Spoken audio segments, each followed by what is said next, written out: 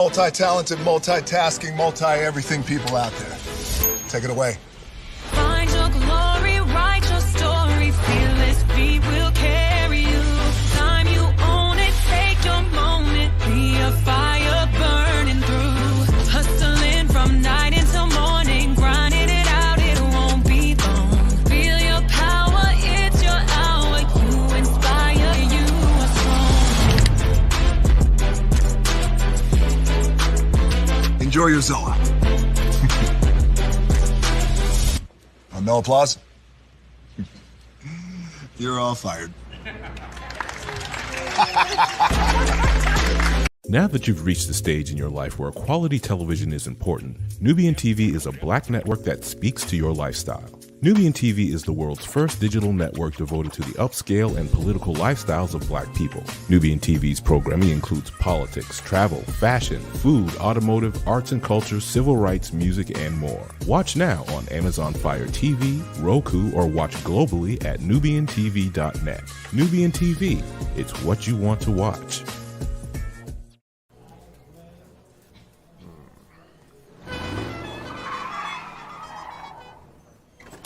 Come with me if you want to live a more delicious life. Oh, maybe we should get in the van. In this world, we don't get to control much. The past, male pattern baldness. What geese? Got one right now. The urge to pop that bubble wrap. But there is one thing we do get to choose every single day: what we eat. Welcome to the Sonic Department of Research and Deliciousment. We have everything you want, didn't know you wanted, and some things you didn't know were possible. Because we believe if you're not having fun, you're not living free. So come on, let's live a little. Hey, good morning, America.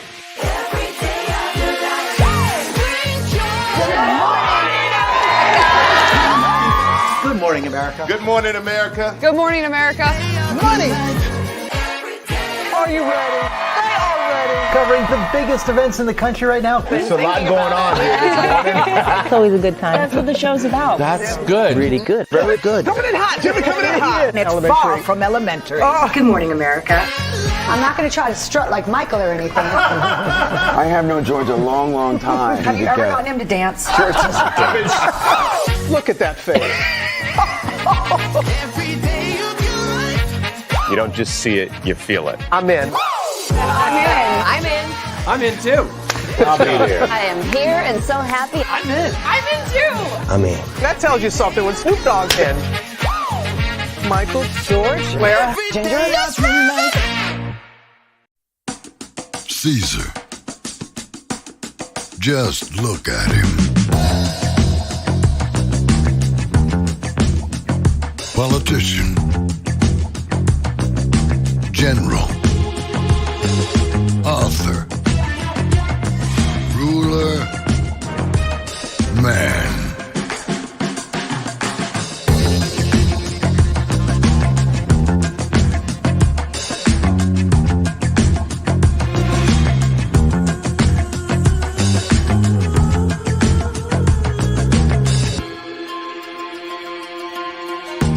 Legend has it, he's not only stared into the belly of the beast, he's had it for dinner. Here he's free to relax, or party, or relax, or party, or relax, and party. His is a world of opulence, excess, and the occasional impulse buy. Not one to rest on his laurels, he's famous for ushering in a new age of entertainment. So, for anyone seeking a place where the sun never sets on a good time, all this awaits. I am Caesar, and I approve this palace.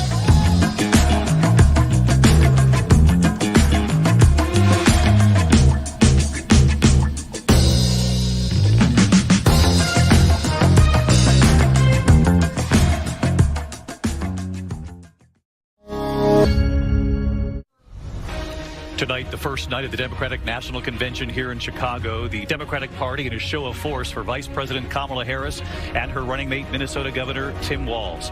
Former Secretary of State Hillary Clinton saying 2016 was the honor of her lifetime, but that the future is here.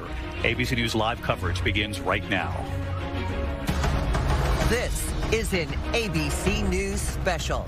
The race for president has totally changed. We are not going back. Now, Vice President Kamala Harris at the top of the Democratic ticket. Her running mate, Minnesota Governor Tim Waltz. Can they make their case to voters by taking on former President Trump in the race for the White House? The Democratic National Convention, live from Chicago. Now reporting, David Muir. Good evening from the Democratic National.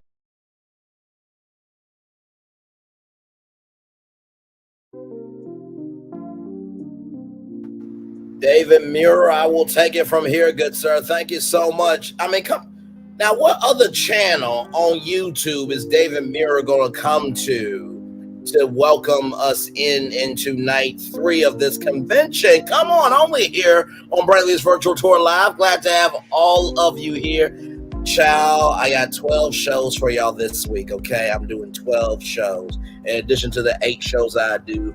2 on Monday, 2 on Wednesday, 2 on Friday, Tuesday edition. That's 7 altogether. And then 8 is 3 with the T. But now 9, 10, 11, 12, Monday through Thursday, start at 8 p.m. I'm giving y'all 12 shows this week, okay?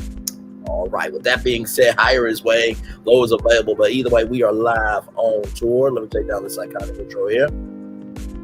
You see the virtual tour background. Yes, you do. You hear the virtual tour music. Yes, you do. And then there is me. Hey, everybody. Welcome in. Are y'all ready to do what we do? Night 3. We are in it for another one. Night 3 here. Let's do what we do and go on tour. Let's go to Chicago. ABC. But then Donald Trump did something that I have to say it's one of the Cory most Booker is hypocritical right things there on I've ever stage, seen and that anybody is do. Mark Kelly An with issue that he Lindsey talks Davis. about a lot. And then when we Seems like finally Lindsey have an Davis is kind of opportunity to closer do something down to the significant ground about it in a bipartisan way through legislation, he tells the Republicans they are not allowed to vote for this. Now, he was pretty straightforward about why, right? He said he needed this as a campaign issue. So think about this for a second. In that legislation, Hey, Erica, there was welcome more in. money for Border Patrol pay. We're going to hire more Border Patrol agents, more CBP officers. There's going to be more money for infrastructure to temporarily hold migrants as you adjudicate their asylum claims. There was also money in there to buy more fentanyl detection machines for ports of entry. So think about that, because that legislation didn't pass. They didn't have the opportunity to buy those fentanyl detection machines. What that means is more fentanyl comes into our country, more people die, because Donald Trump wanted to have this issue for an election. It's the most craven, hypocritical, awful political maneuver I have seen in my lifetime. Now, Kamala Harris gets it. That's why, she knows that border security deal is going to strengthen our country's borders, but at the same time, it's going to allow us to start working on comprehensive immigration reform, where we can provide a pathway to citizenship for dreamers, where we can do have immigration policies that support our economy. Is that enough? I'm curious in particular for the voters in Arizona, because we know obviously your former governor said that she has failed, that she hasn't done enough, and ultimately is going to have to answer for that on the campaign trail.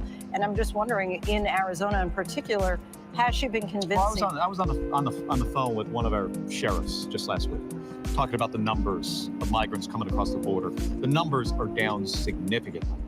I mean, they're rather low at this point because of the executive actions that the Biden-Harris administration took after Donald Trump killed that border security bill deal. Obviously, the military has come up on the campaign trail in recent days. You've defended Tim Waltz with regard to, and obviously you're Navy pilot. Tim Waltz spent more than 2 decades in the military himself. And you've defended Tim Waltz against the criticism from J.D. Vance, this idea of stolen valor.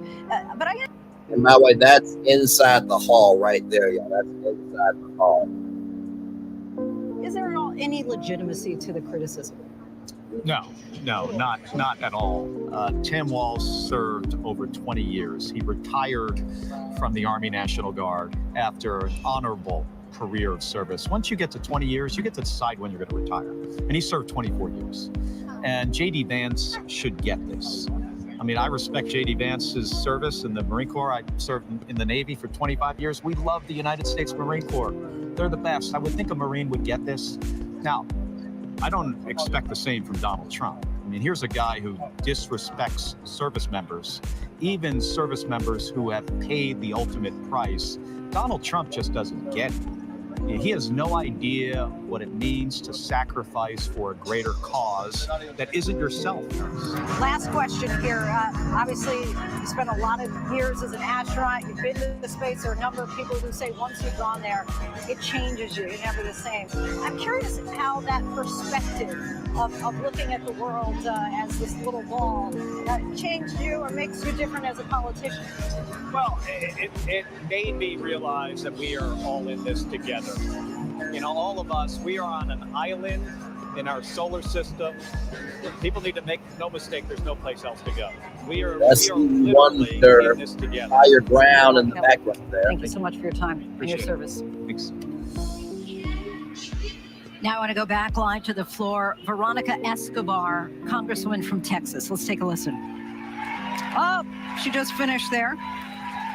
By the way, yeah, that was a pre-taped interview because I was like, wait a minute, Lindsay seems lower to the ground. We'll return back to the floor in a little bit. I think they're about to have a video right now about border security. Part of tonight's program, with its theme of freedom, will touch on that issue of immigration. ABC's Maria Villarreal has reported extensively on this issue and joins us now. Maria, the Trump campaign criticizes Kamala Harris's immigration record and the so-called open border policies of the Biden-Harris administration. What do the latest numbers tell us about encounters at the southern border and under the current administration? Well, you know, Lindsay, look, there is no doubt that we saw some very high encounter numbers back in the November, December, January timeframe. We know that this was also around the same time that bipartisan border security bill was being discussed, and then it died a very slow and painful death, obviously. So the administration took a hard look at what were the policies and programs that they could put in place that would obviously help control the situation along the border. One of the biggest notes is what we saw in June by President Biden. He cited an executive order that basically would shut down the border between ports of entry when the numbers got too high. And we have seen a dramatic decrease in the number of encounters. What we saw in July alone, just over 56,000 people encounters that came through. That's a dramatic decrease and probably the lowest that we've seen since September of 2020. So it's very clear that what we are seeing now, the programs and the policies put in place have been working. But again, critics have said, if we knew we could do this, why wasn't this done sooner? And longtime Bexar County Sheriff Javier Salazar will be on the big stage tonight. What should we anticipate from this border town sheriff? You know, listen, I have worked alongside this sheriff for a very long time. He's no nonsense. He actually also was a police officer for a long time before becoming the sheriff. He knows exactly what this area needs and the different types of issues that they deal with. So we're not just talking about street crime in the largest city that they work with, which is San Antonio. They're also having to deal with a lot of border issues. Over the last few years, he has definitely gotten more involved in making sure that he works alongside the federal agencies. And in fact, he was actually in Washington, D.C. in June when that executive order was announced and then signed, very supportive of what this administration has done. Listen, he makes no excuses. He says, listen, when things are bad, they are bad and we have to tackle them. But for him, it is about making sure that they work alongside agencies like Border Patrol instead of withholding technology and all sorts of different resources that they may need. Maria, stay with us for a moment. I do want to go down to the center stage as we have the governor from Connecticut there, Senator from Connecticut there, Chris Murphy. Let's take a listen. President Biden and Vice President Harris. I want to tell you this as well. Donald Trump's allies weren't just in the room. They helped us write the whole bill. It was a bipartisan bill. It was a tough bill. $20 billion in new border security, gave the president the emergency power to shut down the border, made compassionate but serious. Hey everybody, reforms welcome to our in. We asylum are system. live on tour night One 3 Republican of said the DNC. it would have had almost unanimous Watch support ABC News Live. if it That's weren't all of you here. for Like, Donald share, Trump. subscribe. We are live on tour. That's how we here. Trump killed that bill, and he did it because he knew that if we fixed the border, he'd lose his ability to divide us, his ability to fan the flames of fear about people who come from different places. Right? You guys know this, right? Hate and division, that's Trump's oxygen, right? People like Trump and J.D. Vance, they need it to survive in politics. People are saying that they're weird, that they're creepy. They are weird, they are creepy. But even worse, they're weak. Hey, Nikki News on narcissism. Welcome in. Glad to have you here as well. Night 3, everybody. Night Kamala 3. Harris is not weak. For 20 years, Kamala Harris has been tough as nails when it comes to securing our border. When she was a California prosecutor, she went after drug smugglers, human traffickers. She put 100 gang members away in a single sweep. Trump says that a safe nation can't be an immigrant nation. That's flat wrong, and Kamala Harris knows it. She knows this too.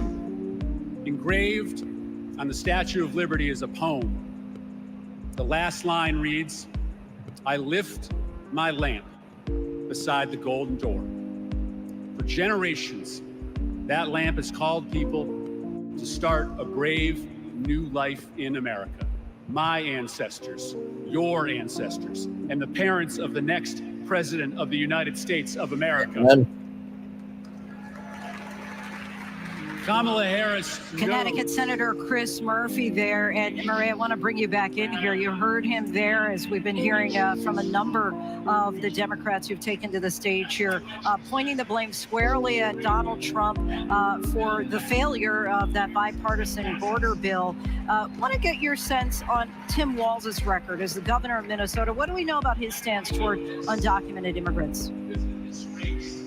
Listen, I don't think he's come out right and said exactly what his immigration plan will be if and when they get elected. But we do know that while he's been governor, there have been a number of policies that he's aligned with. For example, allowing undocumented immigrants to get driver's licenses, to also, take advantage of the health care in the area, in their state, and also to get in-state tuition. And in fact, he took a lot of heat not too long ago when, former President Donald Trump was talking a little bit about the border and about building more wall. He actually said and joked around and said, listen, we're going to actually build a ladder manufacturing company in our state. And while he was joking about it, Lindsay, the idea is that he feels that they should be creating pathways for migrants to come here, for immigrants to come in, and to follow the laws in order to learn and live here in the United States, not necessarily building walls. And I think it's also very clear that what we've heard throughout the DNC so far is that it's not just about creating the pathways, it's also making sure that the federal agencies along the border have the resources that they need. And that doesn't necessarily mean a border wall. That means technology and boots on the ground. And Maria, stay with us once again. Want to take a listen to Sheriff Salazar. We were just talking about him. He's now addressing the delegates here. Hey, Divine Virtual, good to see you. That's when the 911 calls come. We hear them, desperate, terrified, gasping for air. Now, sometimes we get there in time. Sometimes, despite our best efforts, we can't. When Donald Trump comes down to Texas, stands next to officers in uniforms just like mine, he's not there to help us. Don't think that, not for a second. He is a self-serving man.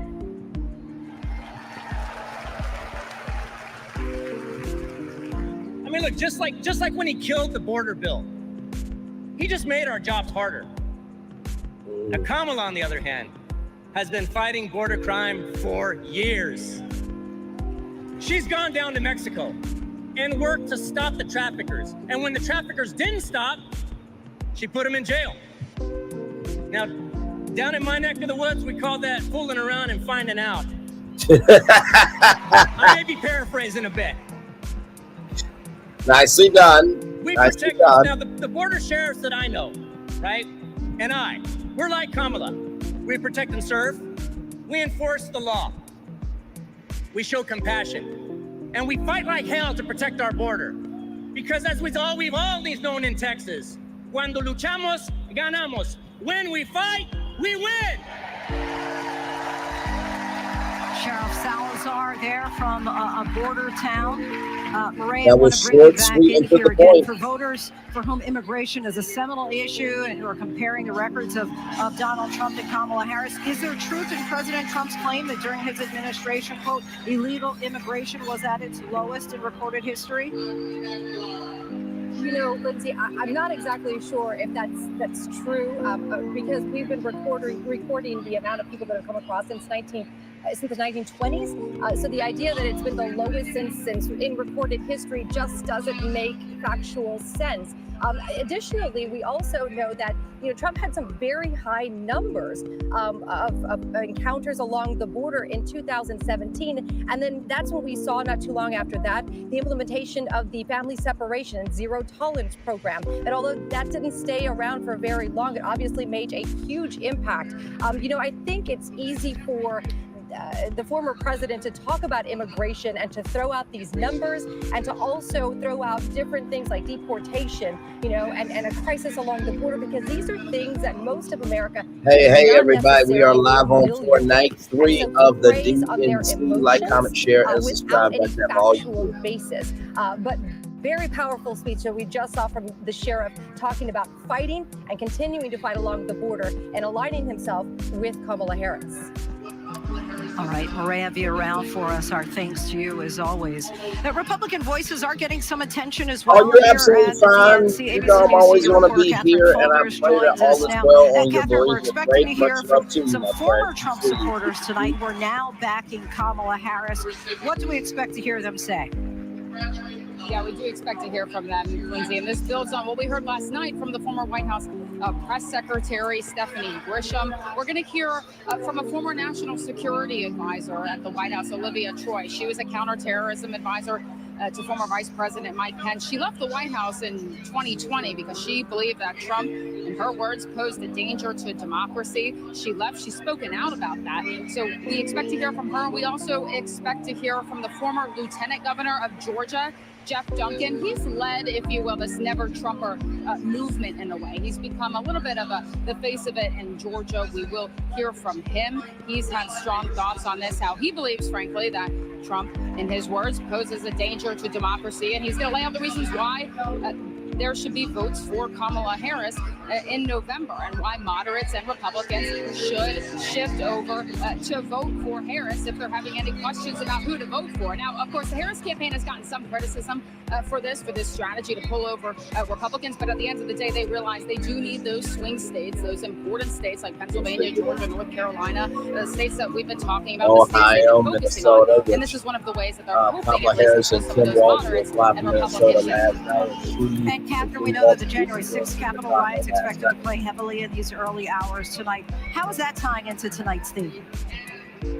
Yeah, we're going to hear from some of those former officers, at least one of them. And I actually, Lindsay, just moments ago ran into former Capitol Police Officer Harry Dunn. He's here. He will be watching. He's not speaking. Surely he will be supporting some of his colleagues that are going to speak. At least one of them take the stage here tonight. And I think this is going to play into the theme, the fight for our freedoms and democracy, generally speaking. Yes, it's a fight for freedoms in various different ways, at least according to the Democrats, whether that be for reproductive freedom, abortion, but also democracy. I think you see these videos behind me, these produced videos, and that you're showing on the screen there. Some of those will be about January 6th, about democracy. They will tie in that theme, the fight for our freedoms tonight.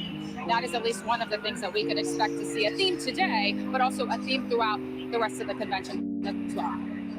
All right, Catherine Falders for us. Thanks so much, Catherine. Still much more to get to here on this special edition of ABC News Live Prime, the Democratic National Convention. Stay with us. Hey, Mimi, welcome in. Is no problem at all. Hey, everybody, welcome in. We are live on tour. Like, comment, share, subscribe. We kicked it off night 1 with Hillary Clinton and Joe Biden. Night 2 was Barack and Michelle Obama. If you missed my commentary, child, it's going to have you, in the words of Jasmine Sullivan, picking up your feelings. Of course, that's why Jasmine Sullivan is a singer. I am a host, ladies and gentlemen. But yes, indeed. And then tonight, Governor Tim Waltz will be accepting the Democratic nomination to be the Vice President of the United States. Julie Louis-Dreyfus from Seinfeld and Veep will be taking the stage as well. And also, too, Bill Clinton tonight as well. We covered this movie here, right here. The Supremes, all you can eat streams Friday. You feel that buzz? You can't get enough. The undeniable electricity? Baby, it's a talk of the town. You gotta love it. The WNBA is back. I wish G.I. Bryan was still here. ESPN and ABC now play. Wherever news breaks, it's so important to always remember that lives are changed. Getting you behind the stories as they happen. ABC News Live Prime. We'll take you there. Streaming free on ABC News Live. Yeah, you can't get enough. The WNBA on ESPN and ABC now play. You're watching America's #1 streaming news. Keep streaming with ABC News Live.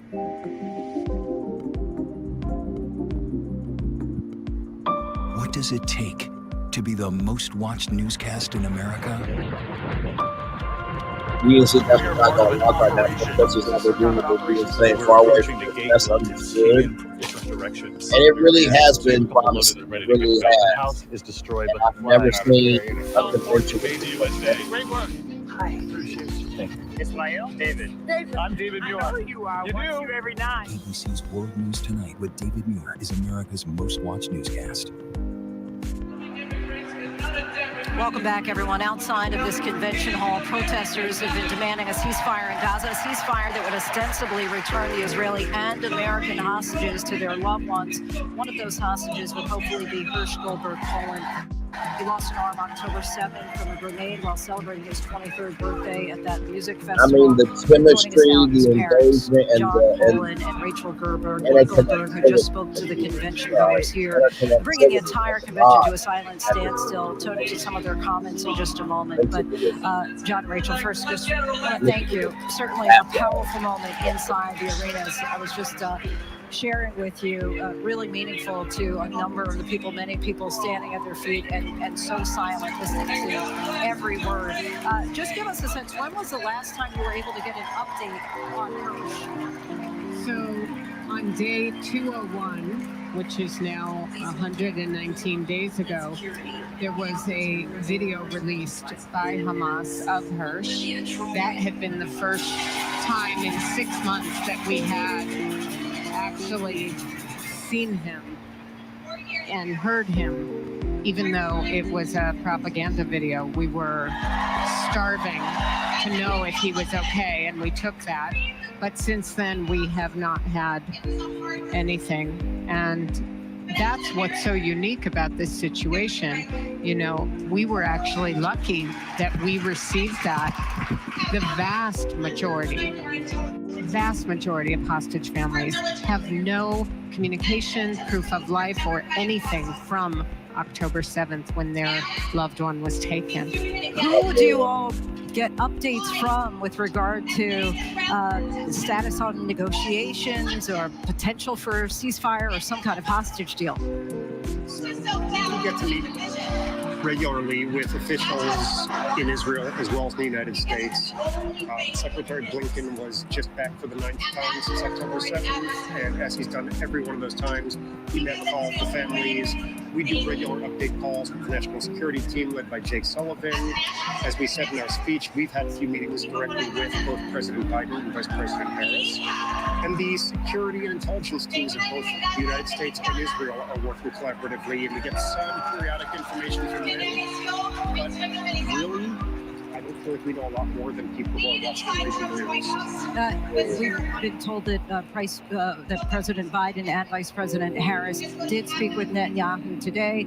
There are reports that Netanyahu seems intent on scuttling any possibility of a deal. What do you think is the source of the delay?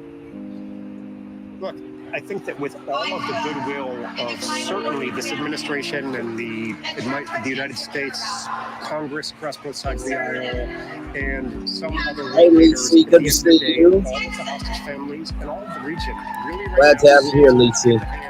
two men, Prime Minister Benjamin Netanyahu and Yahya Sinwar of Hamas.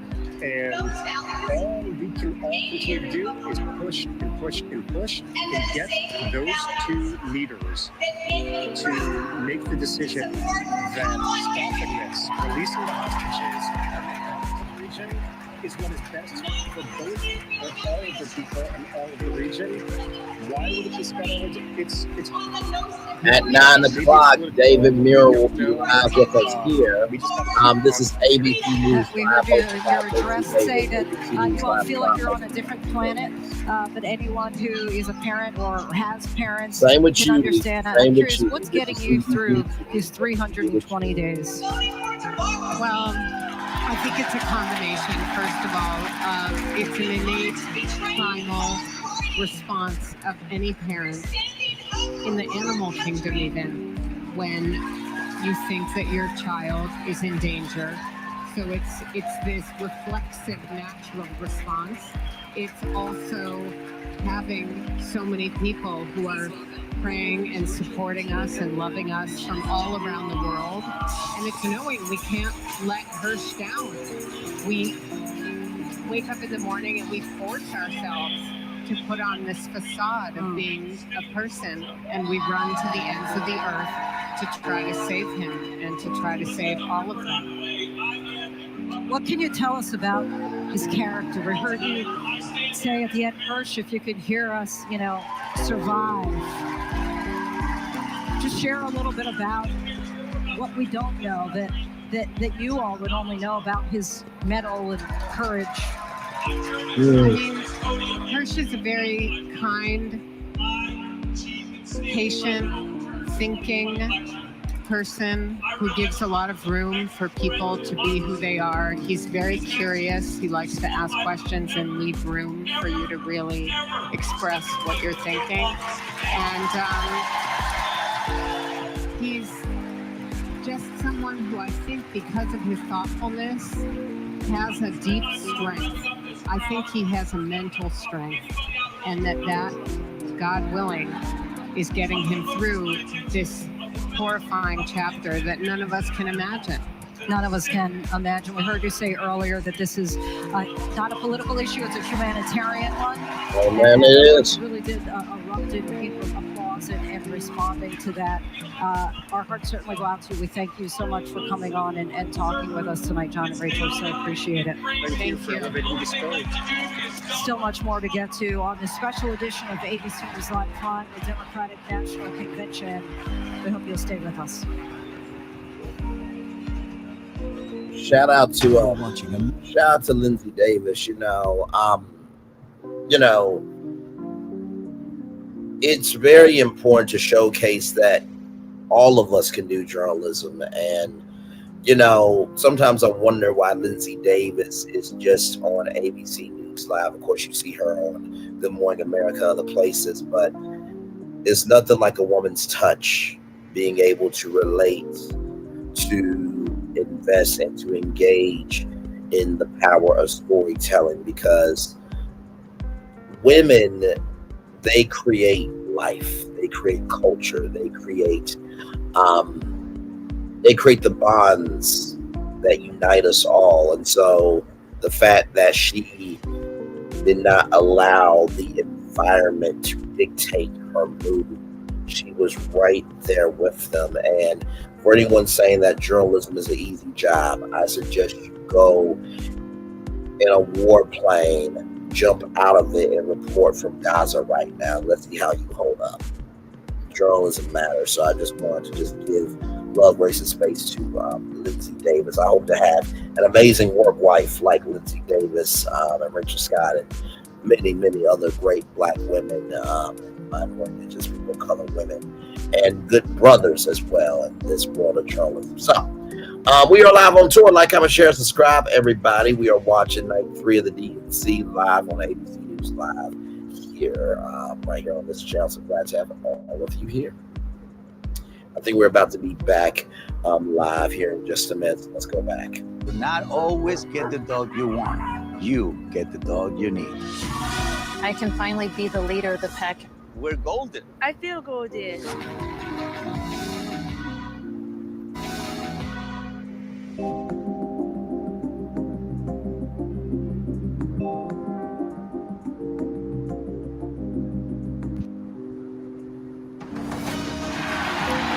Back now on this, the third night of the Democratic National Convention, and its vice presidential nominee Tim Walz. Big night. He'll introduce himself on the big stage to the American people later this evening as we hear chants of USA in the crowd. We want to bring in ABC's White House correspondent Mary Alice Parks for more. Mary Alice, we got a sneak peek of tonight's speech by way of a new video about Governor Tim Walz, narrated by his wife Gwen. It depicts him as a football coach, a teacher, a father, a hunter, and gun owner. What should we expect from his remarks tonight?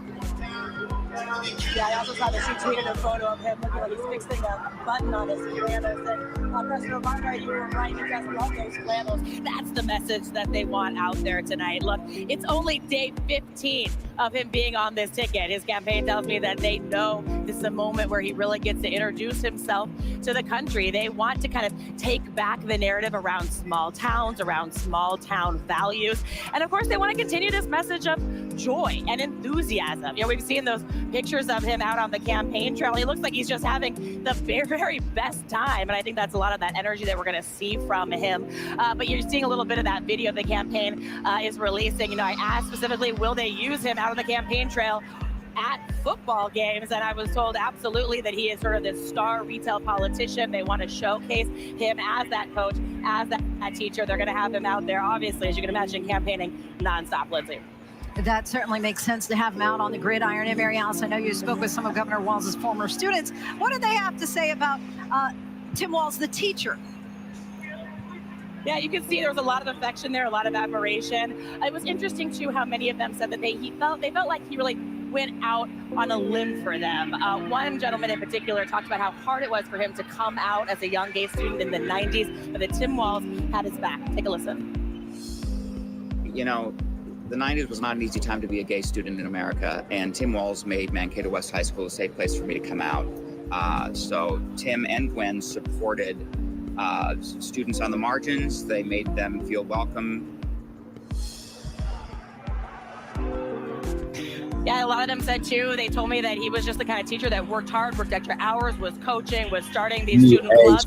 Clearly they really loved him. And they also talk about how they like the idea of a teacher big picture on the presidential ballot. A lot of Democrats telling me that they've been frustrated by what they feel are Republican attacks against public education. And they think it's pretty exciting to have a longtime union member, a teacher out there, of course, talking about public education, Lindsay. And since he became the VP pick, obviously he's come under intense scrutiny, particularly by the GOP, on everything from his military rank to his state budget in Minnesota to how he described his family's fertility treatments. Do you think attacks have been effective in tarnishing this VP pick?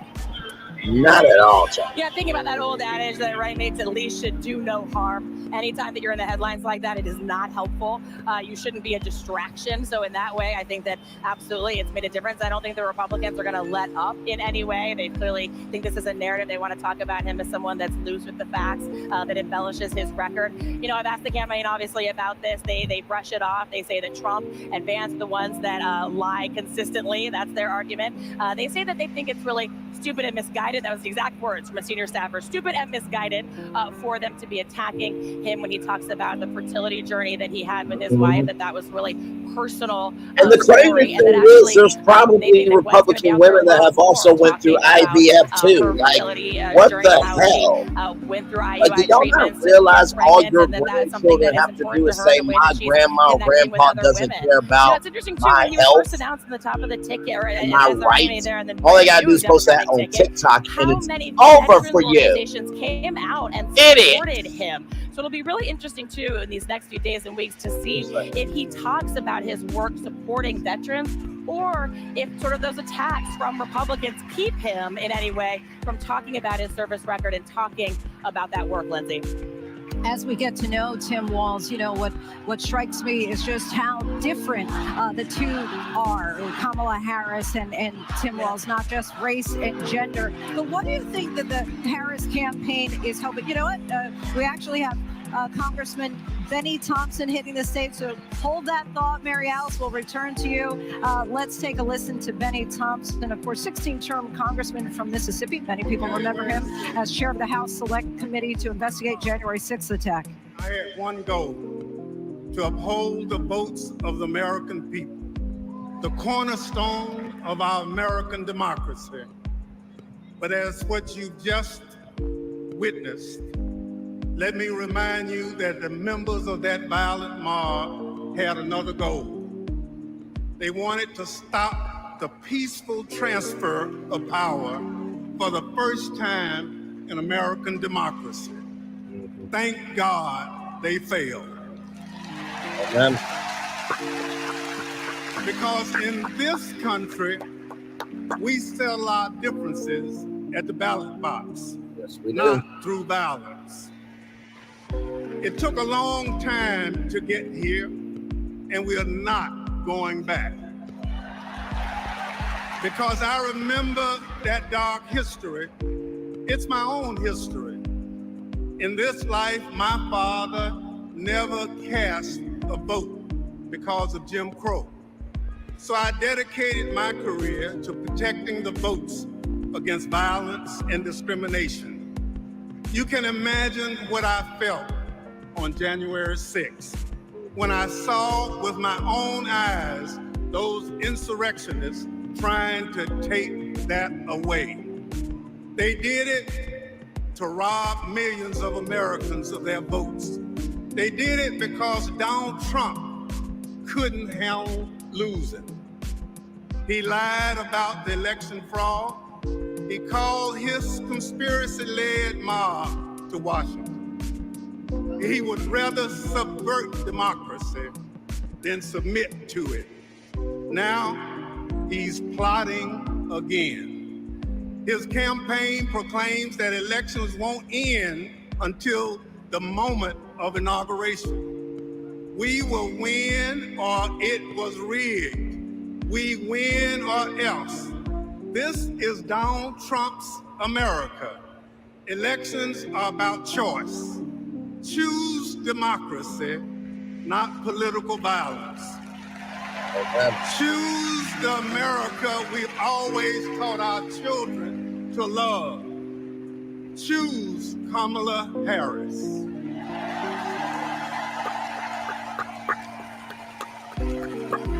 All right, we'll come back to you, Mary Alice. Thank you so much. Joining us now, ABC News contributor and Democratic strategist, Donna Brazil, Republican strategist, Reince Priebus. Donna, let's start with you. What are you going to be looking for in Tim Walz's speech tonight? Audio people. Where are you, audio people? Americans. Tim is someone. Oh, Donna, stand by. We don't have the mic right now, so I'm going to bring in Reince Priebus. Hopefully we have him. Another former Trump official, Olivia Troy, is among tonight's speakers. If she has, what do you think that we can expect to hear from her tonight, Reince?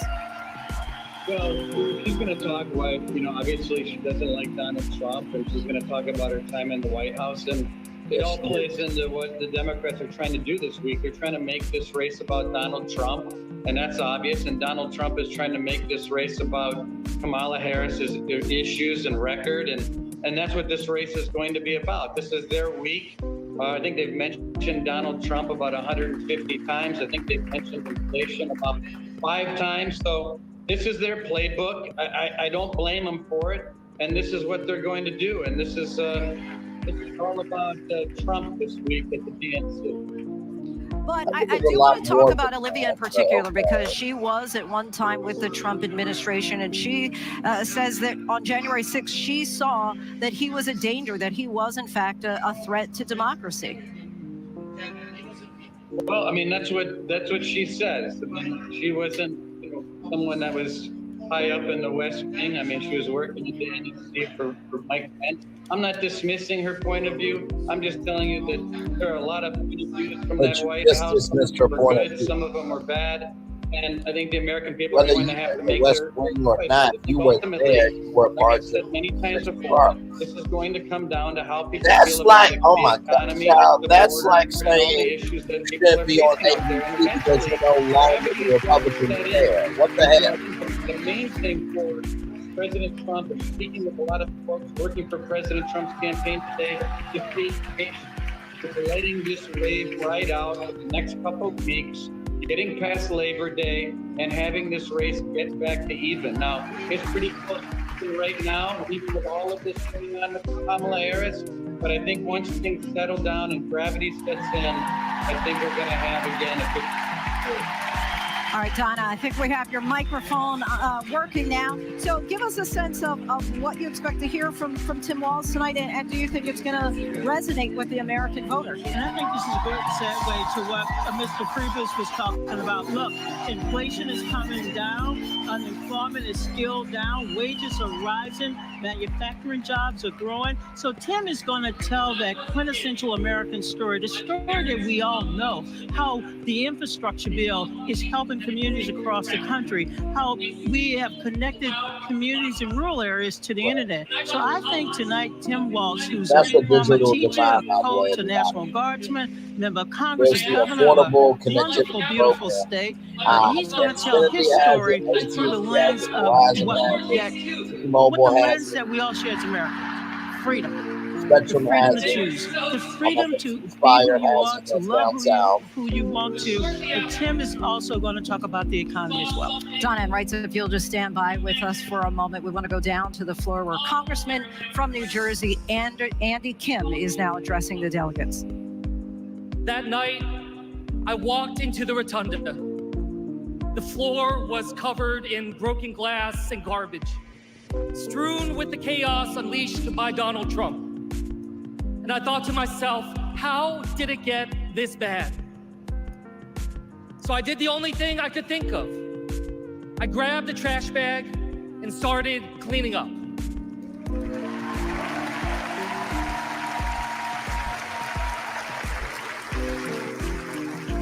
What I learned on January 6th is that all of us are caretakers for our great republic. We can heal this country, but only if we try. Many of you are doing your part through your voices and your votes. Always remember, this chaos that we see, it doesn't have to be this way. Okay. As a father, I refuse to believe that our kids are doomed to grow up in a broken America. There is a hunger right now in this country for a new generation of leadership to step up. Let's choose Kamala Harris and Tim Waltz. Let's do this for our kids and our grandkids. Thank you. Amen.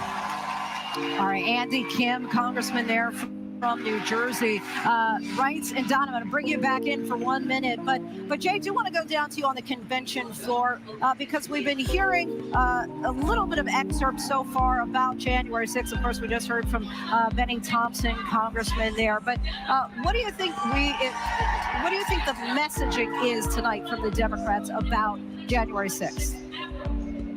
January 6th is playing a big role in the messaging tonight, Lindsay. We've already heard Democrats talk about what they say is a threat to democracy posed by Donald Trump. At one point, they put Trump's charges as it relates to the Capitol attack and attempts to obstruct the 2020 election. They are on the screen, and there was a cheer that erupted in the room, and then there were chants of lock him up, lock him up, lock him up. That stands in stark contrast, by the way, to the RNC, the Republican National Convention, just a few weeks ago when there was virtually no mention of January 6th there. We were there covering it. There was one person on the floor with a shirt that said, "Free the January 6th hostages." That was just about it at that convention when it comes to the Capitol attack. Despite all of that, though, by the way, Donald Trump does still talk about Jersey January girl, 6th long on the time campaign trail. Or He just uses it for political you. purposes. He downplays the violence at the Capitol that day in which 140 police officers were injured. He calls January 6th defendants in prison political prisoners, and he's floated the idea of pardoning them. So two very different, stark contrasts in messaging when it comes to the Capitol attack playing out in this campaign. Hey, Jay O'Brien, I think we're going to have to make a judgment call here because Stevie Wonder has now entered the building. He is about to perform. So, Ryan Dunn, I hope you'll understand. We got to listen to Stevie Wonder. I love you. Every song that I've sang, every song that I've written, it's because of my love for you right here. But this year I've prayed very hard for peace to come to our world's nations, but also to each one of our hearts. Even though our hearts have been beaten and broken, beyond prayer, I know the importance of action, and now is the time to understand where we are and what it will take to win.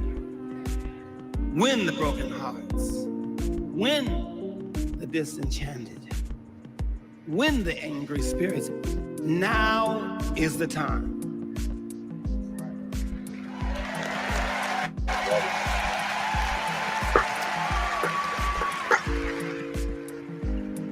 This is the moment to remember when you tell your children where you were and what you did. As we stand between history's pain and tomorrow's promises, we must choose courage over complacency.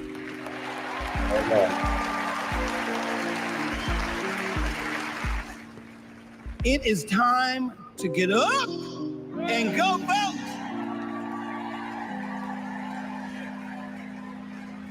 Listen, the choice is clear than anyone else is saying. Did you hear me? Clear than anyone else is saying.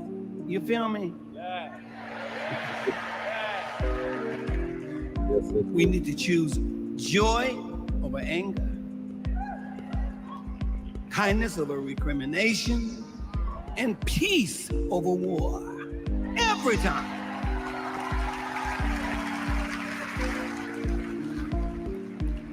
We must choose to be above the ugly words, the hateful anger, and the division those words and anger create.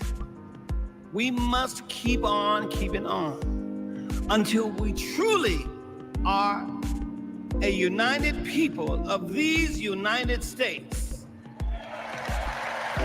And then we will reach our higher ground. Are y'all ready? Are y'all ready to reach your higher ground?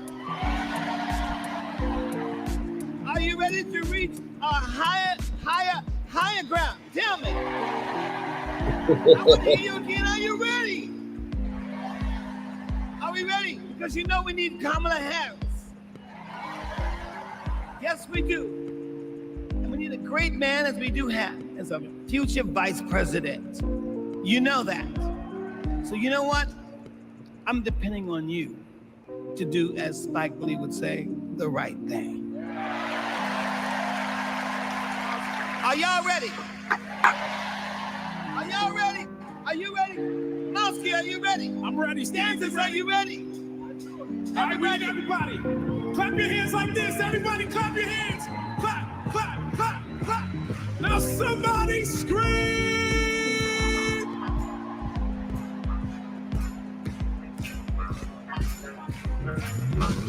Here we go.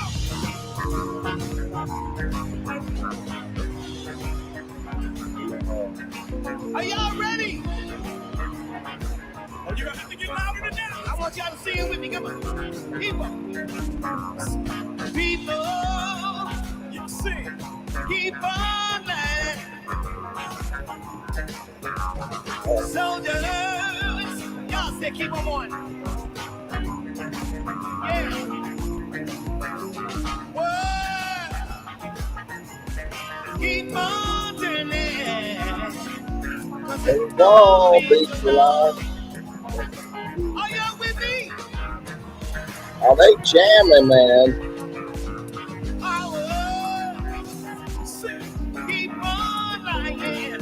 Now, even Bryce Priebus has to say, well, damn, all we had was shit kid rock.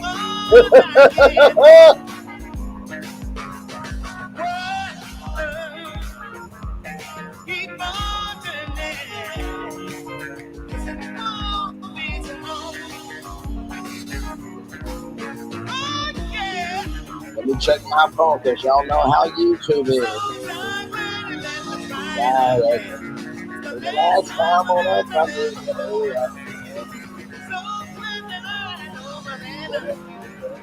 keep on till I be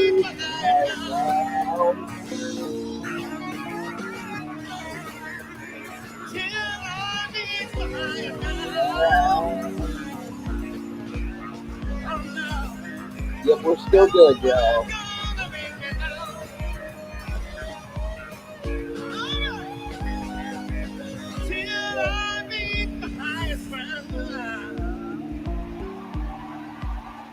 The one and only Stevie Wonder right there, ladies and gentlemen.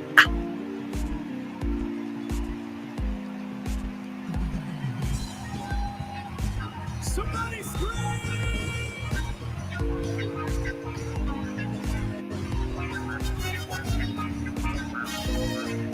Same here. Like I said, this is the blackiest DNC I've ever seen. Ever heard, ever experienced. So.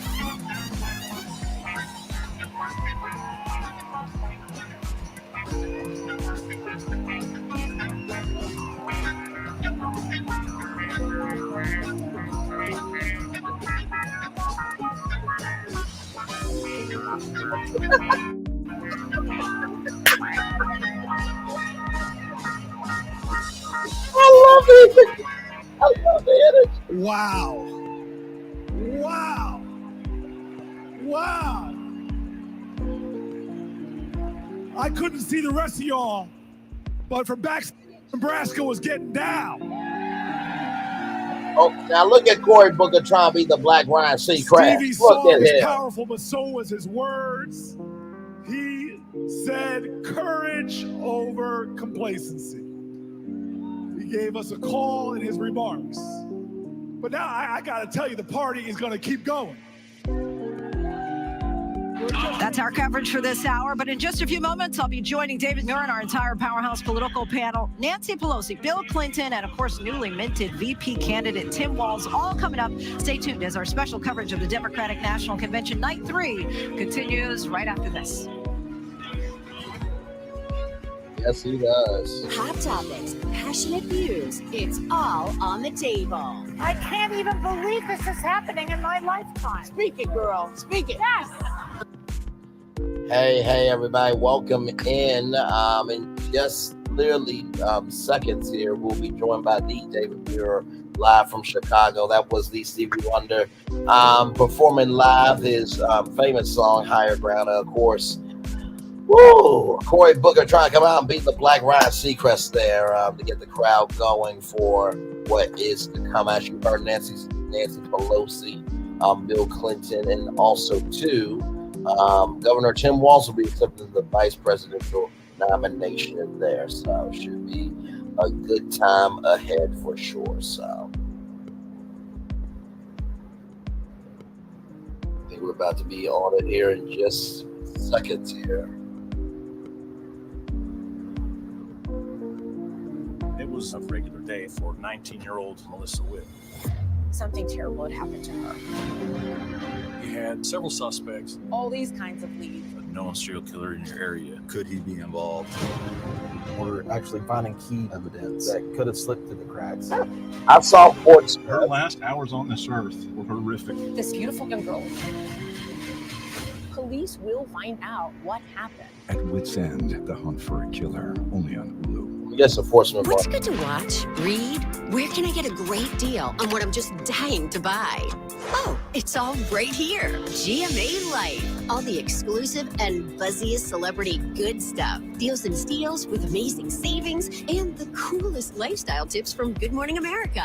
I love that so much. GMA Life. Streaming weekends on ABC News Live. Your weekend just got a little better with GMA Life. ABC News. News, America's #1 news source. All right, Jay, here we go. First thing in the morning. There's a lot going on. We're still in a flash flood warning. To catch you up with what happened overnight, police in riot gear arresting dozens of protesters. What's happening today, escalating tensions in the Middle East. What people are talking about, the migrant crisis. Fast, straightforward, with some fun in between. Check out the Gator on the 17th hole. The buzzkill in baseball. First thing in the morning. America This Morning. America's #1 early morning news. On ABC News Live.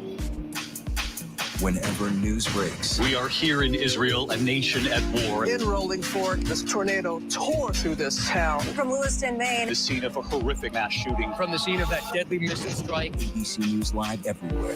In Iceland, let's go. On the 2024 campaign trail. Here at 10 Downing Street. Wherever the story is. We're going to take you there. You're streaming ABC News Live. ABC News Live. You're streaming ABC News Live. ABC News Live, streaming free everywhere. More Americans choose ABC News, America's #1 news source. Here we go, everybody. Tonight, live coverage of the Democratic National Convention right here in Chicago. Vice President Kamala Harris's running mate, Minnesota Governor Tim Walz, and his major speech in front of the nation. Ready to introduce himself to America, the married father of two, a former social studies teacher and football coach, serving 24 years in the National Guard. Also tonight, Oprah Winfrey, a surprise edition set to take the stage, and former President Bill Clinton will also address the convention right here in prime time. She hasn't done that since Barack Obama. At the Democratic National Convention. Oh, my Lord. This is an ABC News special. In just minutes, former President Bill Clinton, plus a special appearance by Oprah Winfrey. And then it's his big night. A hell of a lot can change in 4 weeks. He was a football coach, proud military veteran, teacher, congressman, and now the governor of Minnesota. I couldn't be prouder to be on the ticket and to help make Kamala Harris the next president of the United States. The man who would be her vice president, Tim Walz, takes the stage in the race for the White House. The Democratic National Convention, live from Chicago. Now reporting, David Muir.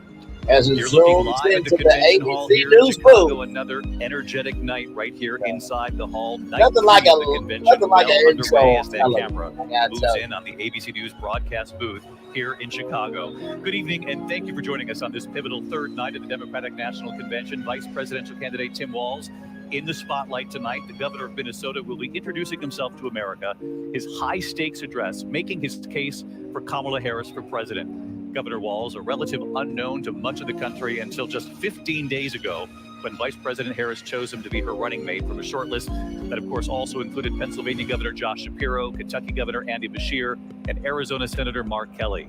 Walz has made a strong first impression with many Democratic voters right out of the gate.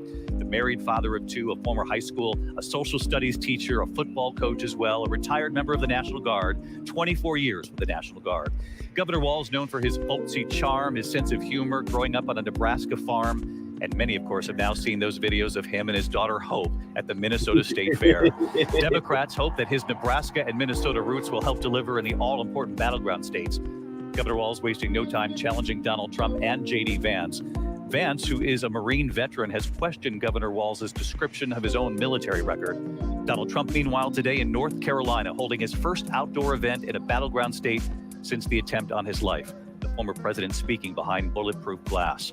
Tonight, meanwhile, here in Chicago, former President Bill Clinton just minutes away, and that surprise edition I mentioned, Oprah Winfrey, set to take the stage shortly. And of course, tonight, the biggest speech of his political career for Kamala Harris's running mate, Governor Tim Walz. So let's get right to our powerhouse political team. Lindsay Davis, Jonathan Carl, Martha Redditz, Mary Bruce, of course, Rachel Scott, Terry Moran, Rick Klein, all on the floor with us again tonight. Night three, we're already at night three, and Lindsay Davis, Governor Walz, as I mentioned, a relative unknown just 15 days ago, but everybody knows his flannel shirts and his folksy charm. And you know, you mentioned Oprah Winfrey. You got to imagine she's going to come out on the stage and say, you get a vote, right? But with regard to Tim Walz, this is somebody who prior to those 15 days ago, had never used a teleprompter. And I think that says a lot about him not being the career politician that so many people are used to. Strikingly different backgrounds for the two of them. Kamala Harris, you have her really as a career attorney who grew up in the deep blue California state. And there is and then something on the opposite powerful side, about Tim not Waltz, going of course, with a the hunter, prompter, a veteran. going The slow. interesting Unless thing you're about him, 45 the and first you're a Democratic bumbling VP idiot that picked needs since a prompter because you 1964 have who no didn't even other attend law school, coherent David. to understand. Additionally, it's also going to be interesting to hear from That's at least two of the the- people who helped to set this night into motion, who, if it weren't for perhaps Nancy Pelosi, Minority Leader Hakeem Jeffries, we wouldn't be in this place tonight. But Hakeem Jeffries is going to be sort of the top of the evening, known as the Barack of Brooklyn. That's right. We're going to be going to him live on the floor just moments from now. In the meantime, Mary Bruce, we covered President Bill Clinton, his 2 terms in office, obviously, and of course, what he has done since he left the presidency. But just like what he was famous for back in the day when he delivered speeches, we have new reporting tonight that he's been tweaking, if not ripping up parts of his speech when he saw the other performances here this week. In classic Clinton fashion, he has now ripped up that speech. He's gone back to the drawing board. We understand that after he saw the energy and enthusiasm here after the first night of the convention, he realized he needed to make a change. So we're told he's now going to strike a more joyful tone. This is going to be hopeful and aspirational. He's going to, of course, praise Kamala Harris's strength and character. He's going to draw that sharp contrast between her and Donald Trump. And of course, this all comes as the Harris campaign is trying to up that appeal to those key working class voters, something Bill Clinton knows a little bit about. And it is worth remembering that the Clintons were really the first big Democratic Party heavyweights to come out and back Kamala Harris after she announced she was getting in the race. David, less than 20 minutes later, the Clintons came out and said they were all in. Yeah, you think about the Democratic heavyweights who have spoken here at the convention. The Obamas here last night, the former president, the former first lady, Hillary Clinton the night before. And so Bill Clinton must still have a little bit of that competitive edge. Oh, yeah. In tweaking this script before he speaks here at the convention moments from now. John Carl, you were just down on the floor and you had a striking observation about the number of Republicans who have been invited to speak here at this convention and sort of the resounding sort of applause for them and the message that they've delivered here. Every single night has featured Republican speakers. And while I was down there, I saw Olivia Troy, who was a West Wing official working for Vice President Pence, and also Jeff Duncan, very conservative. He was the lieutenant governor of Georgia elected. And both of them were speaking because they have endorsed Kamala Harris because they say they are horrified by what they saw play out during the Donald Trump administration, especially after the election and on January 6th. And when I saw Jeff Duncan up there speaking and saying, voting for Kamala Harris, not because I'm a Republican, but because I'm an American. The applause was thunderous on this floor for a Republican, and chants started breaking out of USA, USA, USA for the former Republican Lieutenant Governor of Georgia. Yeah, an extraordinary moment in a Democratic convention. Yeah, and talking to the millions who were watching too, he said, if you vote for Kamala Harris out there, you're not a Democrat, you're a patriot. Yeah, absolutely. And look, this is something, I've seen conventions in the past that feature maybe one speaker from in the other party who has crossed over, but this is a recurring theme each and every night, looking to try to attract those Republicans who may not agree with Kamala Harris on the issues, but are disaffected, dissatisfied with what they witnessed with Donald Trump. Martha Raddatz, one of the sort of themes of this convention has been sort of a passing of the torch to the next generation. We know in the audience today, and she'll be up on stage, former House Speaker Nancy Pelosi. Many have said that she's been one of the main architects of getting Kamala Harris front and center and Joe Biden to step aside to bow out of the race. And Hakeem Jeffries will be the lead speaker in this primetime hour, who was also certainly supported by Nancy Pelosi when she decided it was time to pass the torch. And they were really deciding voices, especially Nancy Pelosi. You look back, this lifelong friendship with Joe Biden, respect for Joe Biden, backing up Joe Biden. But after that debate, after that disastrous debate, Nancy Pelosi decided that Joe Biden had to go. And when that message was delivered to Joe Biden, they have not spoken since. The president has said they have not spoken since. But she was really so key. Chuck Schumer, many others were also key. But that woman who has more power than any woman you can imagine in the country and such a history behind her is the person who ultimately really helped Joe Biden make up his mind and step aside. She basically said, you cannot win. And she has been a huge supporter immediately of Kamala Harris. We saw her down there the other night with her sign in the California delegation, backing Kamala Harris, but thanking Joe Biden. And we also saw her, yes, exactly right, with that sign that said, "Thank you, Joe." An extraordinary story playing out behind the scenes between Nancy Pelosi and Joe Biden. Yeah. I get it. He'll speak again. We just don't know when. Hakeem Jeffries, the minority leader, at the podium. Let's listen. It's a high honor and a distinct privilege as a Brooklynite, New Yorker, and as an American to stand before you today and unequivocally express my support for Kamala Harris and Tim Waltz to be the next president and vice president of the United States of America. Over the last few years, House Democrats have been hard at work, and we could not have asked for a better leader to partner with than President Joseph Robinette Biden, who will go down as one of the most consequential presidents of all time. Say what you want to, but he was a transitional candidate. 4 years we had no racism, no tweets, no idiot, ready, willing, and able to fight for the people. Kamala Harris is a courageous leader, a compassionate leader, and a common sense leader who will deliver real results for everyday Americans. Kamala Harris is fighting for our freedom. Kamala Harris is fighting for our families. Kamala Harris is fighting for our future. Together, let's make Kamala Harris the 47th President of the United States of America.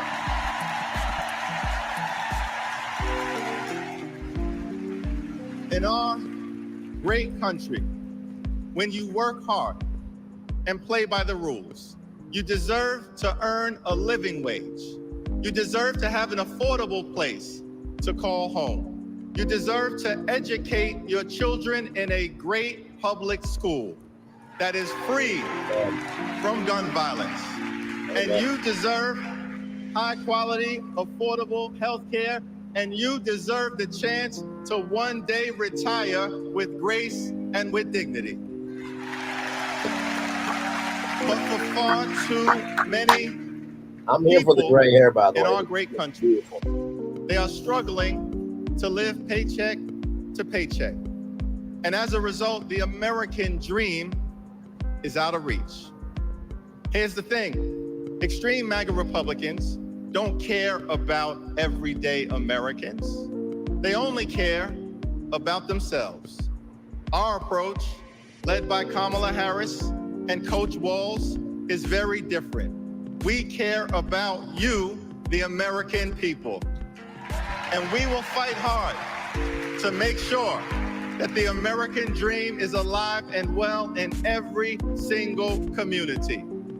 Now, the road ahead will not be easy, which brings me to you know who. Donald Trump is like an old boyfriend. Who you broke up with, but he just won't go away. He spent the last 4 years spinning the block, trying to get back into a relationship with the American people. Bro, we broke up with you for a reason.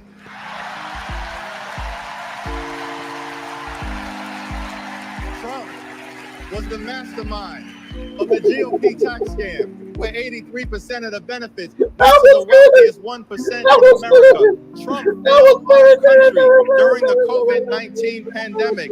Trump is a chaos agent who is focused on himself. You know what that calls for? Trump tried to destroy our democracy by lying about the election and inciting a violent mob to attack the Capitol. Trump put 3 extreme justices on the Supreme Court who destroyed Roe v. Wade. We broke up with you for a reason. Donald Trump can spin the block all he wants, but there's no reason for us to ever get back together. Been there, done that. We're not going back. Well done, sir. Kamala Harris and House Democrats, will always put people over politics. Kamala I know, Harris it's and been House a minute, I Democrats know. will lower costs and grow the middle class. I know, Kamala it's been- Harris and House Democrats will fix our broken immigration system and secure the border. Kamala Harris and House Democrats will strengthen the relationship between the police and the community. Kamala Harris and House Democrats will continue to combat the climate crisis with the fierce urgency of now. Kamala Harris and House Democrats will protect Social Security, protect Medicare, protect Medicaid, protect the Affordable Care Act, protect working families, protect small businesses, protect the middle class, protect free enterprise, protect our children, protect our seniors, protect our veterans, protect our unions, protect our dreamers, and always protect a woman's freedom to make her own reproductive health care decisions. Amen.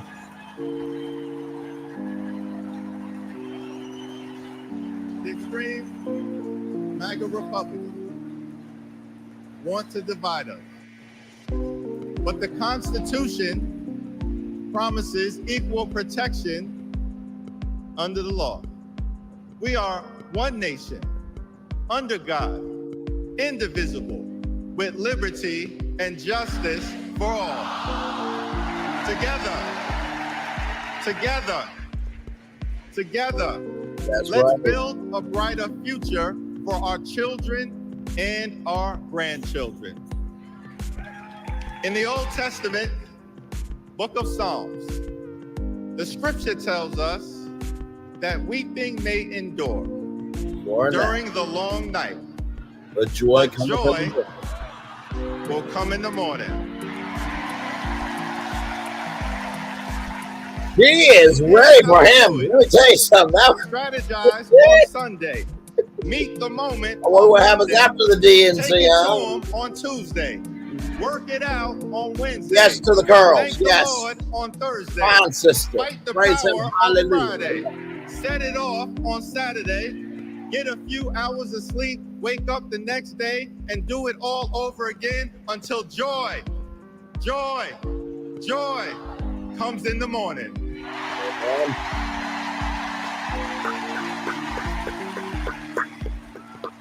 Now there's only 76 days left. There are only 76 days left. We must continue to speak up. We must continue to show up.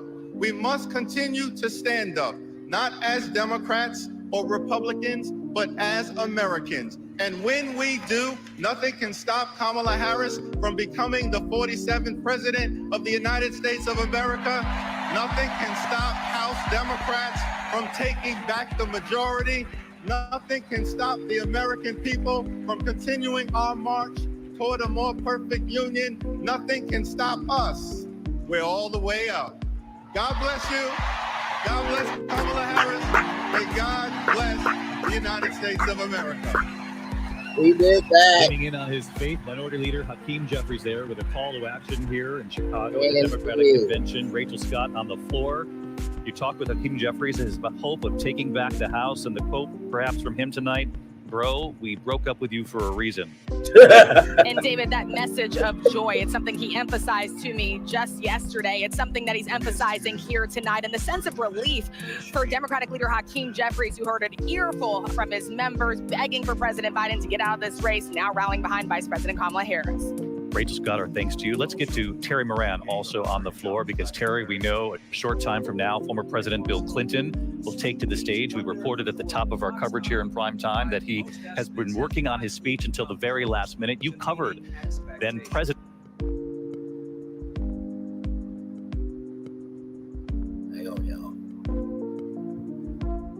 The economy in terms that everyone understands. Absolutely, David. Whether it was in a press conference, a speech in the Oval Office, or coming to the back of the plane on a long flight overseas, talking to reporters, there is few things that Bill Clinton loves more than explaining economic policy and putting his argument in a way that people could grasp and be persuaded by. It was a gift. Barack Obama called him the explainer-in-chief back in 2012 for trying to do what Barack Obama had trouble doing, justifying his own economic policy. Now, that said, Clinton did preside over essentially the globalization moment. And that is one of the things that brought Donald Trump to power. Dissatisfaction was what happened after that. And Terry, well, we have you. Big night ahead for Governor Walz as well. Why tonight to pair up Bill Clinton in the first hour, Governor Walz in the second hour? You know, David, this is a Democratic Party that wants to reclaim the notion that they're a party of the heartland, right? I've talked to delegates in Minnesota, Michigan, Wisconsin, here in my home state of Illinois, and they say, you know, their Democratic Party has been turned into a cartoon by Republicans who call them the party of coastal elites. Now, Republicans might say they've earned that moniker, but they see in Tim Walz, that Midwestern guy, and in Arkansas Governor Bill Clinton, the notion that they, like a lot of their neighbors in these states, are Democrats, and they see Walz's candidacy as an invitation to some big Democratic Party. Terry Moran on the floor. Let's look at the stage. Former President Bill Clinton, now 78 years old. He turned 78 this Monday. He heard his wife speak earlier this week, former Secretary of State Hillary Clinton, who talked about the glass ceiling and who she saw on the other side of that ceiling. She said Kamala Harris, raising her hand and taking the oath of office. Tonight, her husband, the former president, will make the case for Kamala Harris and Governor Walz. He's expected to speak about the economy, among other issues. And as Mary Bruce reported here off the top, he's been working on this speech, just as he did back in the day, right up until the last minute. Let's listen. Thank you. Thank you. Whoa.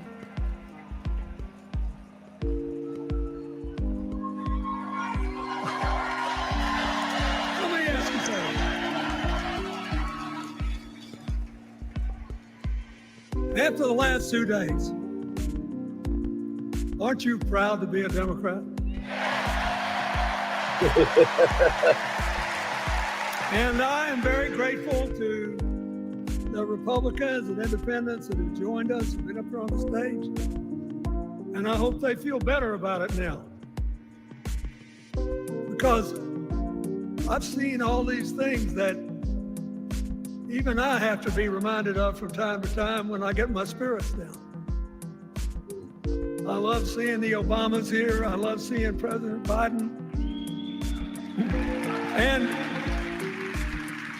I thought Hillary gave a great speech too.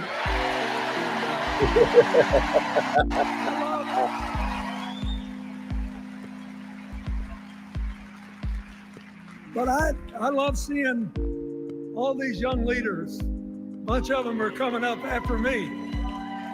They look better, they sound better, and they'll be exciting. I do want to say one word about President Biden. Remember, he had an improbable turn that made him president.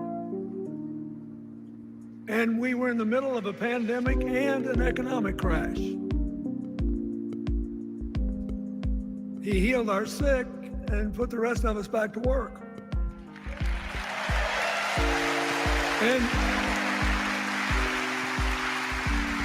he strengthened our alliances for peace and security. He stood up for Ukraine. He's trying desperately to get a ceasefire in the Middle East.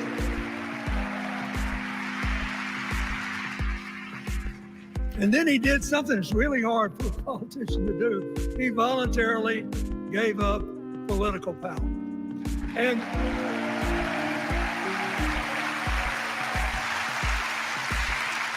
George Washington knew that, and he did it.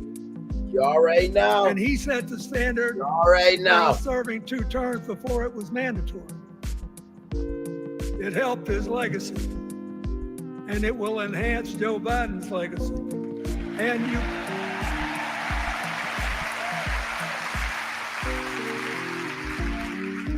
And it's a stark contrast to what goes on in the other party.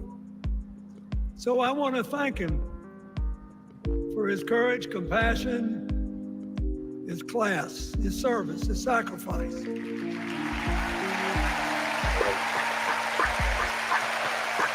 Joe Biden. I wish we had the arena in Arkansas to host the DNC, because I would gladly be the MC for all 4 nights. I really would. To do that for my hometown would be an extreme delight, honor, and joy. It really would. He kept the faith, and he's infected a lot of the rest of us. Now let's cut to the chase. I am too old to gild the lily. 2 days ago, I turned 78, the oldest man in my family of 4 generations. And the only personal vanity I want to assert is I'm still younger than Donald Trump.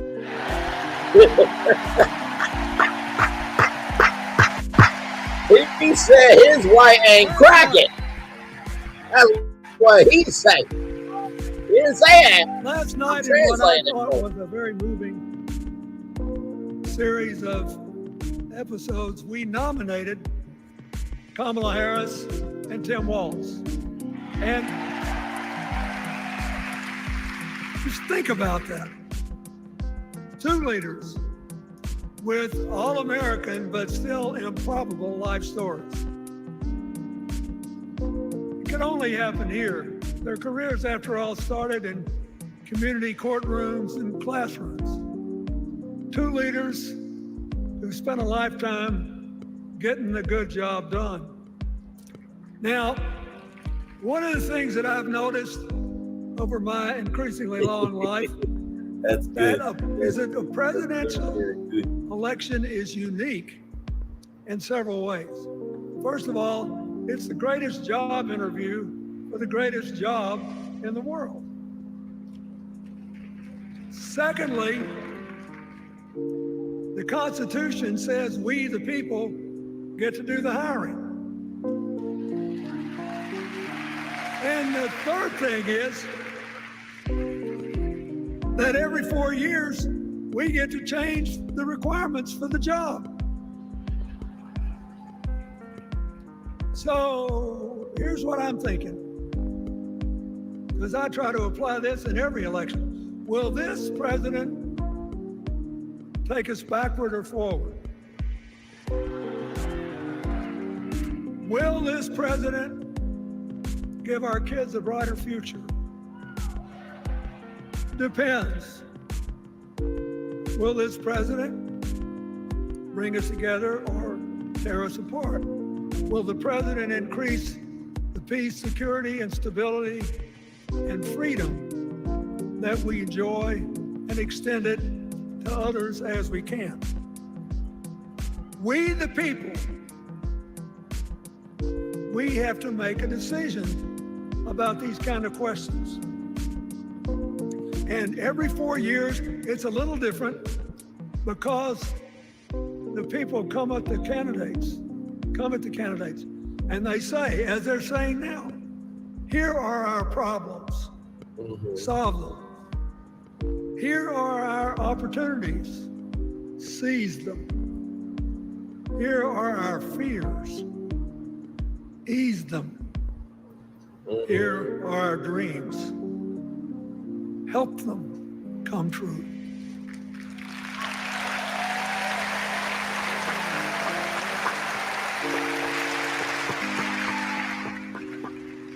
A president can answer that call by saying, I'll do my part, but you have to help me. We have to work together. Or you can dodge what needs to be done by dividing, distracting, and diverting us. So in 2024, we got a pretty clear choice, it seems to me.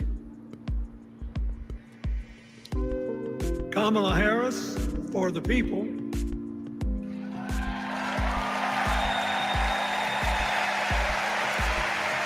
and the other guy who's proved even more than the first go around that he's about me, myself, and I I know which one I like better for our country.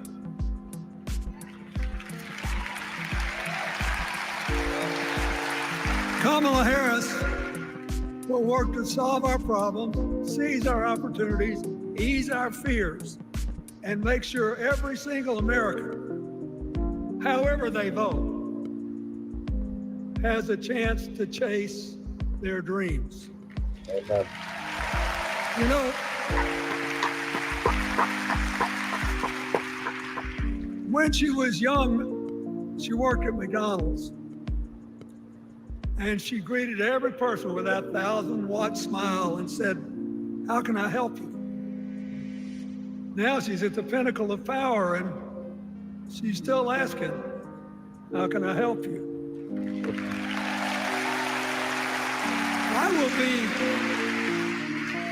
I'll be so happy when she actually enters the White House as president, because she will break my record as the president who spent the most time at McDonald's.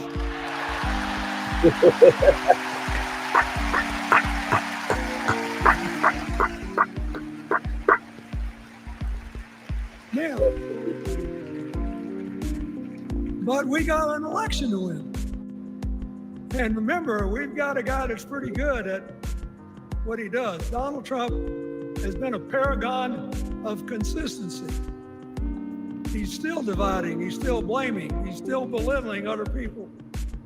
He creates chaos and then he sort of curates it as if it were precious art.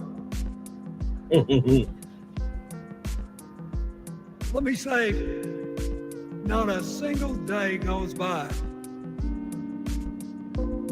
even though I've been gone for well over 23 years from the White House, not a day goes by that I don't thank the Lord for the chance I had to serve and what it meant.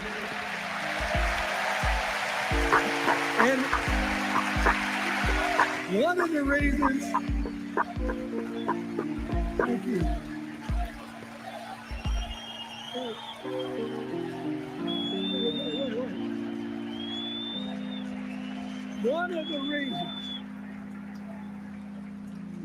One of the reasons I love the job so much is that in the toughest times, even on the darkest days, if you tried hard enough, there was always something good you could do for somebody else. Now, some days that's not easy to do. You've got to deal with all these emergencies. There's something going on here, there, or yonder, but Kamala Harris is the only candidate in this race who has the vision, the experience, the temperament, the will, and yes. Have I not been saying that when the assignment is bigger than you? Have I not been saying that all these lives this week? Yes, indeed. I mean, look, what does her opponent do with his voice? He mostly talks about himself, right? So the next time you hear him, don't count the lies. Count the eyes. That was good. Hillary and Chucky came there. His vendettas, his vengeance, his complaints, his conspiracies. He's like one of those tenors opening up before he walks out on stage, like I did, trying to get his lungs open by singing me, me, me, me, me, me. Not too much on the choir, kids, but I like what he did. When Kamala Harris is president, every day will begin with you, you, you, you.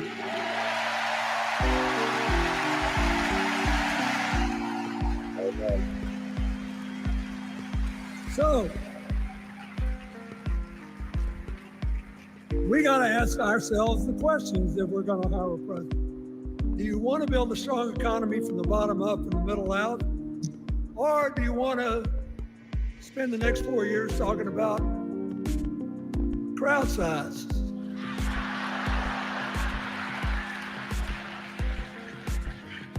You're going to have a hard time believing this, but so help me, I triple checked it. Since the end of the Cold War in 1989, America has created about 51 million new jobs. Oh, wow. I swear I checked this 3 times. Even I couldn't believe it. What's the score? Democrats 50, Republicans 1.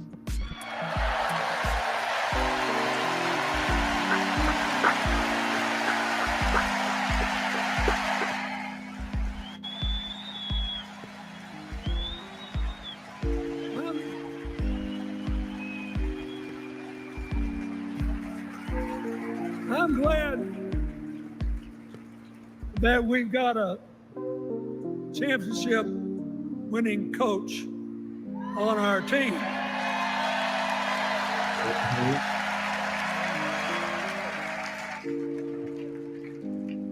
But even the most limited of us in what we know about football or any other sport knows that if you're got 50 and the other side's got 1, you're ahead.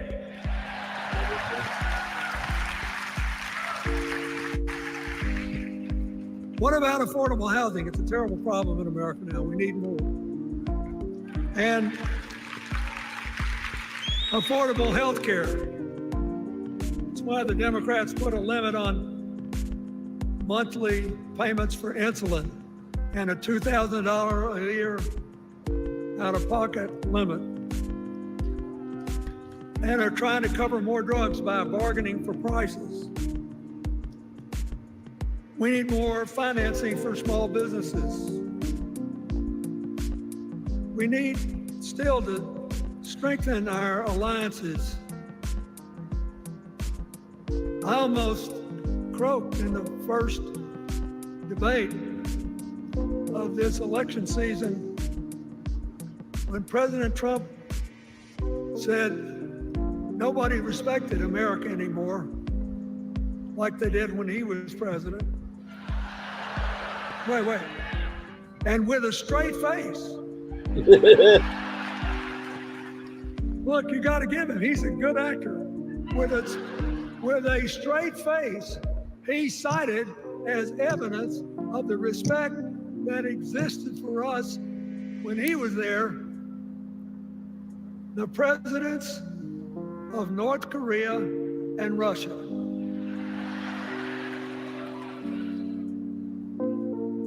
I'd rather have the people who respect us now. And one of the things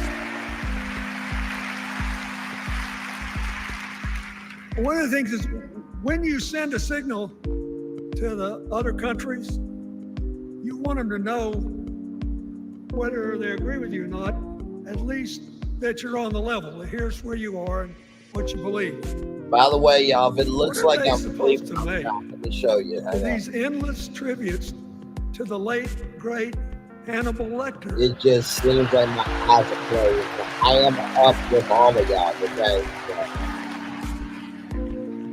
I mean, President Obama once gave me the great honor of saying I was the explainer-in-chief. Folks, I've thought about it, and I don't know what to say.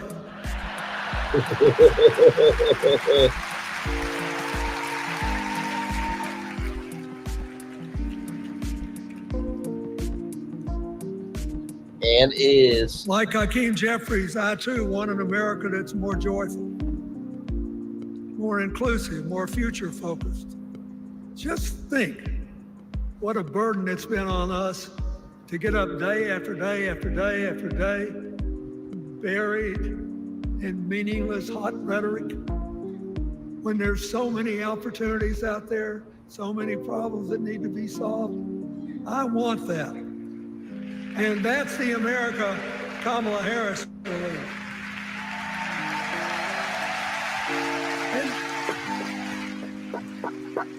I love that high five. She's already made her first presidential decision, and she knocked it out of the park when she asked Governor Tim Waltz to be her nominee for vice president.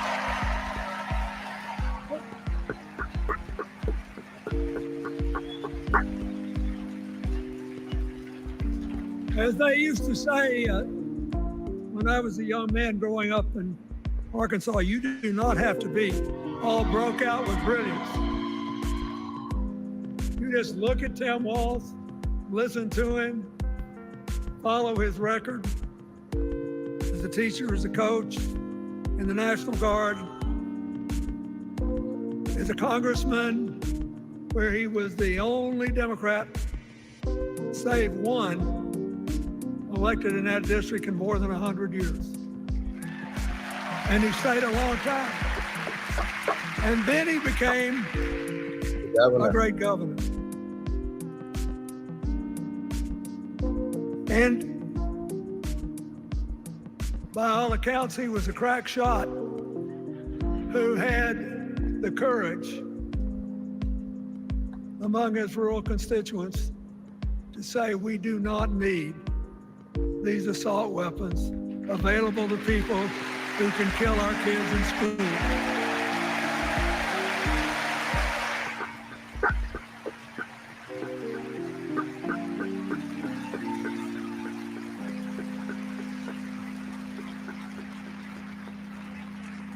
So, armed with her first decision, Kamala Harris confronts an interesting dilemma. We're going to walk out of here feeling pretty good, I think.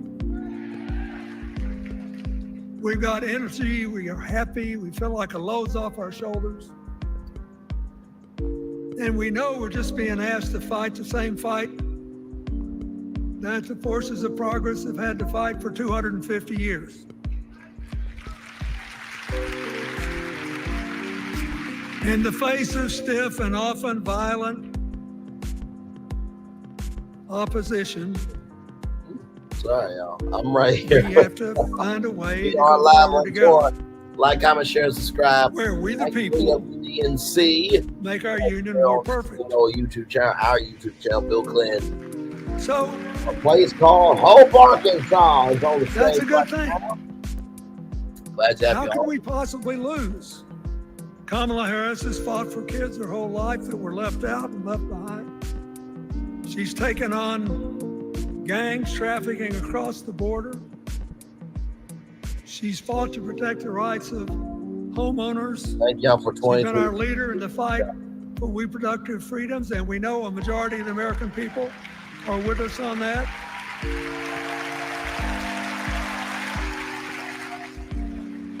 And she's gained an invaluable amount of experience as vice president, advancing our values and interests around the world. She's already said she's going to work really hard to make sure that no American working full-time lives in poverty or has to worry about their children living in poverty. She says that we got to make home ownership an achievable dream for everyone, not just a privilege. She said that and this meant a lot to me, that she would protect everybody's right to vote, whether or not they voted for her. They were citizens and they deserve the right to vote. That is right and wrong is wrong energy right there. The other day, her opponent implied that as his people voted one more time, they'd be able to rig it from now on and they wouldn't have to vote again. You think they're kidding, but I know a lot of these folks. Most of them are really good people, but some of them think that they are bound to dominate America politically, economically, and socially, and they have to use politics to do it, and they should rig the system. I don't believe that. And so here's what I want to tell you. We've seen more than one election slip away from us when we thought it couldn't happen, when people got distracted by phony issues or overconfident. This is a brutal, tough business. I want you to be happy. One of the reasons that President-to-be Harris is doing so well is that we're all so happy.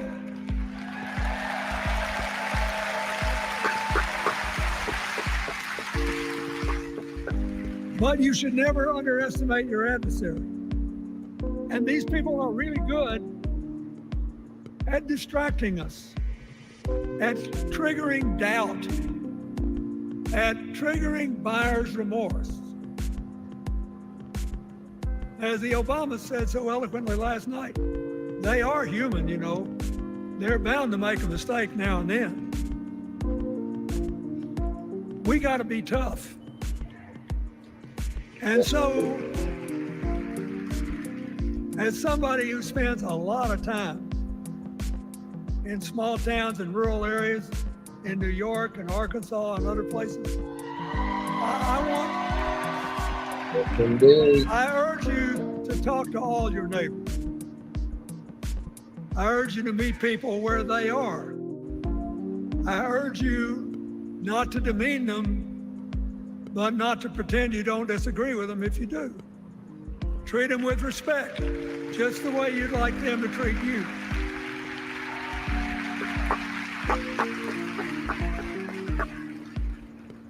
Ask for their help and then follow our leader, Kamala, and ask them, how can I help you?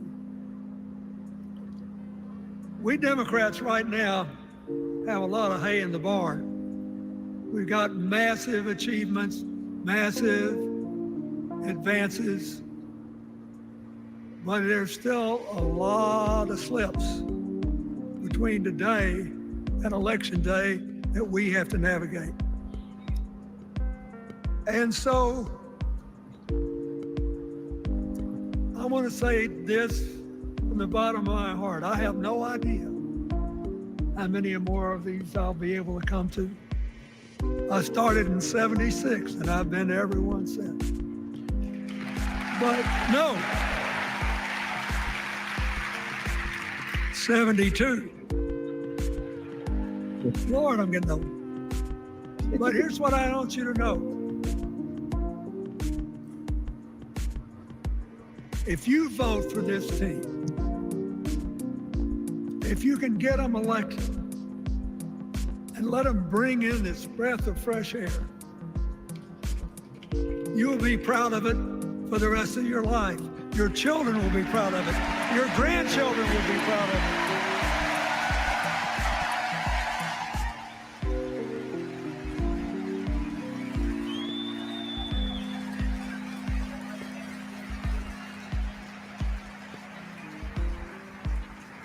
Take it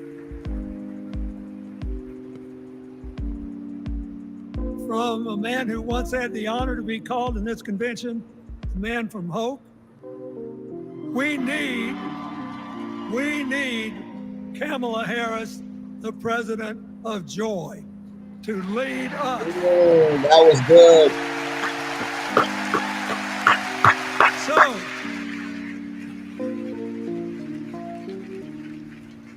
I'll be doing my part, you do yours. I'll see you when we're making a real joyful noise when the votes are counted. God bless you. And God bless America. Amen. President Bill Clinton on the That's stage. from my damn state, damn it! Hillary Clinton Okay, smiling along with Chelsea. that's how we roll. Nodding throughout the speech. Terry Moran down on the floor. You covered President Clinton, Terry, and at times you could hear a pin drop in this convention hall. Sure could. He has that gift. He's the political talent of a generation, no question about it. And although it reminded me a little bit of a great fastball pitcher, Nolan Ryan say, towards the end of his career, you could see the toll, the time I really like that last line. there. Be a man born and from the hope. feeling in this in this arena was overwhelmingly one of She's going to affection make America be and born attention. before. He held their Paraphrasing attention, it, but just that like was the really explainer damn in Veep good. has always done. Don't stop thinking about tomorrow, John Carl. Familiar campaign song from the '92 election. Clinton Gore at the convention, Fleetwood Mac, a little bit of nostalgia in the hall. Bill Clinton, been at every convention, as we said, since 1976. Yeah, and then he said 72 for a second there, Yeah, right? I don't mind. We have to check that one. Yeah. I haven't seen any record of him actually being He shouldn't feel considered. bad. We're all It's a long that's what he time. said. Those It's are a his long words, time. by the way. Rachel Scott down on the floor for us. And Rachel, former Speaker of the House Nancy Pelosi, as we've been saying here in our coverage, who has played a role both behind the scenes and in front of the camera in these last very pivotal, critical 4.5 weeks in this country, particularly on the Democratic side, as far as who is at the top of the ticket. Oh, here wait, that's at the Mindy convention. Kaling, everybody. And David, up on Capitol Hill before President Biden dropped out of race, Yeah, so see in the many building. Democrats told me they believe that Nancy Pelosi was Oh, really I'm just going to say one this. of Mindy the Kaling's a only beautiful few in the woman, but party she that was could there really when she was convince sick. President I Biden said to it. step aside. We know that she raised stand being concerns healthy. privately All about the happy future with of that. his race, and she has been a front row sitting in there when President Biden delivered that address tonight. She's going to be addressing this stage and this convention as well. Expect her to lean into the stakes and democracy, David. Let's watch the former Speaker of the House, Nancy Pelosi, now 84 years old, still a powerful force in the Democratic Party. Let's listen.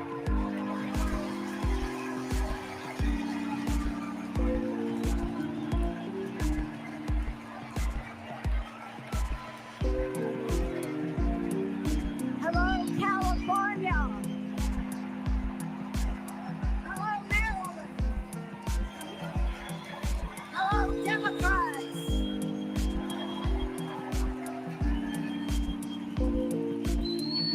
On January 20th, 2021, with the inauguration of Joe Biden and Kamala Harris, we established one of the most successful presidencies of modern times. And we quickly proved that Democrats deliver. Millions of jobs, stronger infrastructure and rural broadband, a Biden child tax credit, rescuing human pensions, honoring our veterans, bold climate action, lowering the cost of prescription drugs, all thanks to President Biden's patriotic vision of a fairer America, doing so with liberty and justice for all. Thank you, Joe. That was part to Jack the Day about Uncle Nathan Lewis being the first African American to deliver on record. And I know that Vice President Harris is ready to take us to new heights. I've known Kamala Harris for decades. And many more. Personally, I know her a person of deep faith, which is reflected in her community care and service. Officially, she is a leader of strength and wisdom and eloquence on policy, most recently demonstrated fighting for women's right to choose.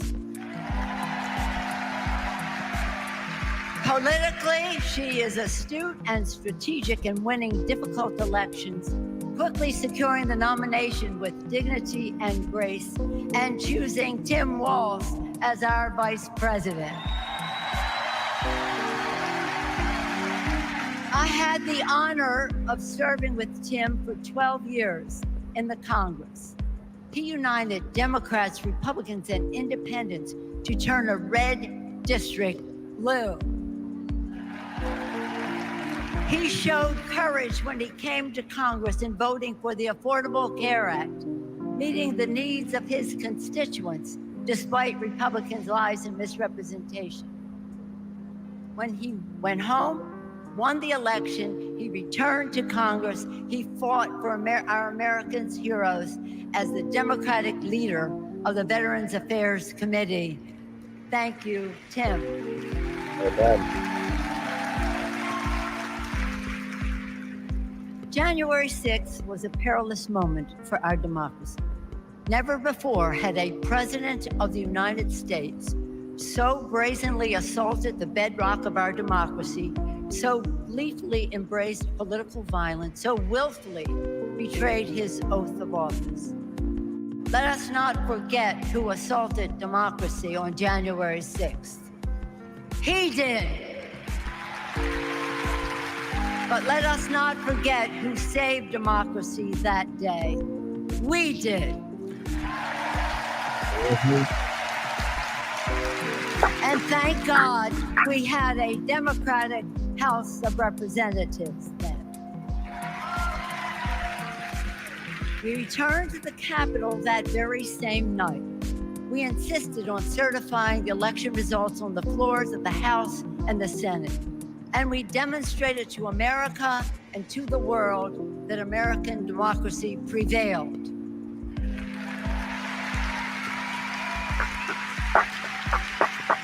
The parable of January 6th reminds us that our democracy is only as strong as the courage and commitment of those entrusted with its care. And we must choose leaders who believe in free and fair elections, who respect the peaceful transfer of power. The choice couldn't be clearer. Those leaders are Vice President Harris and Governor Walz.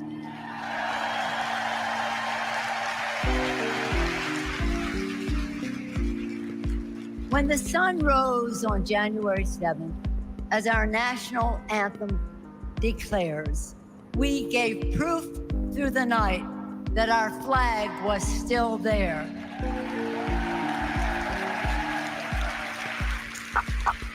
Now, in this election, we are called upon to do the same, to stand together, to reject autocracy, to choose democracy, and we will do so by electing a Democratic House with Hakeem Jeffries as Speaker of the House,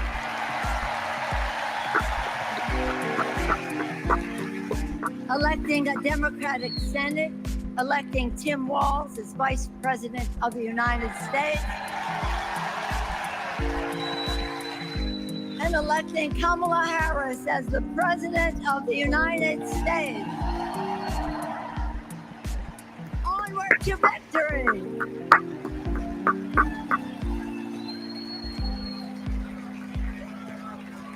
The former Speaker of the House, Nancy Pelosi, speaking to the convention hall. There has been a lot of reporting on ABC and elsewhere in these past few weeks about her role in getting President Biden to think carefully about whether or not he wanted to stay in this race. Speech? Publicly going on cable news and saying if and when he makes the decision, we'll The importance stand with of what him. can happen in a day, and We're now going to hear from people close to Kamala Harris and to Doug Emhoff. We begin with her godson, right, Lindsay? The godson, it's actually his dad, who was represented by Doug Emhoff. Chrisette happens to be Kamala Harris's best friend. She introduced them and simply said, She'll don't be a Google him president before you meet. Who cares for all of us? She'll lift us up. In 2016, we celebrated Auntie's Senate win. We saw Trump winning. I was only 9, but I knew enough to be concerned. Auntie said, do you know what superheroes do? They fight back. And we will too. She will make time for what matters. You know, no one is busier than my auntie, but she always makes time for family. From moments as simple as cooking and sharing a meal, to exchanging stories and jokes. Auntie taught me about being present in what's important, and I know that's how she'll lead. She'll treat everyone with respect. Even as a kid, Auntie made me feel that I was seen, that my words are important, that I am important and loved. I know she'll value others' perspectives, no matter their age or their background. Auntie, we love you. We're so proud of you. And most importantly, you're a baller. And as you'd say, Let's win this thing. Let's win this thing.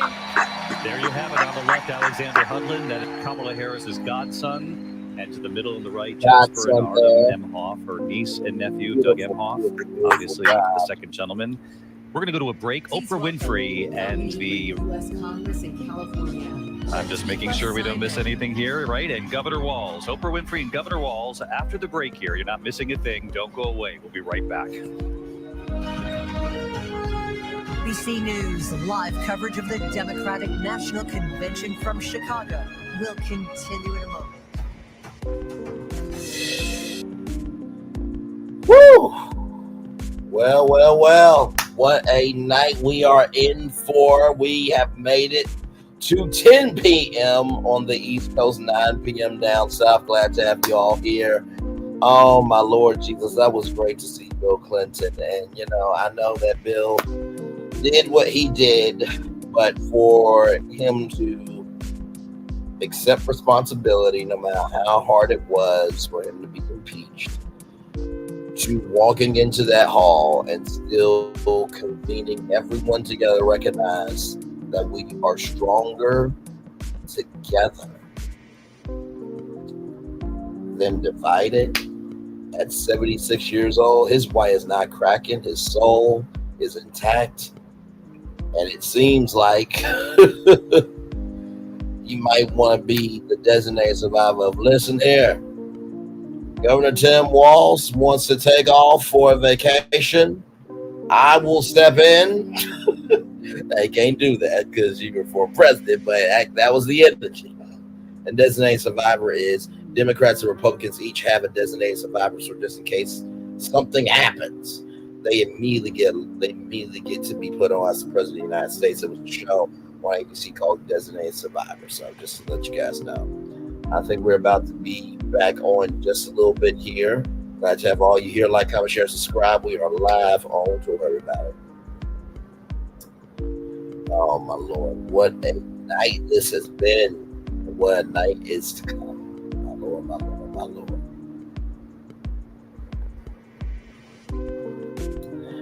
This is what it really is all about. Being able to showcase what's happening in the world from somebody that looks like you, sounds like you, and moves like you. And I'm glad to do it for all of you.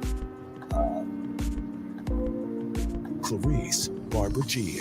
We still look as good as we did back in the day. Right? This Friday, from the moment they met, If you don't want that hand broke, you better get it up off her. they've always been there for each other. I don't know how to do this. Nobody does. Based on the best-selling novel, Two, the Supremes. The Supreme. The Supremes, rated PG-13, streaming movie I Friday. cannot wait for that movie. That's going to be good. The ABC News presidential debate, Tuesday, September 10th, live on ABC. I will be streaming that. Tonight, a pivotal night 3 here at the Democratic National Convention in Chicago. Vice President Kamala Harris's running mate, Governor Tim Walz, delivering a high-stakes address to the American people just moments from now, the biggest speech of his political career, introducing himself to voters and making the case for Kamala Harris to be the next president of the United States. And Oprah Winfrey will be speaking here tonight, just minutes away from taking the stage as well. Our ABC News live coverage of the race for president at the Democratic National Convention continues right now. This is an ABC News special. In just minutes, a special appearance by Oprah Winfrey. And then it's his big night. A hell of a lot can change in 4 weeks. He was a football coach, proud military veteran, teacher, congressman, and now the governor of Minnesota. I couldn't be prouder to be on the ticket and to help make Kamala Harris the next president of the United States. The man who would be her vice president, Tim Walz, takes the stage in the race for the White House. The Democratic National Convention, live from Chicago. Now reporting, David Muir. As it zooms in on that Convention Center here, the United Center in Chicago. A packed I love live television. The ABC broadcast booth there in the corner. glad to be here, and good evening. We're glad you're here with us on this night 3 of the Democratic National Convention in Chicago. A major introduction to the nation is in order tonight. Just moments from now, Vice Presidential candidate Minnesota Governor Tim Walz will be addressing the convention hall right here in the United Center in Chicago, introducing himself to America in prime time. Governor Walz appearing side by side with Vice President Kamala Harris ever since she asked me to join the ticket just about 2 weeks ago now, 15 days ago to be exact. How his life has changed in just 2 weeks. Just 24 hours ago, with the Obamas speaking here in Chicago, Harris and Walz were elsewhere. They held a rally in front of more than 15,000 people in Milwaukee at the very same convention center where Donald Trump held his convention just a few weeks ago. But tonight, Tim Walz will be center stage and on his own right here, making his case to American voters, especially independents, swing voters, undecided voters in the critical battleground states. The married father of 2 in his second term as governor, a former social studies teacher, a football coach, a former congressman. He served 24 years in the National Guard. Donald Trump's running mate, Senator J.D. Vance, has attacked Walz over his own words involving his military record. Vance, a Marine veteran, served in Iraq as a combat correspondent. In response, Walz has thanked J.D. Vance for his service and his sacrifice. And as I mentioned there at the top, also coming up here just moments from now, we'll carry it live, Oprah Winfrey. A surprise addition to the schedule tonight. She will make the case for Kamala Harris as well.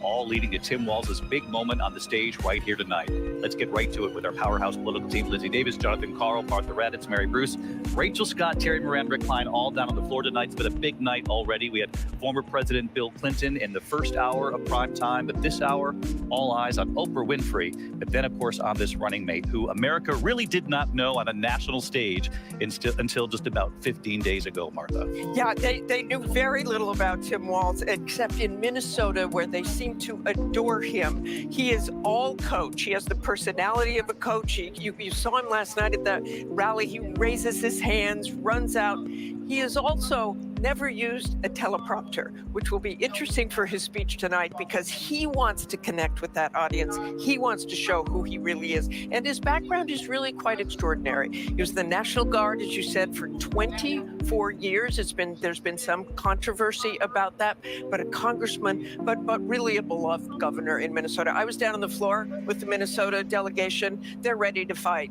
ready to say Skol whenever they can do it. For the coach.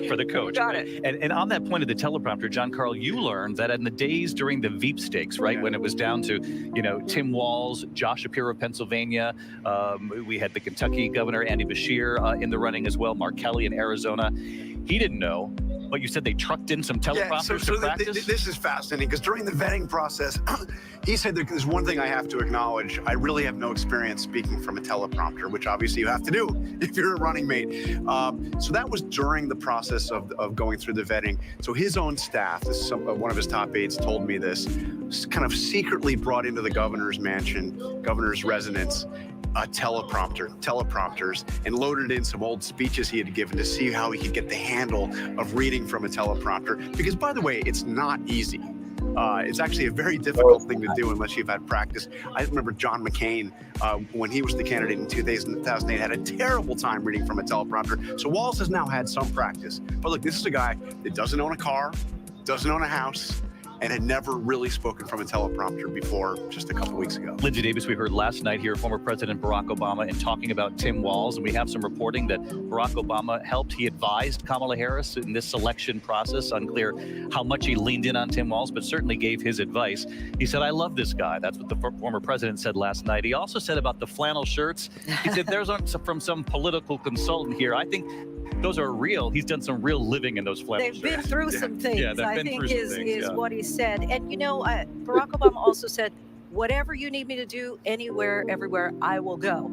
I think that what's striking is just as we're getting to know who Tim Walz is, Americans, even though she's been vice president for 3.5 years, part of what this convention is getting to know still who Kamala Harris is, which we've been seeing. Tony West, her brother-in-law, who's also working with her on the stage just now. And she has, as Doug Emhoff talked about, this big blended family, not necessarily just in the traditional way that we talk about it as far as a second marriage, not just as far as the different generations, but race and gender. We heard from her godson, her niece and nephew, everybody trying to really give her that personal touch. The children she's helping to raise with Doug Emhoff, their mother also in the convention hall, at least last night. Doug Emhoff shouting out to their mom and to Kamala Harris. He says they've all co-parented the children. Rachel Scott's down on the convention floor.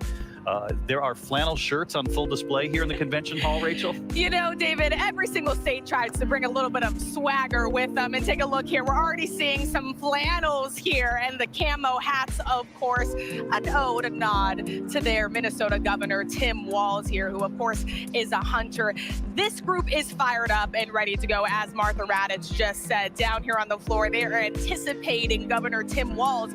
And part of the reason why Democrats believe he could have such command and such appeal is because they're hoping he can appeal directly to those Midwestern voters, especially on a few key issues, including gun violence. Tim Waltz was once endorsed by the NRA when he ran for Congress. He said after the Parkland shooting, it was his daughter in part that convinced him to change his position. It's messages like those they hope really resonate with Americans, David. Now 10 past 10 in the East. For those of you watching ABC News live coverage, night 3 here of the convention. Rachel, our thanks to you. We'll go back down to the floor in a moment. Just to bring viewers at home up to speed, we're expecting to hear from Senator Catherine Cortez Masto, of course, of Nevada, a key battleground, in just a moment. We're also expecting to hear from Josh Shapiro, the popular governor of Pennsylvania. He was on the short list for a potential running mate pick.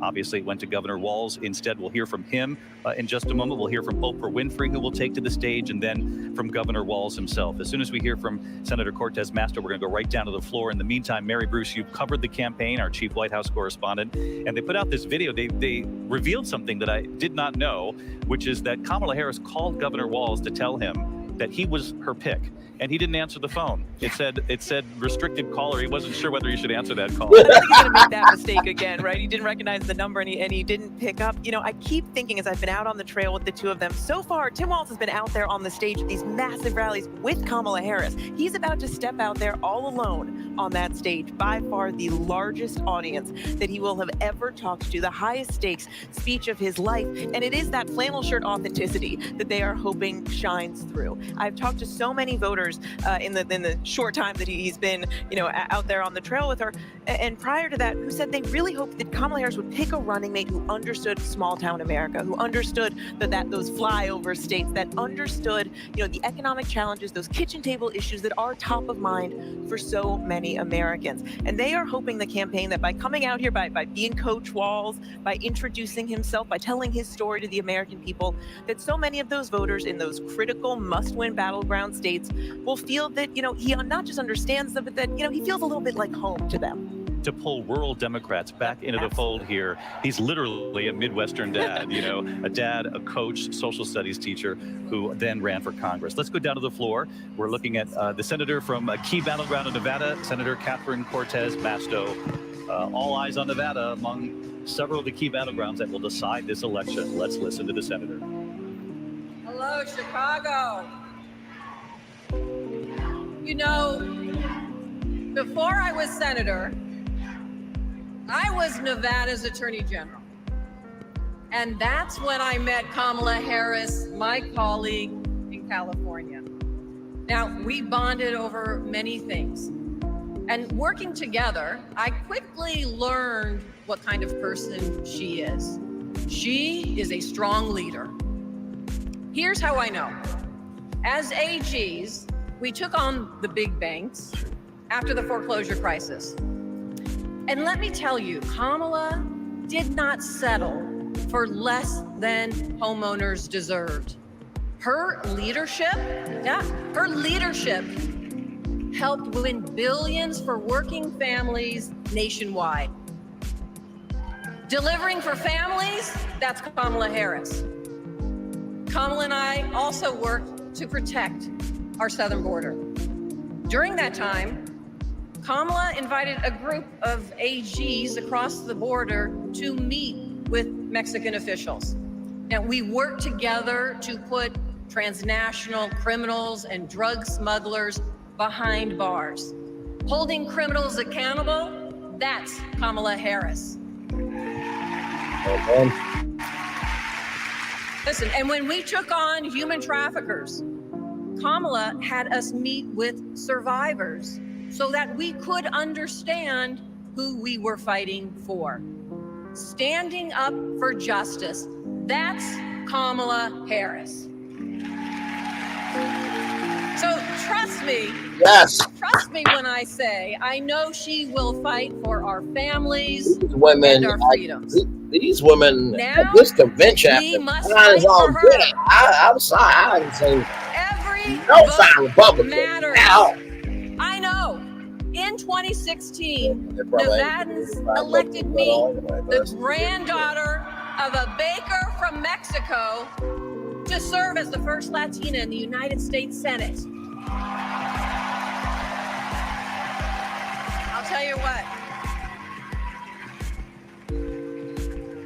And in 2022, my reelection came down to 7,928 votes.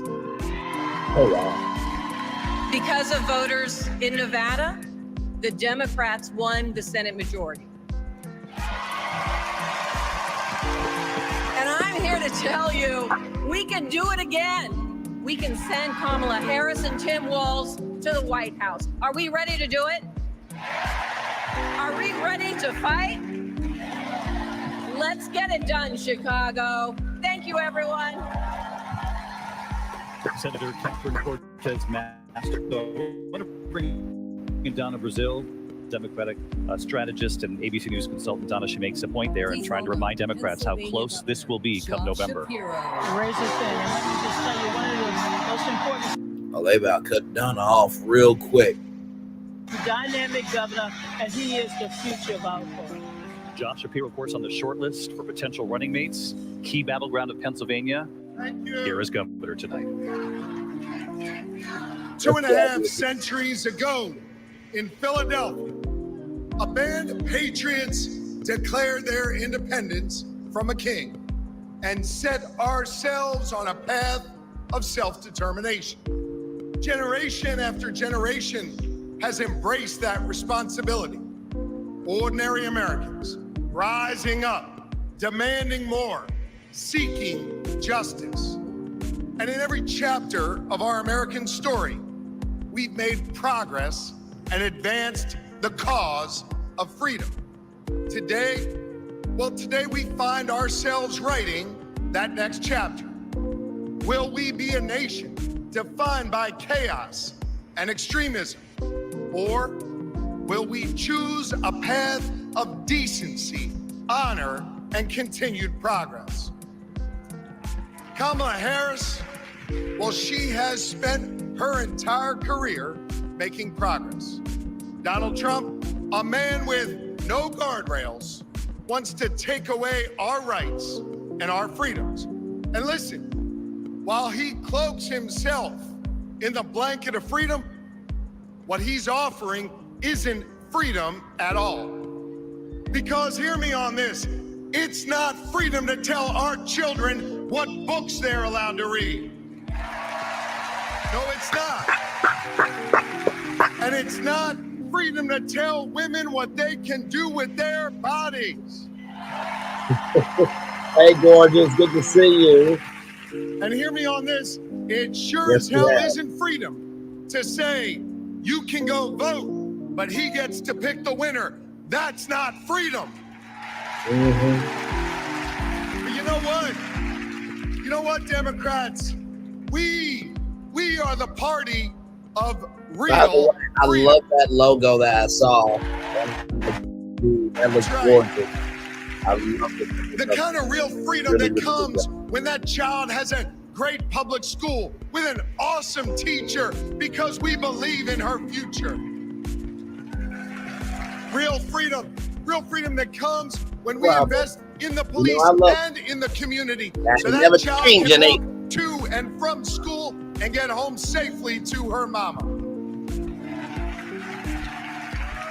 Real freedom that comes when she can join a union, marry who she loves, start a family on her own terms, breathe clean air, drink pure water, worship how she wants, and live a life of purpose where she is respected for who she is.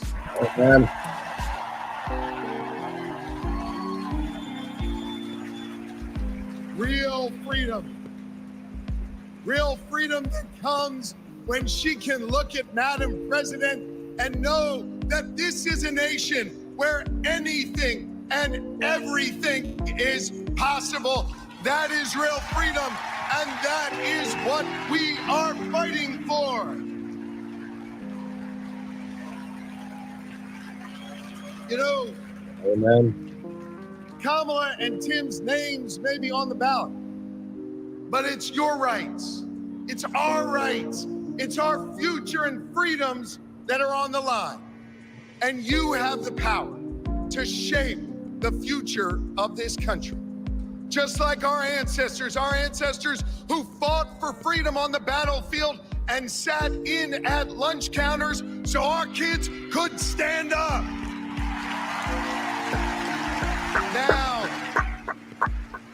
Now it's on us.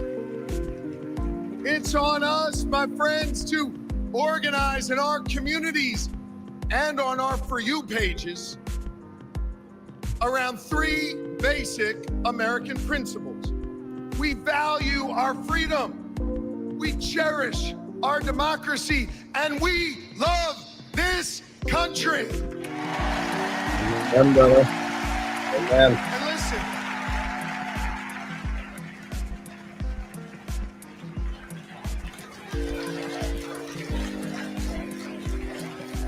we love this country. And listen, despite our challenges, hear me on this, I want you to know I have never been more hopeful because I see in all of you the enduring promise of America. E pluribus unum, out of many one. It's not merely a motto from the past, it's our direction for the future. You see, you all give me hope, and you all have the power. So let's use that power. Let's do the hard work necessary to win this election and write the next chapter in our American story. So are you ready to protect our rights? Are you ready to secure our freedoms? And are you ready to defend our democracy? Never lie, divine virtue. And are you ready to elect Kamala Harris and Tim Waltz? America, let's get to work. The very popular governor of Pennsylvania, Josh Shapiro, whose approval ratings north of 50%, rare in these political times, particularly in a key battleground state like Pennsylvania. He interviewed with Kamala Harris in person to be potential running mate. Did not get selected, though Kamala Harris will lean heavily on Josh Shapiro and their friendship to try to win. Hey! Amanda Gorman, Lindsay Davis, what my a beautiful Her in sister. peril, she certainly stole the show at the inauguration for Joe Biden in 2021. Of course, she delivered her speech, "The Hill We Climb."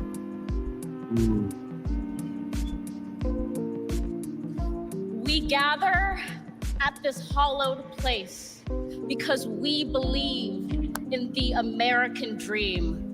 We face a race that tests if this country we cherish shall perish from the earth, and if our earth shall perish from this country.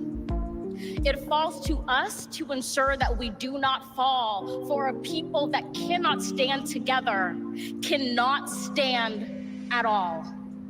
We are one family, regardless of religion, class, or color. For what defines a patriot is not just our love of liberty, but our love for one another.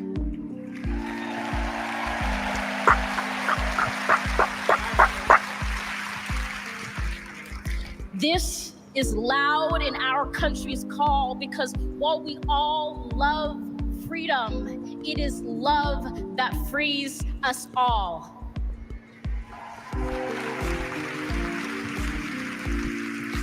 Empathy emancipates, making us greater than hate or vanity. That is the American promise, powerful and pure. Divided, we cannot endure, but united, we can endeavor to humanize our democracy and endear democracy to humanity.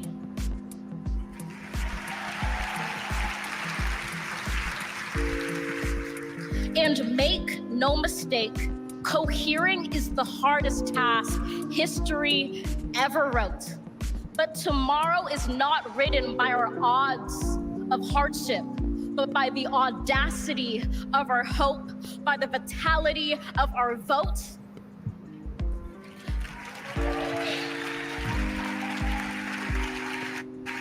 Only now, approaching this rare air, are we aware that perhaps the American dream is no dream at all, but instead a dare to dream together.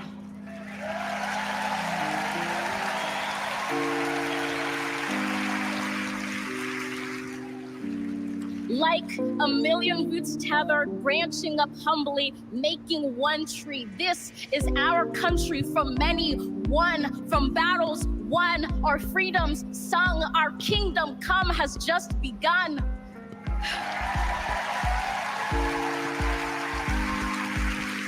We redeem this sacred scene, ready for our journey from it. Together, we must birth this early republic and achieve an unearthly summit. Let us not just believe in the American dream, let us be worthy of it.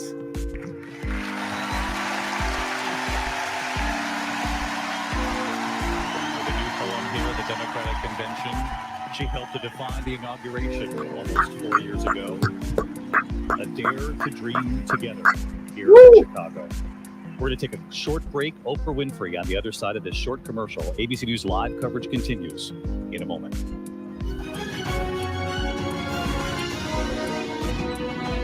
She reminds me so much of Maya Angelou.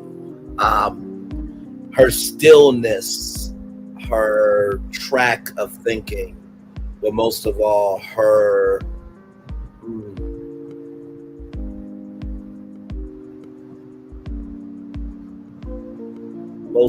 how she cares for the space that she not only creates, but who she allows into her space. I'm trying not to yarn, okay? I'm trying. Hey, everybody. Welcome in. Glad to have all of you here. We are live on tour. Yes, we are night 3 of the DNC. Glad to have all of you here. Divine Virtuous Woman is in the building. Nikki News of Narcissism, CEO, Financial Queen is in the building. Glad to have her here. Mimi is here. Everybody is in the building. Erica Hurt is here. My Degree is Real is here. Mimi is here. DCW is here. Speak Your Peace. Vanessa. Oh, they won't do that job. No. Not going to do that. Captain Venus is here. Peaches is here. Everyone is here in the building. So I'm glad to have all of you here. So yeah. Man, I have never felt this emotional from a live television event in a very, very long time. I think 2008 is when I felt emotion. I think for 2020 it was a relief. But I feel a sense of completeness coming on November 5th. I feel that. It's good to be here with y'all. Love y'all very much. Glad to have you here. Oprah Winfrey is about to come up next, and then Tim Waltz. We are live on tour, so love y'all very much. I'm glad I went live for this. I really do. By the way, this is the Supremes All You Can Eat. I'll be coming out on Friday on Hulu. We talked about here a virtual tour. From the moment they met, If you don't want that hand broke, you better get it up off her. they've always been there for each other. I don't know how to do this. Nobody does. Based on the best-selling novel, To the Supremes. To the Supremes. The Supremes, rated PG-13. Stream the movie Friday, only on Hulu. The countdown is on. Tuesday, September 3rd, The View's on the move into a new big season. You never know what's going to happen here. Right here on ABC. ABC News, America's #1 news source. We're back live now in Chicago, the Democratic National Convention. I'm going to take you down to the floor because they're playing a video right now. The definition of freedom from Americans across the country. A video produced by Oprah Winfrey. Let's listen. Where families are not separated by fences or jail bars. A future in which we all get what we need. I want to say that for people who are younger than me. Hopefully the kids I teach can chase their dreams and believe in what they want to be. I want a future for him that he knows that he's covered and protected. Everyone should think about what we can leave to the next generation. It's our Thank you, baby.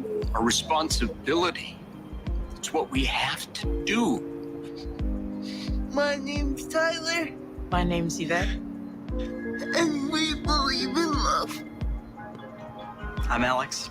I'm Kiara. My name is Steven. My name is Charlie. I'm a proud 7th generation Texan. I am from Waterford, Michigan, just north of Detroit. I'm from East Tennessee.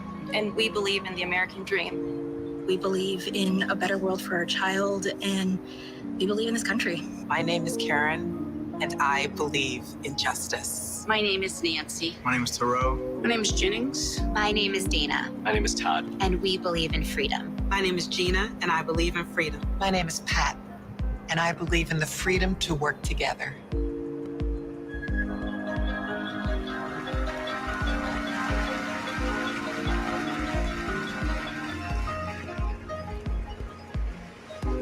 Listen to the people. The video and the definitions of freedom from all over this country, of course, a defining message in this campaign, fighting for freedom. Let's listen to Oprah Winfrey as she's now being introduced. She was a surprise addition to this convention on this night 3, speaking a short time before Governor Walz. Oprah Winfrey on the stage, back in the city where she was made famous with the Oprah Winfrey Show, shooting not far from here. Let's listen to Oprah. Good evening, everybody!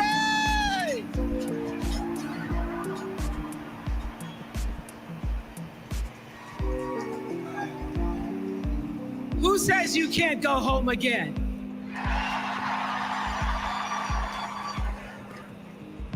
After watching the Obamas last night, that was some epic fire, wasn't it? Some epic fire. We're now so fired up, we can't wait to leave here and do something.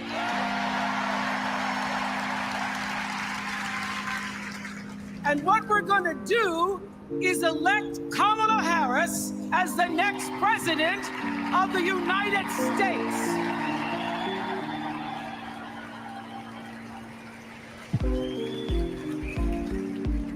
I am so honored to have been asked to speak on tonight's theme about what matters most to me, to you, and all of us Americans: freedom. There are people who want you to see our country as a nation of us against them, people who want to scare you, who want to rule you, people who'd have you believe that books are dangerous and assault rifles are safe, that there's a right way to worship and a wrong way to love. People who seek first to divide and then conquer. But here's the thing.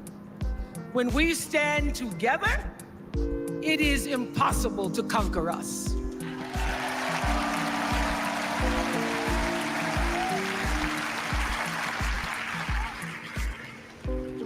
In the words of an extraordinary American, the late Congressman John Lewis,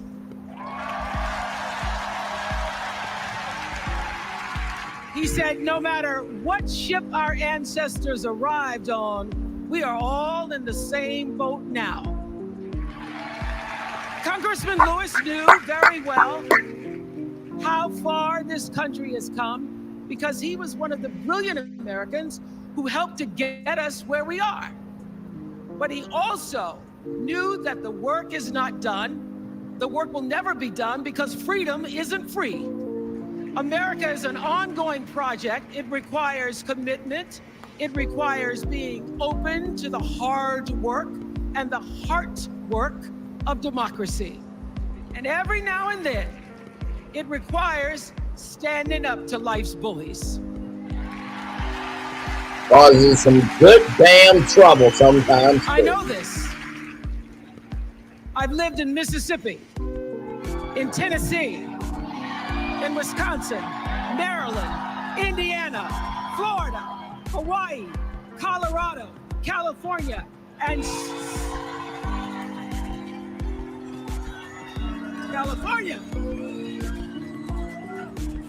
and sweet home Chicago, Illinois.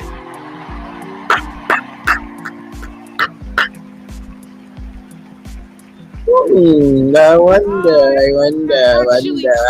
This country from the redwood forest, love those redwoods, to the Gulf Stream waters.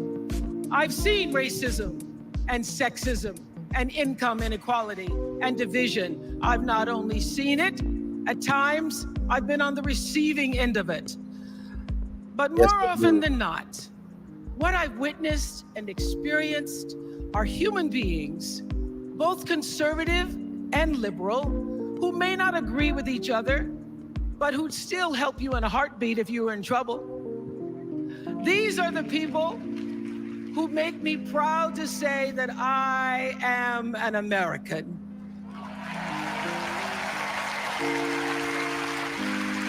They are the best of America. And despite what some would have you think,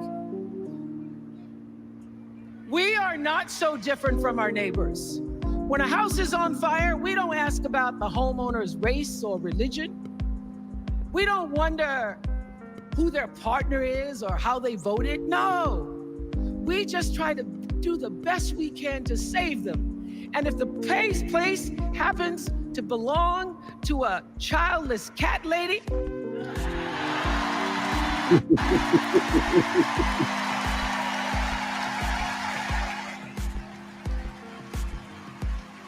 well, we try to get that cat out too.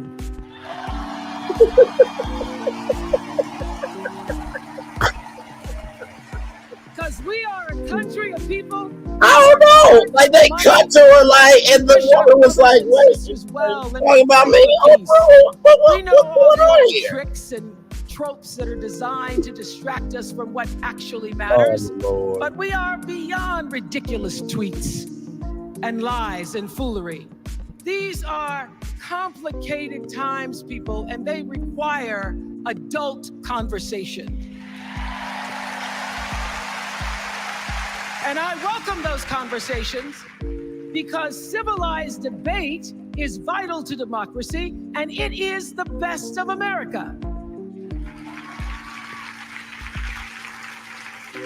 Now, over the last couple of nights, we have all seen brave people walk onto this stage and share their most private pain. Amanda and Josh, Caitlin, Hadley, they told us their stories of rape and incest and near-death experiences from having the state deny them the abortion that their doctor explained was medically necessary. And they've told us these things for one reason, and that is to keep what happened to them from happening to anybody else. Because if you do not have autonomy over this, if you cannot control when and how you choose to bring your children into this world and how they are raised and supported, there is no American dream.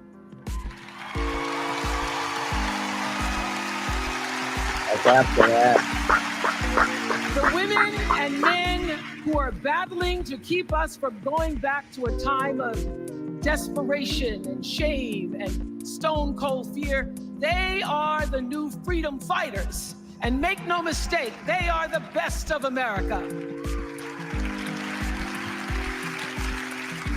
Yes, you do. I want to talk now about somebody who's not with us tonight.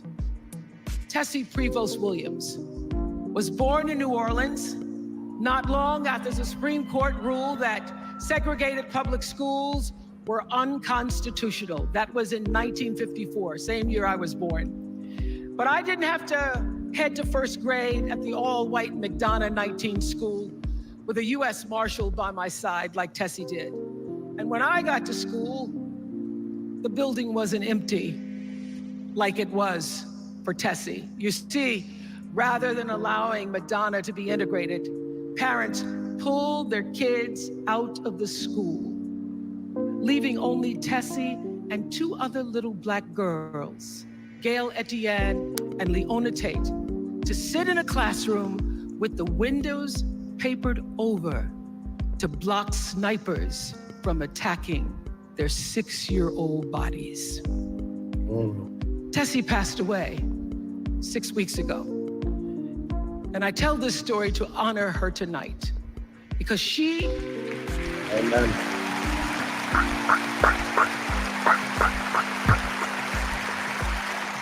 She, like Ruby Bridges and her friends, Leona and Gail, the New Orleans Four, they were called. They broke barriers and they paid dearly for it. But it was the grace and guts and courage of women like Tessie Prevost Williams that paved the way for another young girl who 9 years later became part of the second class to integrate the public schools in Berkeley, California. And it seems to me that at school and at home, somebody did a beautiful job of showing this young girl how to challenge the people at the top and empower the people at the bottom. They showed her how to look at the world and see not just what is, but what can be. They instilled in her a passion for justice and freedom and the glorious fighting spirit necessary to pursue that passion. And soon and very soon,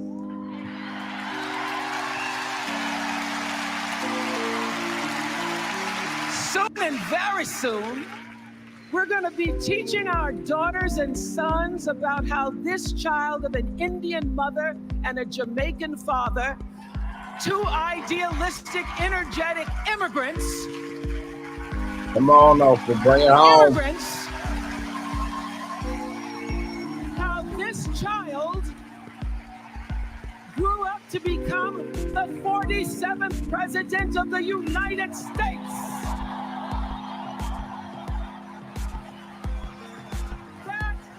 The best of America.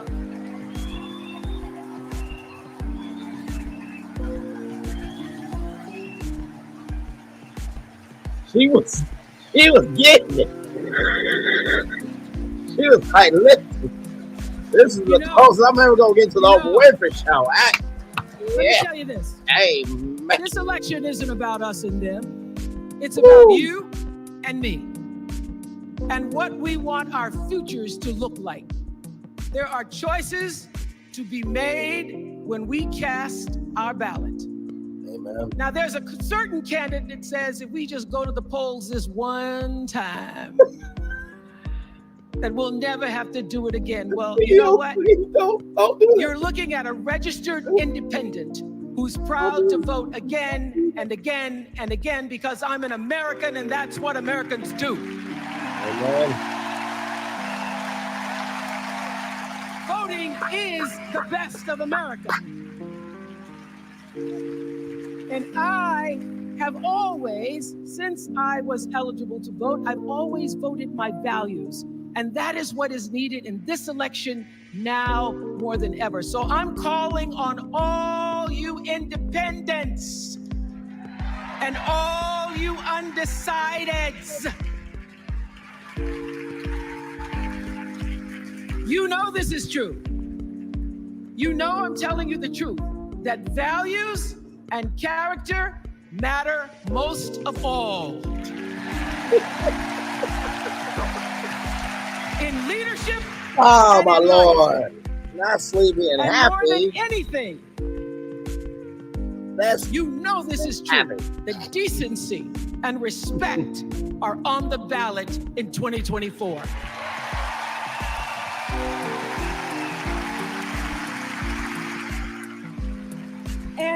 And just plain common sense. Common sense tells you that Kamala Harris and Tim Waltz can give us decency and respect.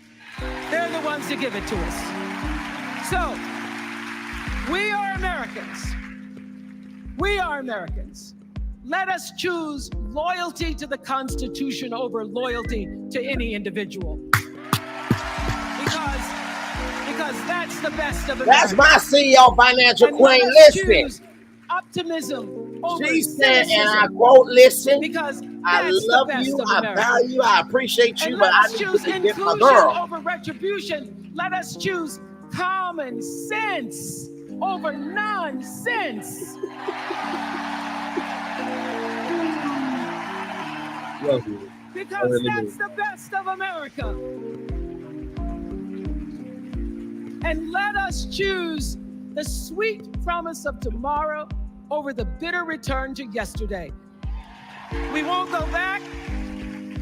We won't be set back, pushed back, bullied back, kicked back. We're not going back.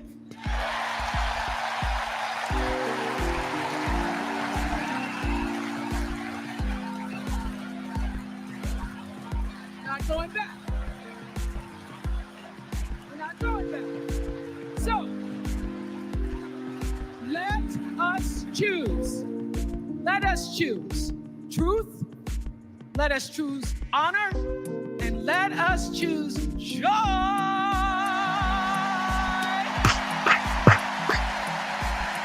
Well, let me tell you something. Because that's the best of America. But more than anything else, let us choose freedom. Why? Because that's the best of America. We're all Americans, and together, let's all choose Kamala Harris.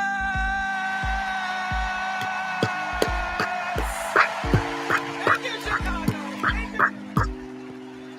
Man. Oprah Winfrey back in the city that made her famous. As I mentioned earlier, where she hosted the Oprah Winfrey Show for more than 20 years, millions of Americans bringing her into their living rooms, their kitchens every afternoon in this country. She proudly stood up there and said, I am a registered independent.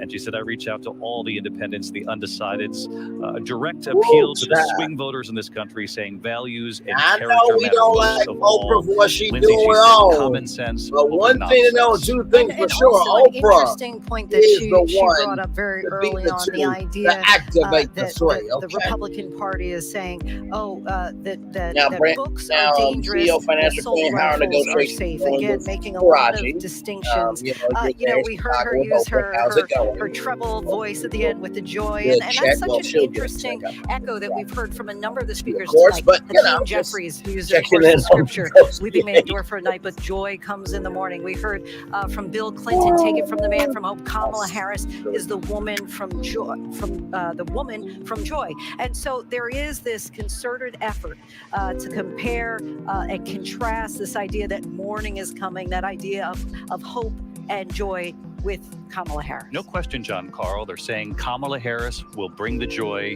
the morning in America. I mean, like we talked about earlier, this is like a Ronald Reagan's play from, patriotism, hope, optimism. By the way, Brandon fun fact Gatlin here, was a reference to when Donald Vance, Trump where first he talked thought about he running would for have president in to 1999, he he was asked by Larry King who in the would be your house vice on this president, channel, and he said my period, first man. choice That would be is Oprah Winfrey. Wes It's played Moore. out differently. Governor Wes Lord, to Moore, follow Oprah Winfrey, rising what star an on the Democratic assignment. Party from Maryland. Let's listen. On March 26th at 1:30 in the morning, a container ship the length of 3 football fields, slammed into the Francis Scott Key Bridge in Baltimore, and the bridge collapsed. A port that drives 13% of our state's economy was now closed. Thousands of workers were hours away from waking up and realizing they no longer had a job. 6 Marylanders who had been on the bridge in the middle of the night fixing potholes lost their lives. And one of the first phone calls that I got that morning started with these 3 words. Dove, it's Kamala. She said, I know you spoke to the president, and I want you to know we are here with you every step of the way.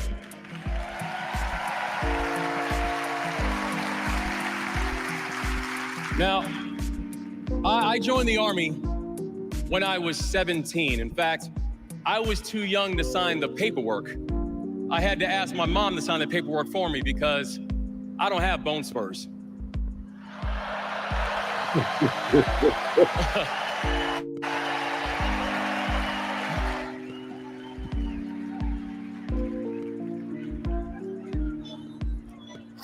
I led soldiers in combat in Afghanistan.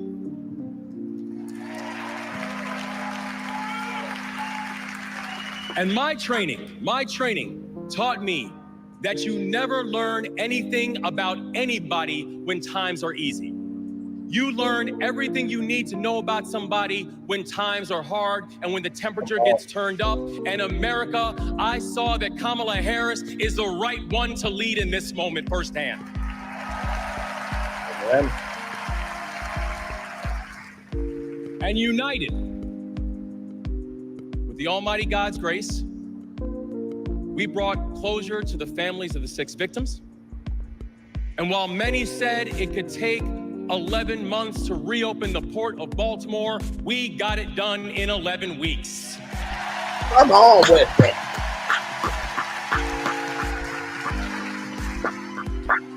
Come on. Because that is the story of America. We are a nation of patriots who serve when the mission is hard and who serve when the destination is uncertain. And I know our history isn't perfect.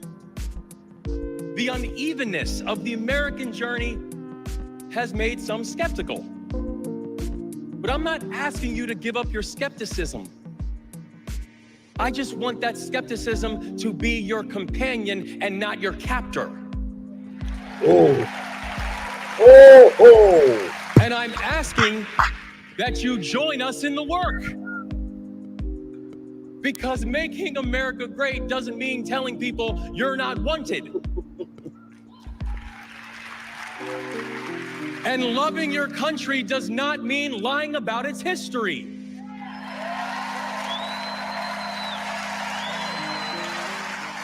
I received that. Making America great means saying the ambitions of this country would be incomplete without your help.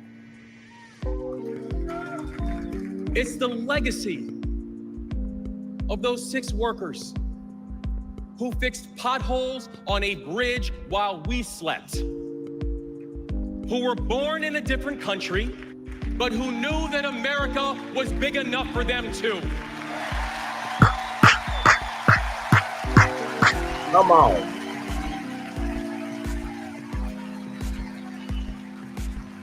It's the journey. It's the journey of a man raised by a remarkable immigrant single mom, a man who felt handcuffs on his wrist at 11 years old, who now stands before you as the 63rd governor of Maryland and the first Black governor in the history of our state.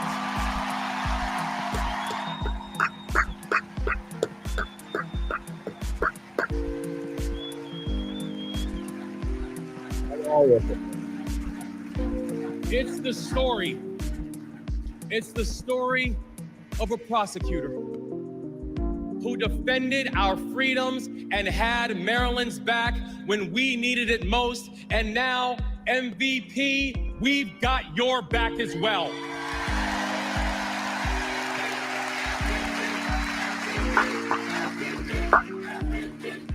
Right. It's my fellow veteran, my brother, and the next Vice President of the United States, Tim Waltz. And now, Tim knows that in the military, you count the days towards mission completion. So guess what, y'all? We have got 75 days and a wake up until Election Day.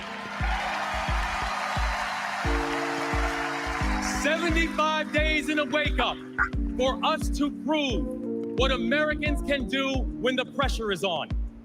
75 days and a wake up for us to show that true patriots do not whine and complain. We put our heads down and we get to work. We go to work until it works. Yep. Wake up to build a future that those who came before us hope for, and those who come after us that they deserve. And 75 days and a wake up to elect a leader who is willing to believe in the best of us, and that leader is Kamala Harris, the next president of the United States.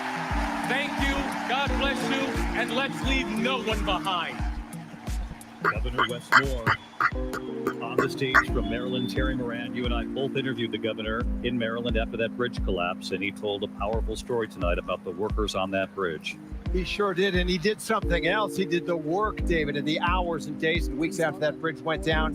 He managed that crisis in a way that the people of Maryland responded, setting goals, priorities, opening clear channels of communication, and pushing to get the job done as it was in remarkable fashion, all the while never forgetting those victims.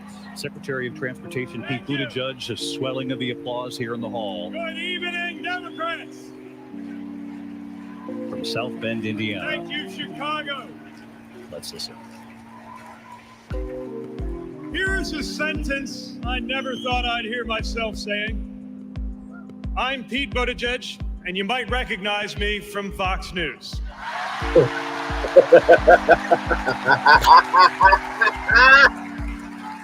I believe in going anywhere, in service of a good cause, and friends, we gather in a very good cause, electing Kamala Harris and Tim Waltz, the next president and vice president of the United States. Amen. The choice could not be clearer. Donald Trump rants about law and order, as if he wasn't a convicted criminal running against a prosecutor. As if we were going to forget that crime was higher on his watch.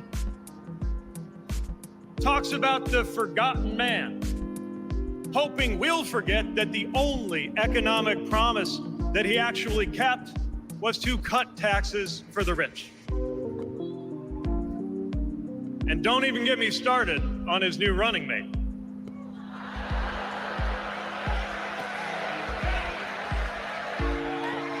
At least Mike Pence was polite. J.D. Vance is one of those guys who thinks if you don't live the life that he has in mind for you, then you don't count. Someone who said that if you don't have kids, you have, quote, no physical commitment to the future of this country. You know, Senator, when I deployed to Afghanistan, I didn't have kids then. Many of the men and women who went outside the wire with me didn't have kids either. But let me tell you, our commitment to the future of this country was pretty damn physical.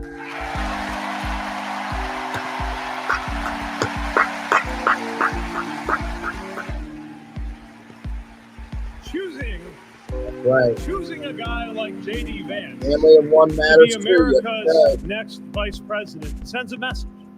And the message is that they are doubling down on negativity and grievance. Committing to a concept of campaigning best summed up in one word: darkness. Darkness is what they are selling. The thing is, I just don't believe that America today is in the market for darkness. I believe America is ready for a better kind of politics. Yes, politics at its worst can be ugly, crushing, demeaning, but it doesn't have to be. At its best, politics can be empowering, uplifting. It can even be a kind of soul craft. My faith teaches me that the world isn't made up of good people and bad people, past, present, or afterlife, but rather that each of us is capable of good and bad things. And I believe leaders matter because of what they bring out in each of us, the good or the bad.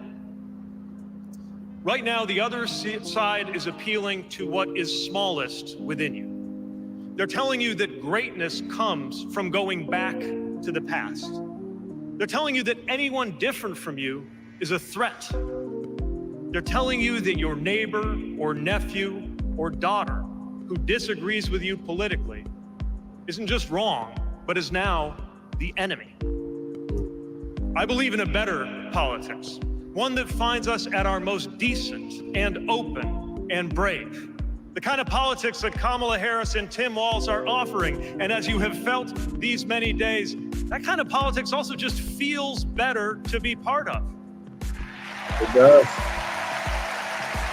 There is joy in it, as well as power. And if all of that sounds naive, let me insist that I have come to this view, not by way of idealism, but by way of experience.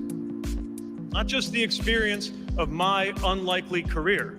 Someone like me serving in Indiana, serving in Washington, serving in uniform. I'm thinking of something much more basic. I'm thinking of dinner time at our house in Michigan. When the dog is barking and the air fryer is beeping and the mac and cheese is boiling over, and it feels like all the political negotiating experience in the world is not enough for me to get our 3-year-old son and our 3-year-old daughter to just wash their hands and sit at the table.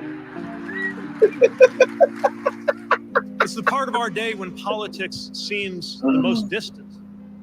And yet the makeup of our kitchen table, the existence of my family, is just one example of something that was literally impossible. As recently as 25 years ago, when an anxious teenager growing up in Indiana wondered if he would ever find belonging in this world.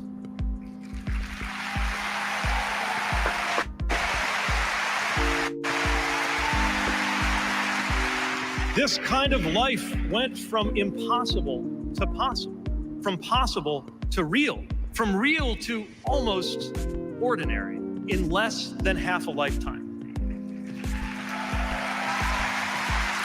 But that didn't just happen. It was brought about through idealism and courage, through organizing and persuasion and storytelling, and yes, through politics, the right kind of politics, the kind of politics that can make an impossible dream into an everyday reality. I don't presume to know what it's like in your kitchen, but I know, as sure as I am standing here, that everything in it, the bills you pay at that table, the shape of the family that sits there, the fears and the dreams that you talk about late into the night there, all of it compels us to demand more from our politics than a rerun of some TV wrestling death match. So this November, we get to choose. We get to choose our president. We get to choose our policies, but most of all, we will choose a better politics. A politics that calls us to our better selves and offers us a better everyday. That is what Kamala Harris and Tim Waltz represents. That is what Democrats represent. That is what awaits us when America decides to end Trump's politics of darkness once and for all. That is what we choose when we embrace the leaders who are out there building bridges and reject the ones who are out there banning books. This is what we will work for every day to November and beyond. So let's go win this. Thank you, Democrats. Secretary Pete Buttigieg on that stage with another call to action from Democrats in this convention hall and watching around the country. And Rachel Scott down on the floor also appealing to the joy, this notion that it's just feels right to be part of a cause that brings joy, as Kamala Harris has tried to do these last weeks. That's the argument he's making, and other Democratic stars as well. David, it is clear that every speaker that gets on this stage is trying to draw that direct contrast between what they believe this campaign represents, the Harris campaign represents, versus what they believe Donald Trump's campaign represents. And so they're going this contrast from joy based off of divisiveness. That's what we heard from Oprah. That's what we heard from Secretary Buttigieg as well, David. Rachel Scott there on the floor. Rachel, thank you. Just to bring you up to speed at home watching coverage, each one of these nights has gone a little longer than the last, it seems. We had a little bit of that in the Republican convention as well, particularly on night 4 going a little later than we thought. John Legend is coming up next with a performance here with Sheila E. as a Minnesota tribute of sorts to Tim Waltz. And then we're going to hear from Tim Waltz's wife. Obviously, he is Kamala Harris's choice for running mate, and this is his arguably, I don't think anyone actually could argue it, the biggest night of his political career. John Carl, we just learned that Kamala Harris gave him a call. This time, I guess he picked it up on the first ring, at least the first call, the first attempt. She wished him good luck. Yeah, absolutely. And this is an incredible stage for this guy. Remember, this is somebody who grew up in a tiny farm town. This is somebody who was a social studies teacher, high school coach, football coach, and now he's got John Legend introducing him for his speech. John Legend, Sheila E., let's listen.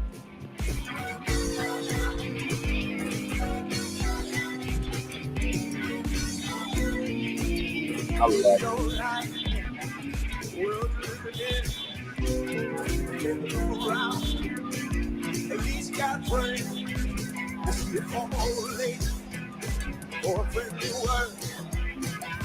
It just falls, dropping on the floor. But all I heard, are we gonna let the elevator bring us down? Let's go crazy. Let's go tonight. Let's go for the book of banana. Tell me through the simply truck. Let's go! They are jamming in Chicago. Yes, they are. All inside, but we don't know why. In this car, we all gonna and what we do? Oh, what's it all for? You better live now. The one that been real coming down, get it on, you know the tale. We gonna let the break us. Let me tell you something. You never know what can happen when you're live on tour. Oh, she getting it. I ain't mad at it. Love it. Man. I need everybody to get nuts with me. Come on. Hurry up here. Prince would be very proud of that guitar solo right there. Yes, he would. Let's go. Let's go.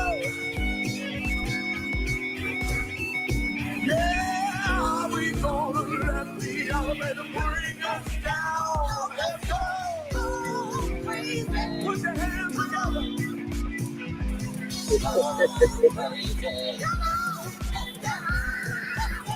Now everything be alright. Make everything go wrong. Yes, and will and now until we'll heal. And he told children. I feel you. I feel you because he is leaning into a different side of himself that God really doesn't, go there a lot. The pain of this type of artistry. But, he's giving a soulful performance and still being John. So, come on, girl.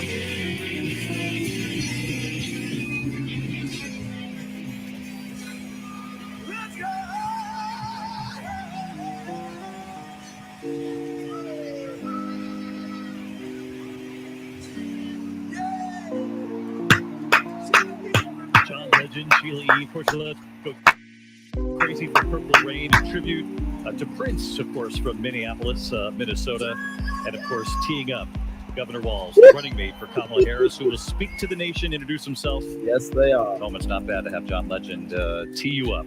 First up, though, Senator Amy Klobuchar, of course, from Minnesota. She's going to give the nominating speech here on the convention floor. Senator Klobuchar, I should say, ran for president herself. Of course, we remember that a few years back. She's a three-term U.S. Senator from Minnesota. She actually sent out this note, Mary, that Minnesota is known as the land of vice presidents, and we've got another great one on the way. And she's been out there making the case and defending Tim Walz against any attacks from the Republican side. Yeah, and that is certainly their hope, that they're going to see another vice president head to the White House from Minnesota. We've now entered the Minnesota portion of the evening, of course. And what also strikes me is that we are also hearing tonight, more understandably, about someone else we haven't heard a lot about tonight, and that's J.D. Vance. You have heard in all of the speakers, or many of the speakers so far leading into this, mentioning, as Pete Buttigieg did, the threat that they feel that he poses, that this argument that Republicans or the Democrats feel this ticket is more divisive, more dangerous, and countering that with that three-letter word that we keep hearing over and over again, joy. And I think you're going to continue to hear that argument, and perhaps even Walz mentioning J.D. Vance as well. Even Oprah alluding to J.D. Vance with the fire in the house and the cat. Oprah saying we would save the cat too. Senator Amy Klobuchar on stage. Okay. That was a warm-up act. On behalf of the great state of Minnesota, where purple reigns, I stand before you in support of our next Vice President, Tim Walz. In Minnesota, we trust a coach who turned a team that was 0-27 into state champions. In Minnesota, we trust a hunter who has stood in a deer stand in 10-degree weather. In Minnesota, we trust a candidate who has made a viral video on how to change a burnt-out headlight. And I know we aren't alone, but in Minnesota, we love a dad in plaid. He rehearsed that line. So Tim and I go way back. He taught high school right down the road from where my husband John grew up. My mother-in-law even brought him and Gwen a Parmesan chicken dinner when their son was born. That's what we do in America. We look out for our neighbors. Tim has been doing that his whole life, on the farm and in the factory, with his students and his fellow service members. And the truth is, that matters. Who better to take on the price of gas than a guy who could pull over to help change your tire? Who better to serve our nation than a guy who has served in uniform? Who better to find common ground than a guy with Midwestern common sense? A former football coach knows how to level the playing field. And a former public school teacher knows how to school the likes of J.D. Vance.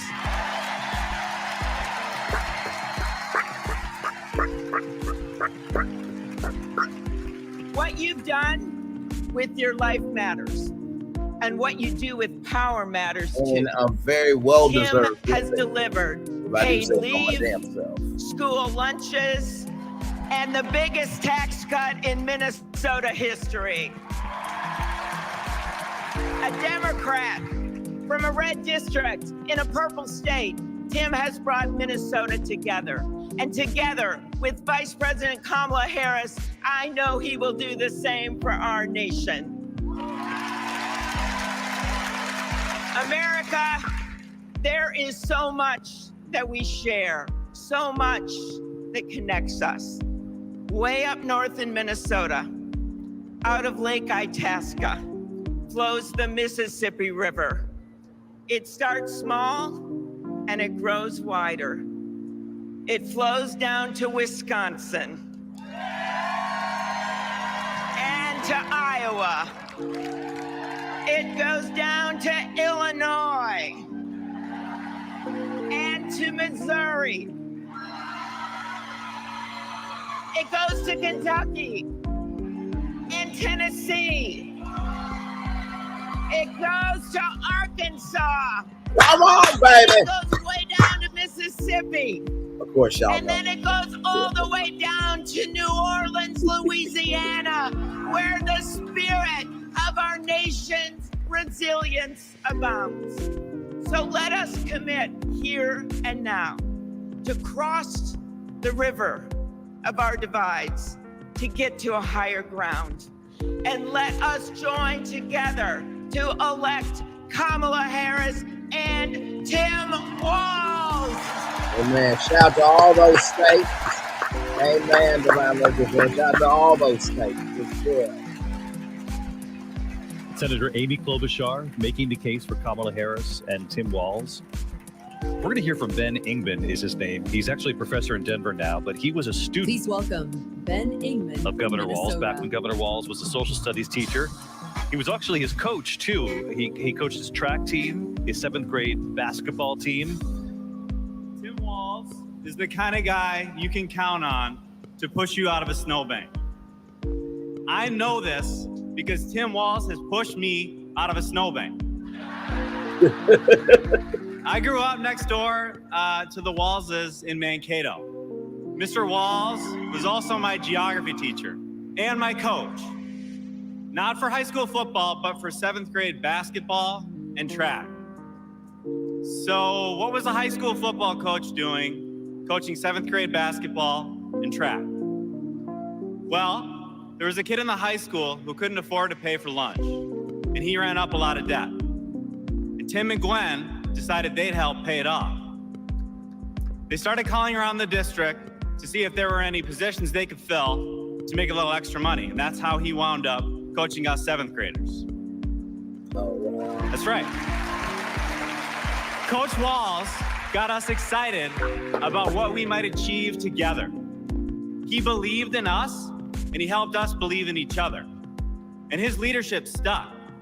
That track team went on to win a state title, just like the football team.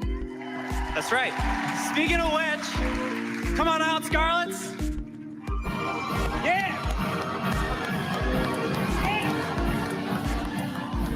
Oh, no way. No way. Members of the Mankato football team that Coach Walz took to the championship. We had a suspicion that they would be making an appearance tonight on the stage. It was quite a story. They still fit in their jerseys, John. I mean, look, they lost the first 6 games and then went on to win 8 straight and the state championship. It was a big deal. He was the defensive coordinator of that team. He was. Talk about a full circle moment. Wow. Kind of fit in the jerseys.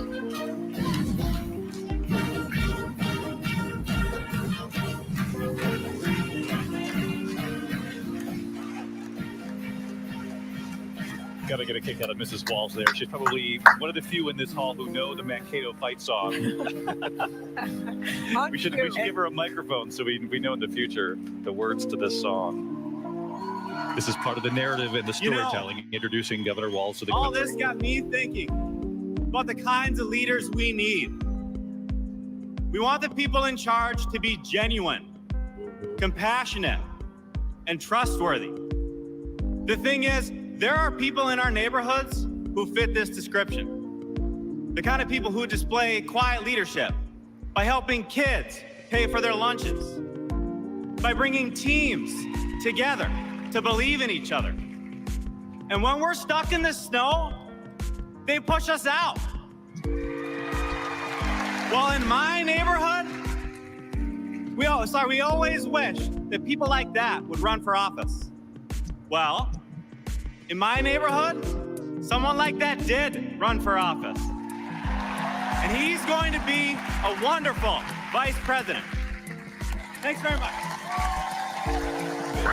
The former next-door neighbor, the student, the track star, I guess I can say, because he said they won the championship, right? Coached by Coach Walls too, because he stepped I can only in. imagine what Coach Walls is going Walls now narrating the video about her husband. We are reminded of the values we share: a commitment to community, country, and standing up for what's right. Tim Walls grew up in a small town in Nebraska where he spent summers working the family farm. There were just 24 students in his graduating class. His dad served during the Korean War, and that meant a lot to Tim. So he enlisted right after his 17th birthday and served 24 years in the National Guard, rising to Command Sergeant Major. Tim went to college on the GI Bill and became a social studies teacher. That's where Tim and I met. We shared a classroom with a divider right down the middle. His classroom was a lot louder than mine, but I could hear how engaged his students were. Absolutely. Tim taught for over 15 Not forgetting years, that and he every coached day. football, helping lead the team to a state championship So, after 0 wins just a few years before. Tim taught them how to believe in themselves and that we're all in this together. And that service. When one of our is an students started the school's service Gay aspect Straight that Alliance, range, that Tim service agreed to serve as faculty advisor energy because he knew how based impactful on it how would be you to have a football coach involved.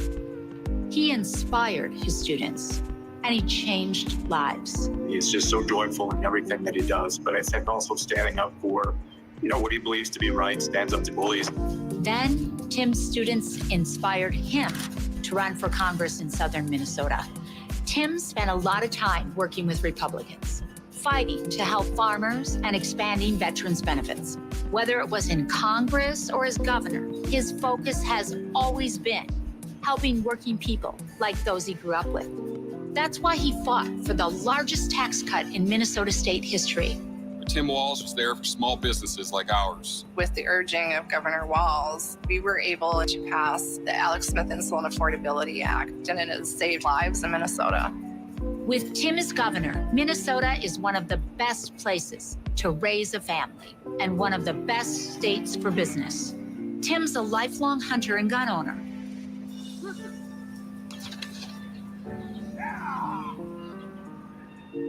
But after the Sandy Hook school shooting, he knew that we had to do something. So he's fought for background checks and red flag laws.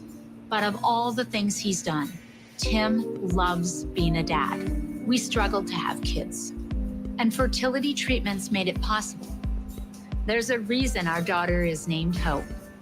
Hope and Gus mean the world to us. Governor Walz to his son and family yesterday by getting them a puppy. Then we're gonna go get some food, corn dog, I'm vegetarian. turkey then, and Turkey's meat. not a Minnesota turkey special.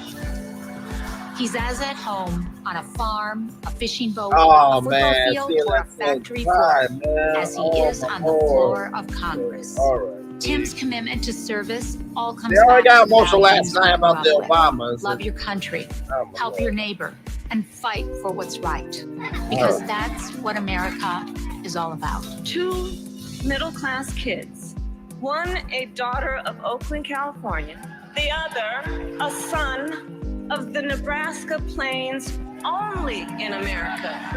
Is it possible for them together to make it all the way to the White House?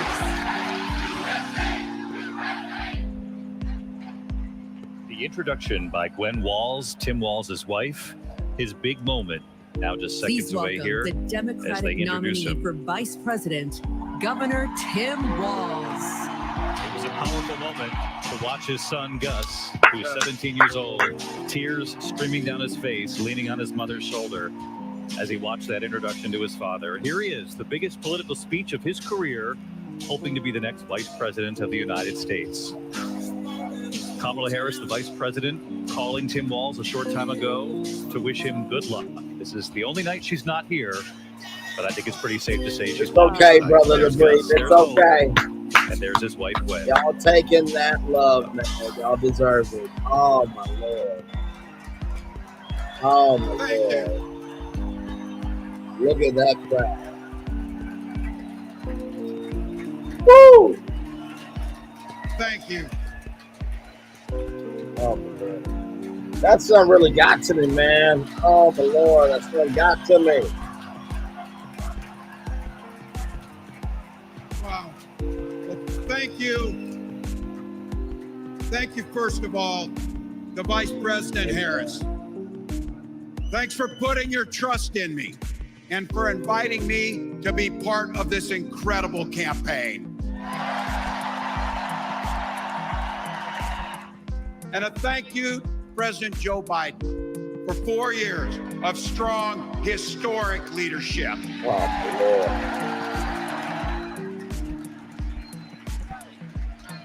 It's the honor of my life to accept your nomination for Vice President of the United States.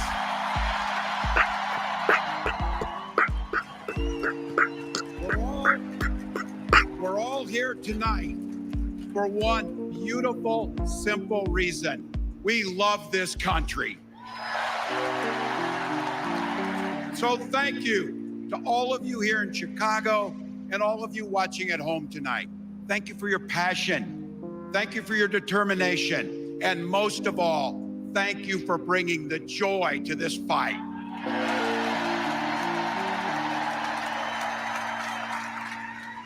Now, I grew up in Butte, Nebraska, a town of 400 people.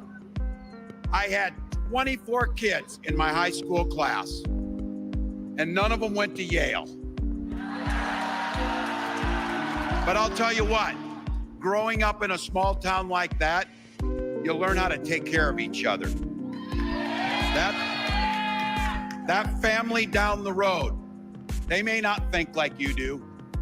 They may not pray like you do. They may not love like you do, but they're your neighbors. And you look out for them, and they look out for you.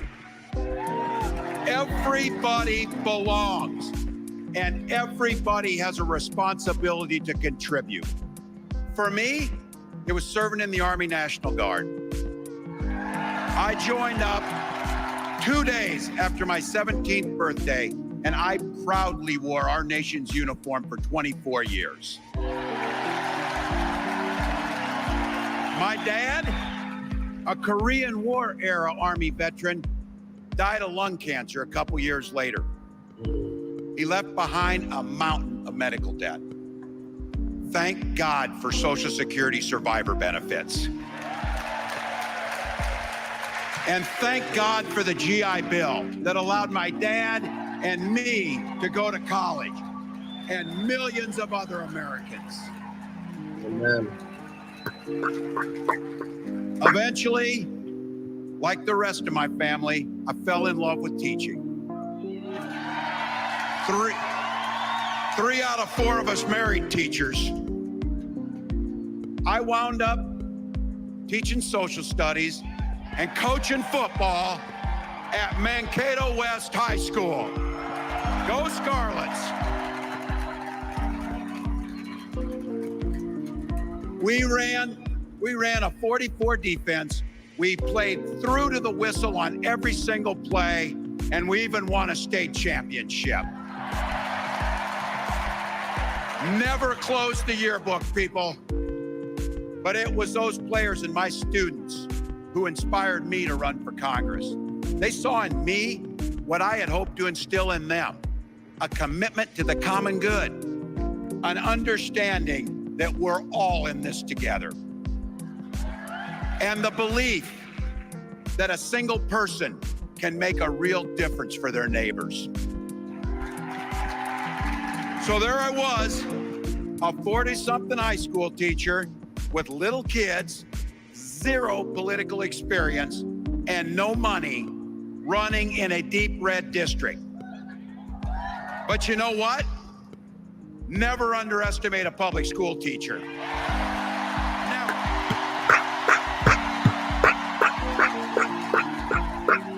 I represented my neighbors in Congress for 12 years, and I learned an awful lot. Wife is I getting learned how to work across the aisle on everybody to the dugout, damn it. economies and taking care of veterans. And I learned how to compromise without compromising my values. Then I came back to serve as governor, and we got right to work making a difference in our neighbors' lives. We cut taxes for the middle class. We passed paid family and medical leave.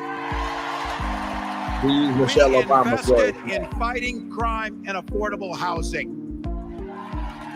We cut the cost of prescription drugs and helped people escape the kind of medical debt that nearly sank my family. And we made sure that every kid in our state gets breakfast and lunch every day.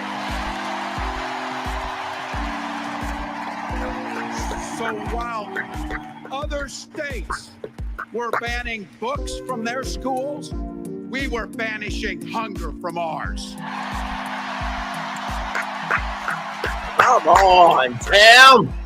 We also protected reproductive freedom because in Minnesota, we respect our neighbors and the personal choices they make. And even if we wouldn't make those same choices for ourselves, we've got a golden rule. Mind your own damn business.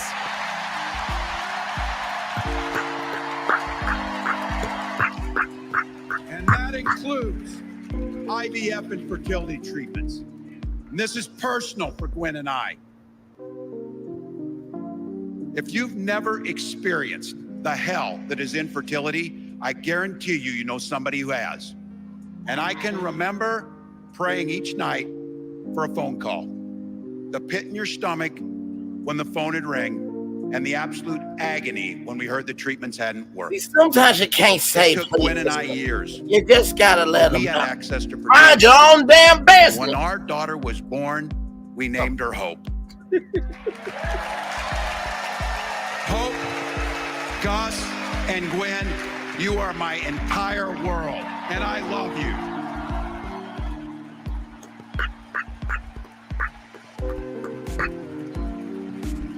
I'm letting you in on how we started a family. Ooh, Lord. Because this is a big I part love that about damn what son. this election is about. When Freedom.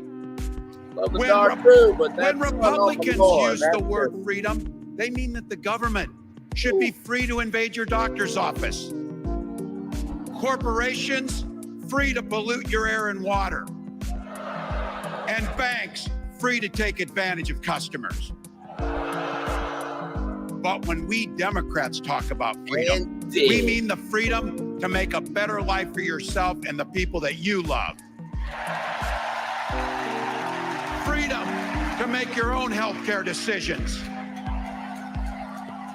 And yeah, your kids' freedom to go to school without worrying about being shot dead in the hall.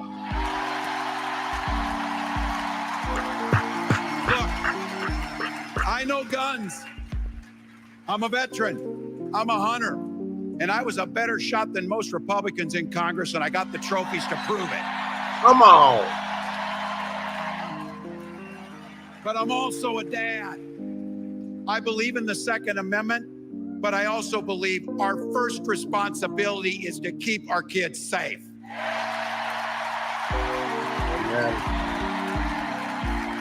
That's what this is all about.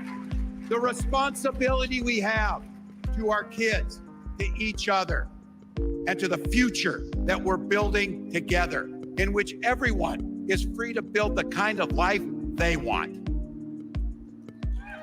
But not everyone has that same sense of responsibility. Some folks just don't understand what it takes to be a good neighbor.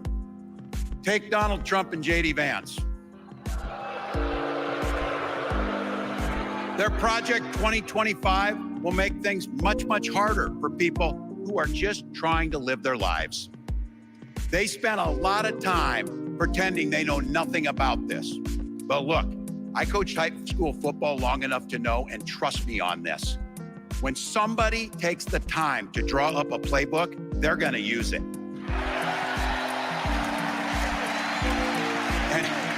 And we know if these guys get back in the White House, they'll start jacking up the costs on the middle class. They'll repeal the Affordable Care Act. They'll gut Social Security and Medicare. And they will ban abortion across this country with or without Congress. Here's the thing. It's an agenda nobody asked for. It's an agenda that serves nobody except the richest and the most extreme amongst us. And it's an agenda that does nothing for our neighbors in need. Is it weird? Absolutely. Absolutely. But it's also wrong. And it's dangerous. It's not just me saying so. It's Trump's own people. They were with him for 4 years. They're warning us that the next 4 years will be much, much worse. You know, when I was teaching every year, we'd elect a student body president. And you know what? Those teenagers could teach Donald Trump a hell of a lot about what a leader is. Leaders don't spend all day insulting people and blaming others. Leaders do the work. So I don't know about you. I'm ready to turn the page on these guys. So go ahead. Say it with me. We're not going back. Not going back, We've got something better to offer the American people. It starts with our candidate, Kamala Harris. From her first day as a prosecutor, as a district attorney, as an attorney general, as a United States senator, and then our vice president, she's fought on the side of the American people. She's taken on the predators and fraudsters. She's taken down the transnational gangs, and she stood up to powerful corporate interests. She has never hesitated to reach across that aisle if it meant improving your lives. And she's always done it with energy, with passion, and with joy. Folks, we've got a chance to make Kamala Harris the next president of the United States.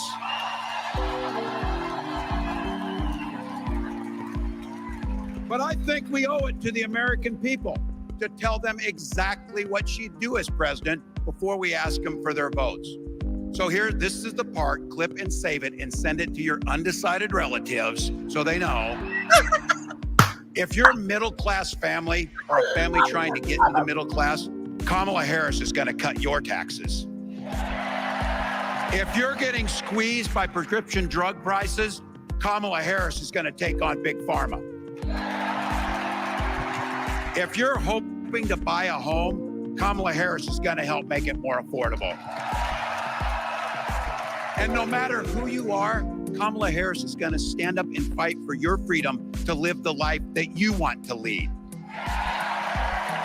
Because that's what we want for ourselves, and it's what we want for our neighbors. You know, you might not know it, but I haven't given a lot of big speeches like this. But I have given a lot of pep talks. So let me finish with this, team. It's the fourth quarter. We're down a field goal, but we're on offense and we've got the ball. We're driving down the field. And boy, do we have the right team. Kamala Harris is tough. Kamala Harris is experienced, and Kamala Harris is ready. Our job for everyone watching is to get in the trenches and do the blocking and tackling. 1 inch at a time, 1 yard at a time, one phone call at a time, one door knock every at first a time, every first and 10 until we make it. at a time. Look, we got 76 days. That's nothing. There'll be time to sleep when you're dead. We're gonna leave it on the field. That's how we'll keep moving forward. Right there. That's how we'll turn the You page your on Donald stilettos, Trump. I'm in my That's sneakers. how It's we'll on. build a country where workers come first. It's Healthcare on. and housing are human rights. the government stays the hell out of your bedroom. Amen. That's how we make America a place where no child is left hungry, where no community is left behind, where nobody gets told they don't belong. That's how we're gonna fight. And as the next president of the United States always says, when we fight,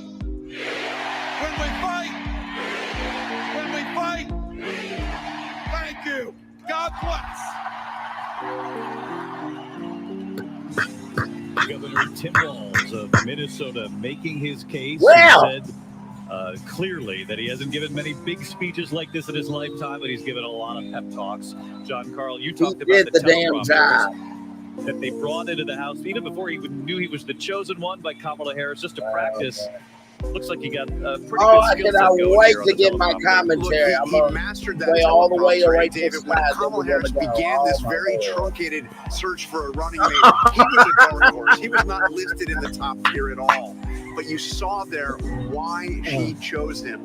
The stylistic contrast. You almost felt like the people in the room got a trip to Mankato High School tonight, what it was like to be coached by Tim Waltz, taught by Tim Waltz, and whether you like his politics or not, for those, the millions watching across the country, you certainly got a sense of who he is, given the fact that he hasn't been on the national stage for very long. Mary, you and I were talking about the family. Yeah. And again, we can all relate, whether or not you agree, no matter where you are in the political spectrum, when you see a son and a daughter and the tears stream down their face, proud of their dad, it translates. A very proud, very emotional family. I mean, just weeks ago, they could not have imagined this was where they were going to be. And just weeks ago, most Americans, let's be honest, had no idea who Tim Waltz was.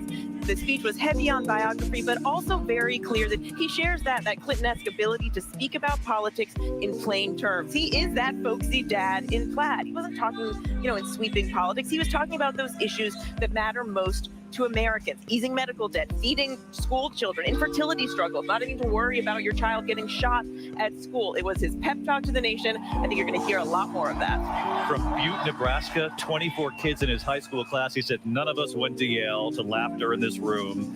And Lindsay, there was a lot of policy in there, too. He talked about he fought as governor and made it happen that they feed all students in public schools. He said, instead of throwing out books, we threw out hunger. That's right. We were banishing the hunger in ours. And, he did have the strategy to continue on with that coach analogy, right? He was talking about lowering the prescription drugs, making home ownership more affordable. He presented the playbook, if you will, that naturally a coach would do, which goes along with the theme, again, that Kamala Harris has presented all along. We are the underdogs, right? He talked about getting in the trenches and doing the blocking and tackling. Spoken like a true football coach there. But something else that he has been described as is the big dad energy. And I have to tell you, 17-year-old Gus just stole my heart when he said, "That's my dad. That's my dad." Tears in his eyes means so much, the pride and love of a beaming son. Yeah, hard for anyone not to have that moment sort of connect with. We all have family. We all know we'd be proud of our parents too. They're not going to be on that stage. Certainly very few get that opportunity. They've been very open actually about their son Gus has a nonverbal learning disability. They went public with that. Very supportive of him. They say he's a brilliant young man, learns a slightly different way, and like millions of school children in this country. And just to see the pride in his face and the tears, Martha. Hope as well, the daughter they named Hope.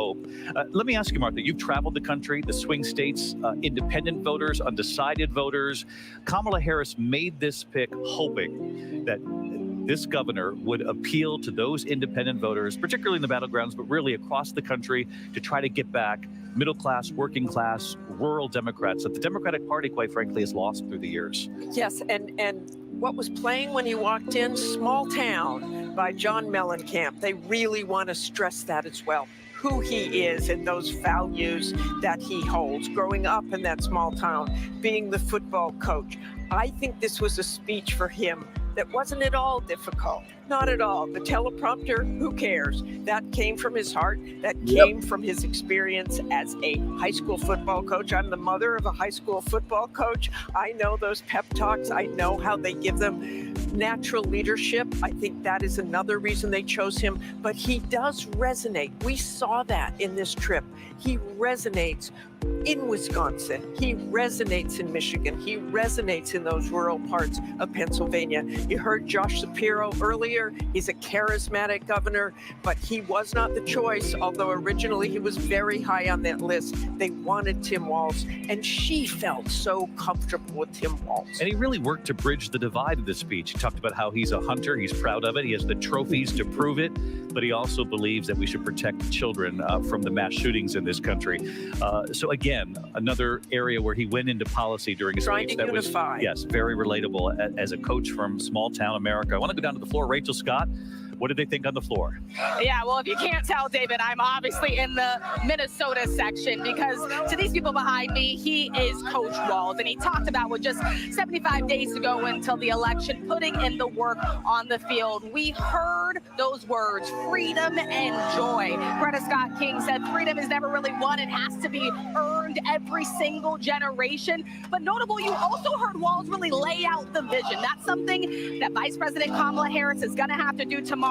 This crowd still chanting Waltz, David. Rachel Scott with the Minnesota delegation. Terry Moran also on the floor. Terry. I am going to utilize this comment in my commentary. Everybody in life wants to be a part of something bigger than themselves. This comment reads, Miss Billy is President Kamala. Oh, don't mind me. I'm just fortunate on my future call to come to the White House. Why am I utilizing this comment? And no, it's not just because I love her very much. It's not just because of her intelligence, but more than that, she felt, she does feel, and she embraces the fact that there is a possibility that she can be called on. From Ohio to Arkansas to California to Texas to Florida to New York to Philly to Detroit, any and every state. And let's not forget Puerto Rico and the U.S. Virgin Islands. Everybody in life at one point in time has been rejected for the call. But you know what? The blessing of it is eventually everybody gets accepted. Where guess what? Hey, you ready? Oh, don't worry about that. Look, I know what the circumstances say. That was natural energy. We just surpassed all that because we know who the hell you are. Tonight, what Coach Waltz did, what Coach Tim did, was to let you know, regardless of whether you sit high and you look low or you sit low and you look high, everybody's got a part to play on this team. Whether you in those fine stilettos like CEO Financial Queen, or you in your sneakers like Braylon Lee, we got every 1st and 10 to get to our touchdown. It's been quite a regular season. The playoffs, we fought hard for it. But now we're in our Super Bowl. The coin toss, well, it started off being 45's ball. The kick is up. He got it. But see, the problem is, though, when that ball lands, you got to move. Just because you catch it doesn't mean you know how to handle the responsibility. So, to let you all know that regardless of whether you are the first pick in the draft or whether you're the last pick in the draft, as long as you got the call, there's a shot for you to be a champion. Well,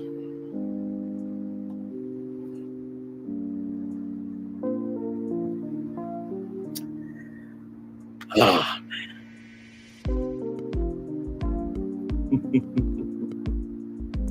and listen, if it gets a little rough on the field,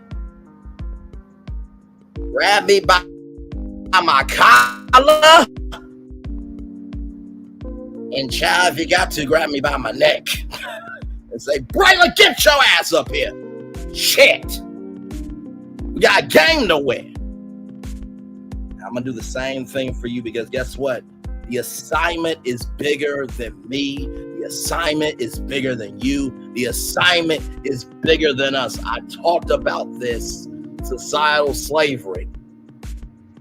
This is your role. Know your place and shut the fuck up. But the problem is, though, for every role that is given, the infrastructure changes over time. And if you don't have what needs to be in place, the foundation will crumble. Giants, they do fall. The bigger they are, the harder they fall. But you know the great thing about when that giant falls? It gives everybody the chance to be their own giant.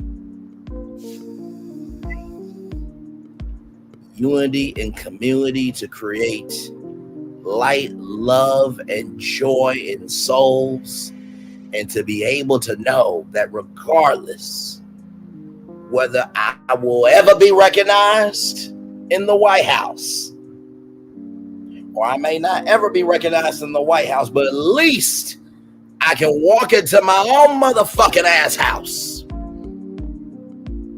and I can recognize that my house matters.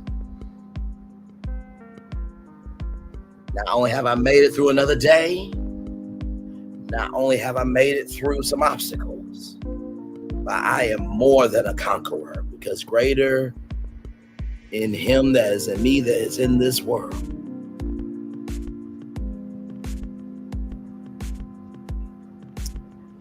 Anyone can be a present to entertain you, but it takes somebody to be a gift to bless you. And I'll leave you with this.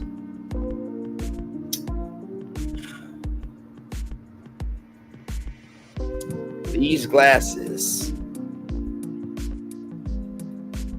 they magnify things. But the only way they will ever be able to help you focus is if you put them on to see what's in front of you. Possibilities are in front of you. It looks so far away. Maybe if you put your glasses on, your blessings are right there in front of you. You want to know something? They've been there the whole time. Let's do this daily mover and head on out here, shall we? Let's do what we do, y'all. Love y'all. I really mean that.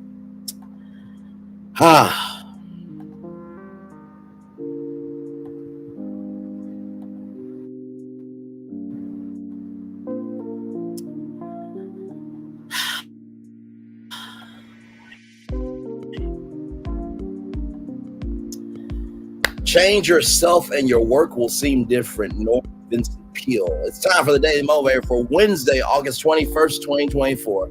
Inspired by dismay. Dismay gets your attention, but if you let it continue beyond that, it gets you nothing. Actually, what you end up is with worse than nothing, because disarray more often than not serves as an excuse for inaction and resignation. Sure it is important to accept the reality of whatever you cannot change. The serenity prayer. Help me to change the things I can. Give me the peace to, what do they always say? Hang on, child. Let me do this right, because I know I need to do it right. The serenity prayer.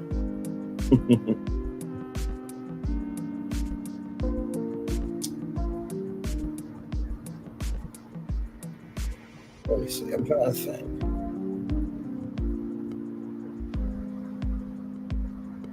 Help me accept the things I cannot change. There we go. God, grant me the serenity to accept the things I can't. God, grant me the serenity to accept the things I cannot change. Courage for the things I can change. And have the wisdom to know the difference. And that certainly includes discouraging things. But acceptance does not mean do nothing. When dismay floods into your awareness, feel its energy, then be prompted by the feeling to transform your dismay into positive inspiration. Even when there are factors you cannot change, there is much good you can do. Be inspired by dismay to focus on the positive, productive, and life-enriching actions you can take. Don't allow dismay to waste your precious time or conceal your best possibilities. Instead, intentionally change that dismay to inspiration and push to continue life in a positive direction. Ralph Wilson. Ralph, let's go, my friend. Inspired by dismay. Well, I would have to say that the disarray of racism, bigotry, and fear has been in disarray for many years. It's almost like a zit. It starts off yellow, but then it goes to black, and once you pop it, it just doesn't stop. The problem is not the formation of the zit with the black pus, but how did you care for yourself that got you to where the zit came on your face? If you use 7th Avenue beauty, or even if you don't use 7th Avenue, if you just give a damn about yourself, your face can be as clear as you make it. It can be as bumpy as you could care less about it. That's the first thing you'll see. So the disarray that you don't want to come your way, give a fuck about how you take care of yourself. That's the first thing I'll tell you about being inspired by dismay. The second thing I'll say, even when there are factors you cannot change, there's much good that you can do. Do you not know how much I wish I was in the sweet home of Chicago? Right there with Lindsay Davis, right there with David Muir. David Muir, Lindsay Davis, Brain Lee, the three amigos. We got it. I can't be there because, for one, they don't know I exist. Number two, maybe I haven't put enough work. But number three, that's their assignment. But just because I'm not a part of their assignment doesn't mean I don't have my own assignment. For the last 3 nights, I have been able to bring so many people together, not based on being a Democrat or Republican or independent or a third party, but is being tired of the bullshit of when is enough enough. I can't give everything I have because I barely have anything for me, but I have something to give, and does that matter? For the last 3 nights, I've been able to showcase that. Just because I'm not being seen on ABC doesn't mean I'm not being seen. So the second thing I will tell you is being inspired by disarray. Just because life is in disarray doesn't mean that you don't have an assignment that can matter to you. And finally, the third thing I'll say, because you know I always do 3 points. Instead, intentionally change that dismay into inspiration. You know, Martin Luther King Jr. said, our lives begin to end when we become silent on the things that matter.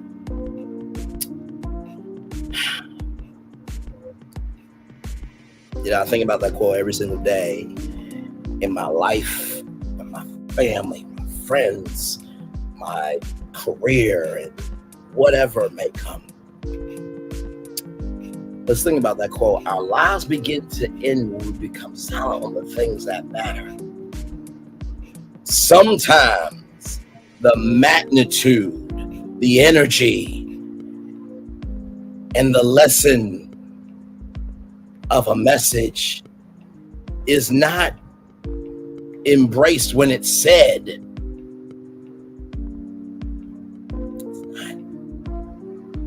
The power of a message is not felt by how many times you say it,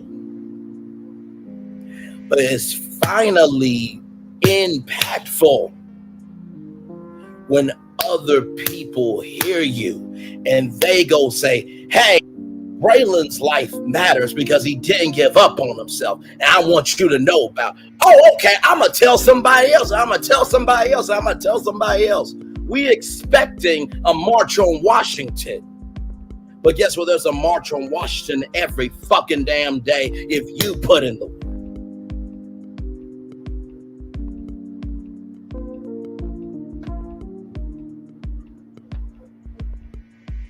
I wasn't around in 1954 to be a part of that march on Washington.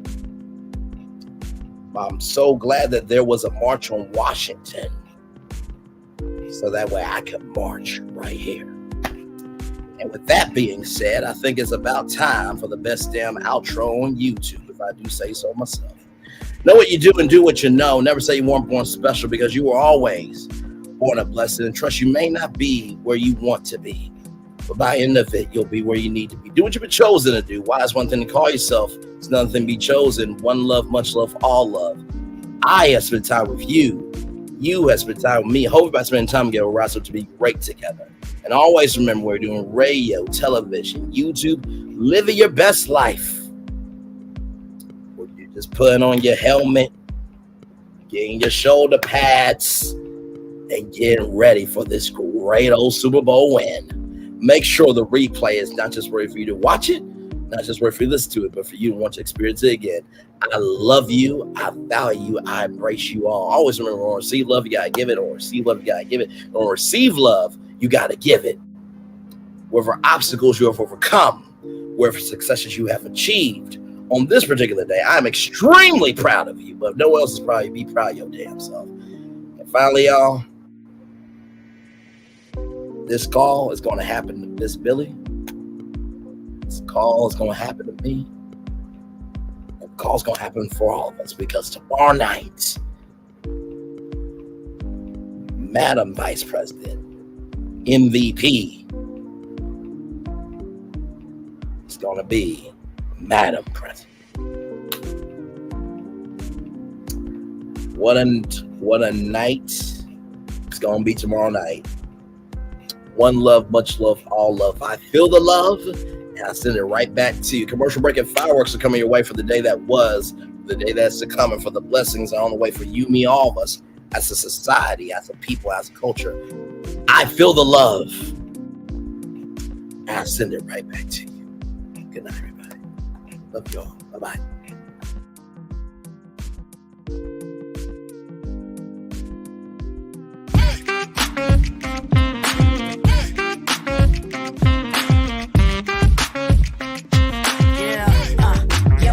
All day. Yeah, we're working, let me play. You know me, work real hard, now we're ready, let's play. Hustle up, yeah. Ready, set, let's go, yeah. Hustle up, yeah. Ready, set, let's go. Turn it up, turn it up, turn it up, turn it up a little louder. Now get low, come on, yeah, drop it to the floor, yeah, drop it to the floor. Turn it up, turn it up, turn it up. Turn it up a little louder. Get low, come on, drop it to the floor. Turn it up, turn it up, turn it up, turn it up a little louder. Get low, come on, drop it to the floor.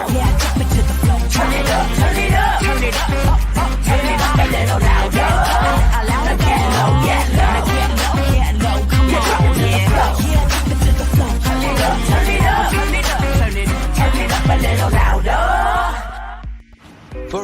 Cheers.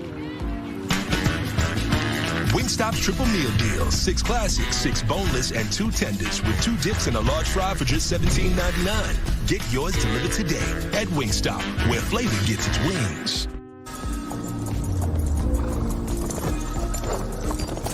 Welcome to the Paris Olympics.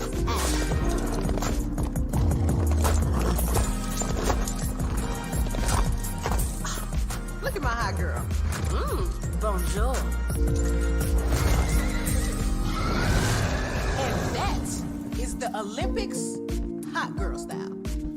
So it's a winged, fire-breathing, talking horse. No. Okay. That is the Olympics. Olympics? Olympics. What are they not getting about this? Right?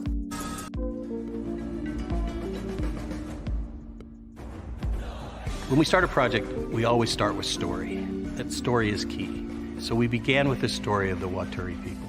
The myth of the Waturi people is that long ago, they set out on their outrigger canoes looking for a new home. There was a legend that said they could only find this new home with the help of this mini golden-finned fish called kanuku.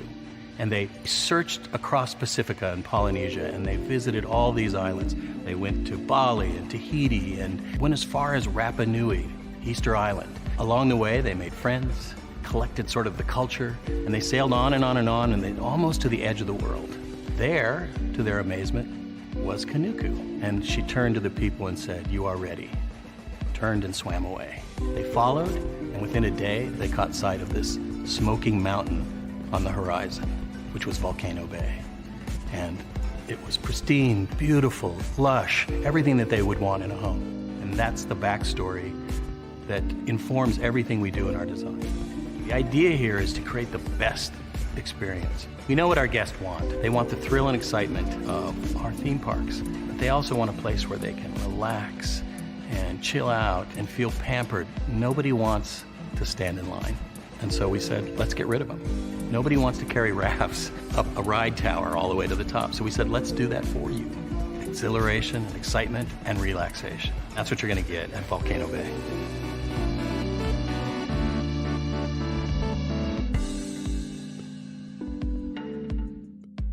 Power 923 Jams and the Arkansas Minority Health Commission encourages you to take the COVID-19 vaccine to help keep you and your loved ones safe. Involved in our community, the People Station, Power 923 Jams. KIPR Pine Bluff, Little Rock, KFOG, Little Rock, a Cumulus Media Station. And now, back to the jams. Hip-hop. Drake. Girls want girls where I'm from.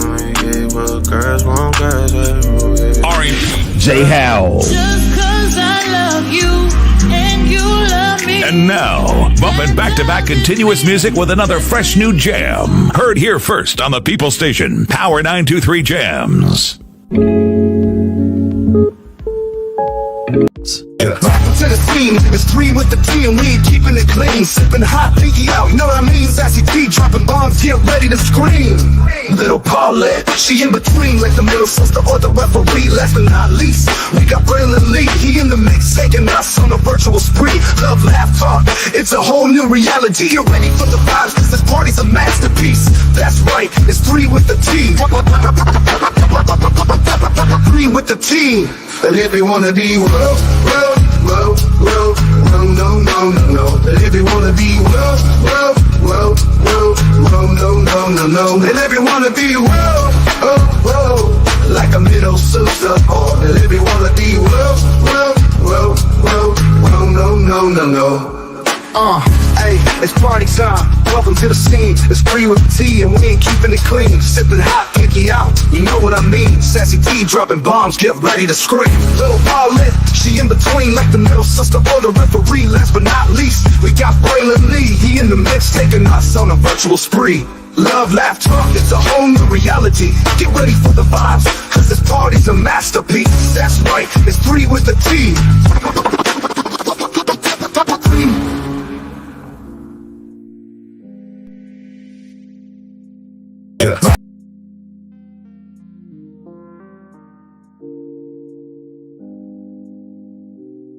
How's the gas? I feel great. I love you, and I love you. And to show my love, guess what? On Tuesday, November 16th, I'm gonna give everybody everywhere free tacos. You sure you want to do that? Absolutely.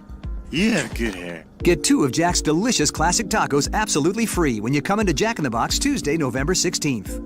Ooh, that's a big tooth. Get 2 free tacos Tuesday, November 16th at Jack in the Box.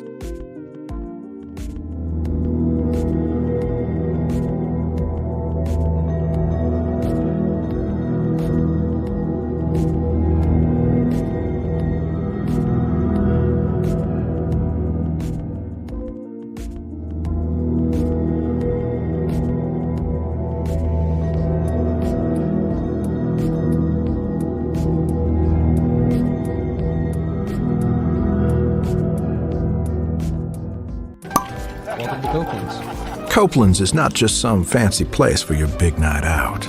In fact, there's no occasion too big, or if you like, too small. Copeland's, there's always something good.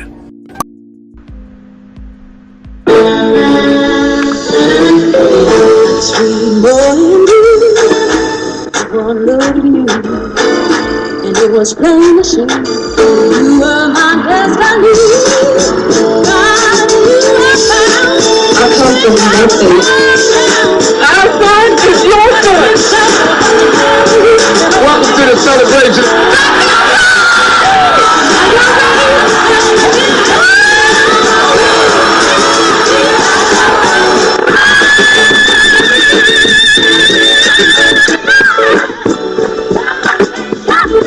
We always got it.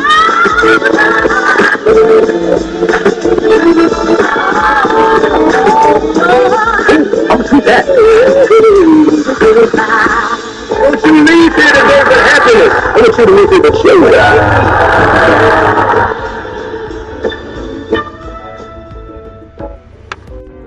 Things have been a little quiet around here. We've missed the fun. We've missed the excitement. We've missed the entertainment. We've missed the nightlife. But most of all, we've missed you. We're getting ready. Caesar's Rewards. We can't wait to welcome you back. I finally did it. Popeye's new chicken sandwich. I've been trying to make the perfect chicken sandwich forever. How does that make you feel? You know me. It had to be just right. Finding a bun as good as my chicken was not easy. I mean, I did it, obviously. I think we've made a lot of progress here. I feel great. Good talk. I'm proud of you. My new chicken sandwich is buttermilk battered and served on toasted brioche. Try it in spicy or classic. Love that chicken from Popeyes. I finally did. This is for all you multi-talented, multitasking, multi-everything people out there. Take it away. Find your glory, write your story, fearless feet will carry you. Time you own it, take your moment, be a fire burning through. Hustling from night until morning, grinding it out, it won't be long. Feel your power, it's your hour, you inspire, you are strong. Enjoy your Zola. No applause? You're all fired. Now that you've reached the stage in your life where quality television is important, Nubian TV is a black network that speaks to your lifestyle. Nubian TV is the world's first digital network devoted to the upscale and political lifestyles of black people. Nubian TV's programming includes politics, travel, fashion, food, automotive, arts and culture, civil rights, music, and more. Watch now on Amazon Fire TV, Roku, or watch globally at nubiantv.net. Nubian TV, it's what you want to watch.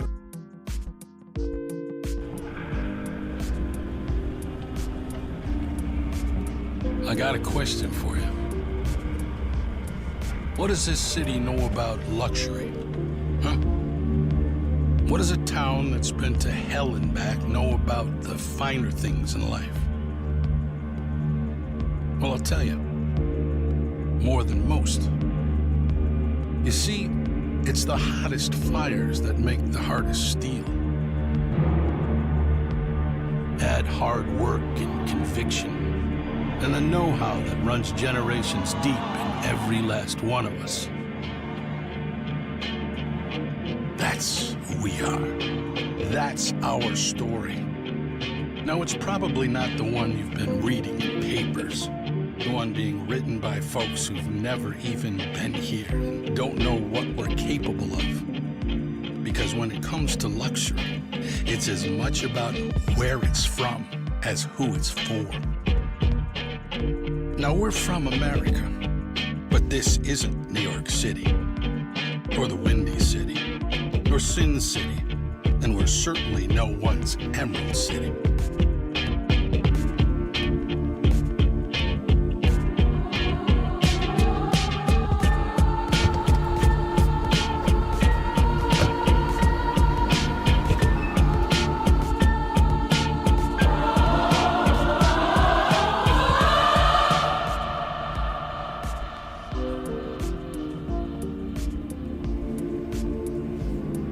This is the Motor City, and this is what we do.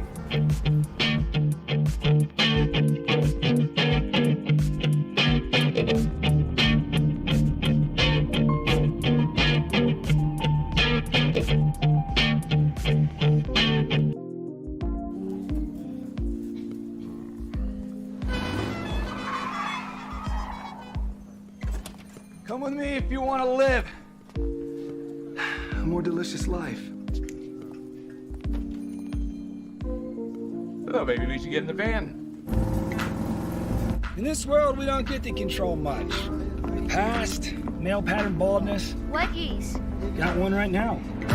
The urge to puff that bubble wrap. But there is one thing we do get to choose every single day: what we eat. Welcome to the Sonic Department of Research and Deliciousment. We have everything you want, didn't know you wanted, and some things you didn't know were possible.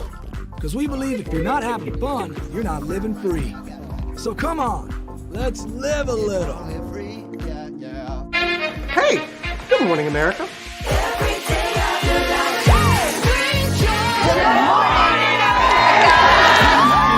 Good morning, America. Good morning, America. Good morning, America. Money!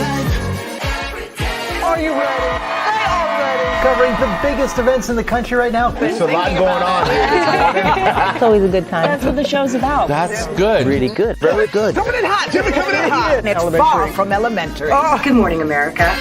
I'm not going to try to strut like Michael or anything. I have known George a long, long time. Have you ever gotten him to dance? Look at that face. You don't just see it, you feel it. I'm in. I'm in. I'm in too. I'll be there. I am here and so happy. I'm in. I'm in too. I'm in. That tells you something when Snoop Dogg's in. Michael, George, Lara, Ginger. Open your eyes. Think of the one place you've always wanted to see.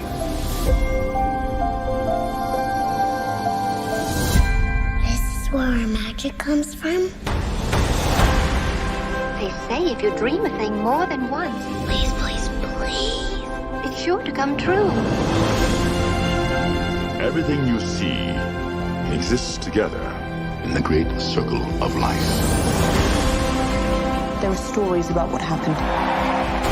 It's true. All of it. In every job that must be done, there is an element of fun. I told you she was tricky. Life is full of possibilities. What do you want to be remembered for? The world is in our hands, and we gotta do something with it. I just want to say a word of thanks to all the artists, the workers, and all of you. The young and and the young in heart. You helped make this dream come true.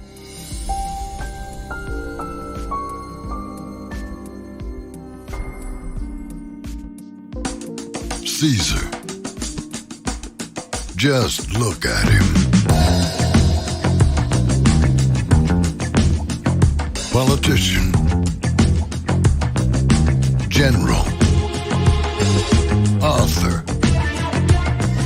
Ruler. Man.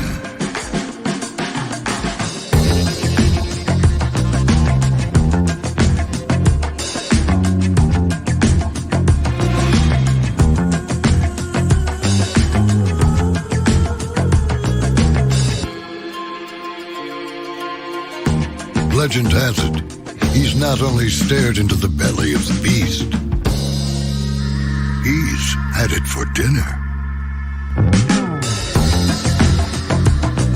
Here he's free to relax, or party, or relax, or party, or relax, and party.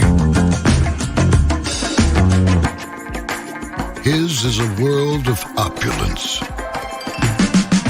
excess, and the occasional impulse buy. Not one to rest on his laurels, he's famous for ushering in a new age of entertainment. So, for anyone seeking a place where the sun never sets on a good time, all this awaits. I am Caesar, and I approve this palace.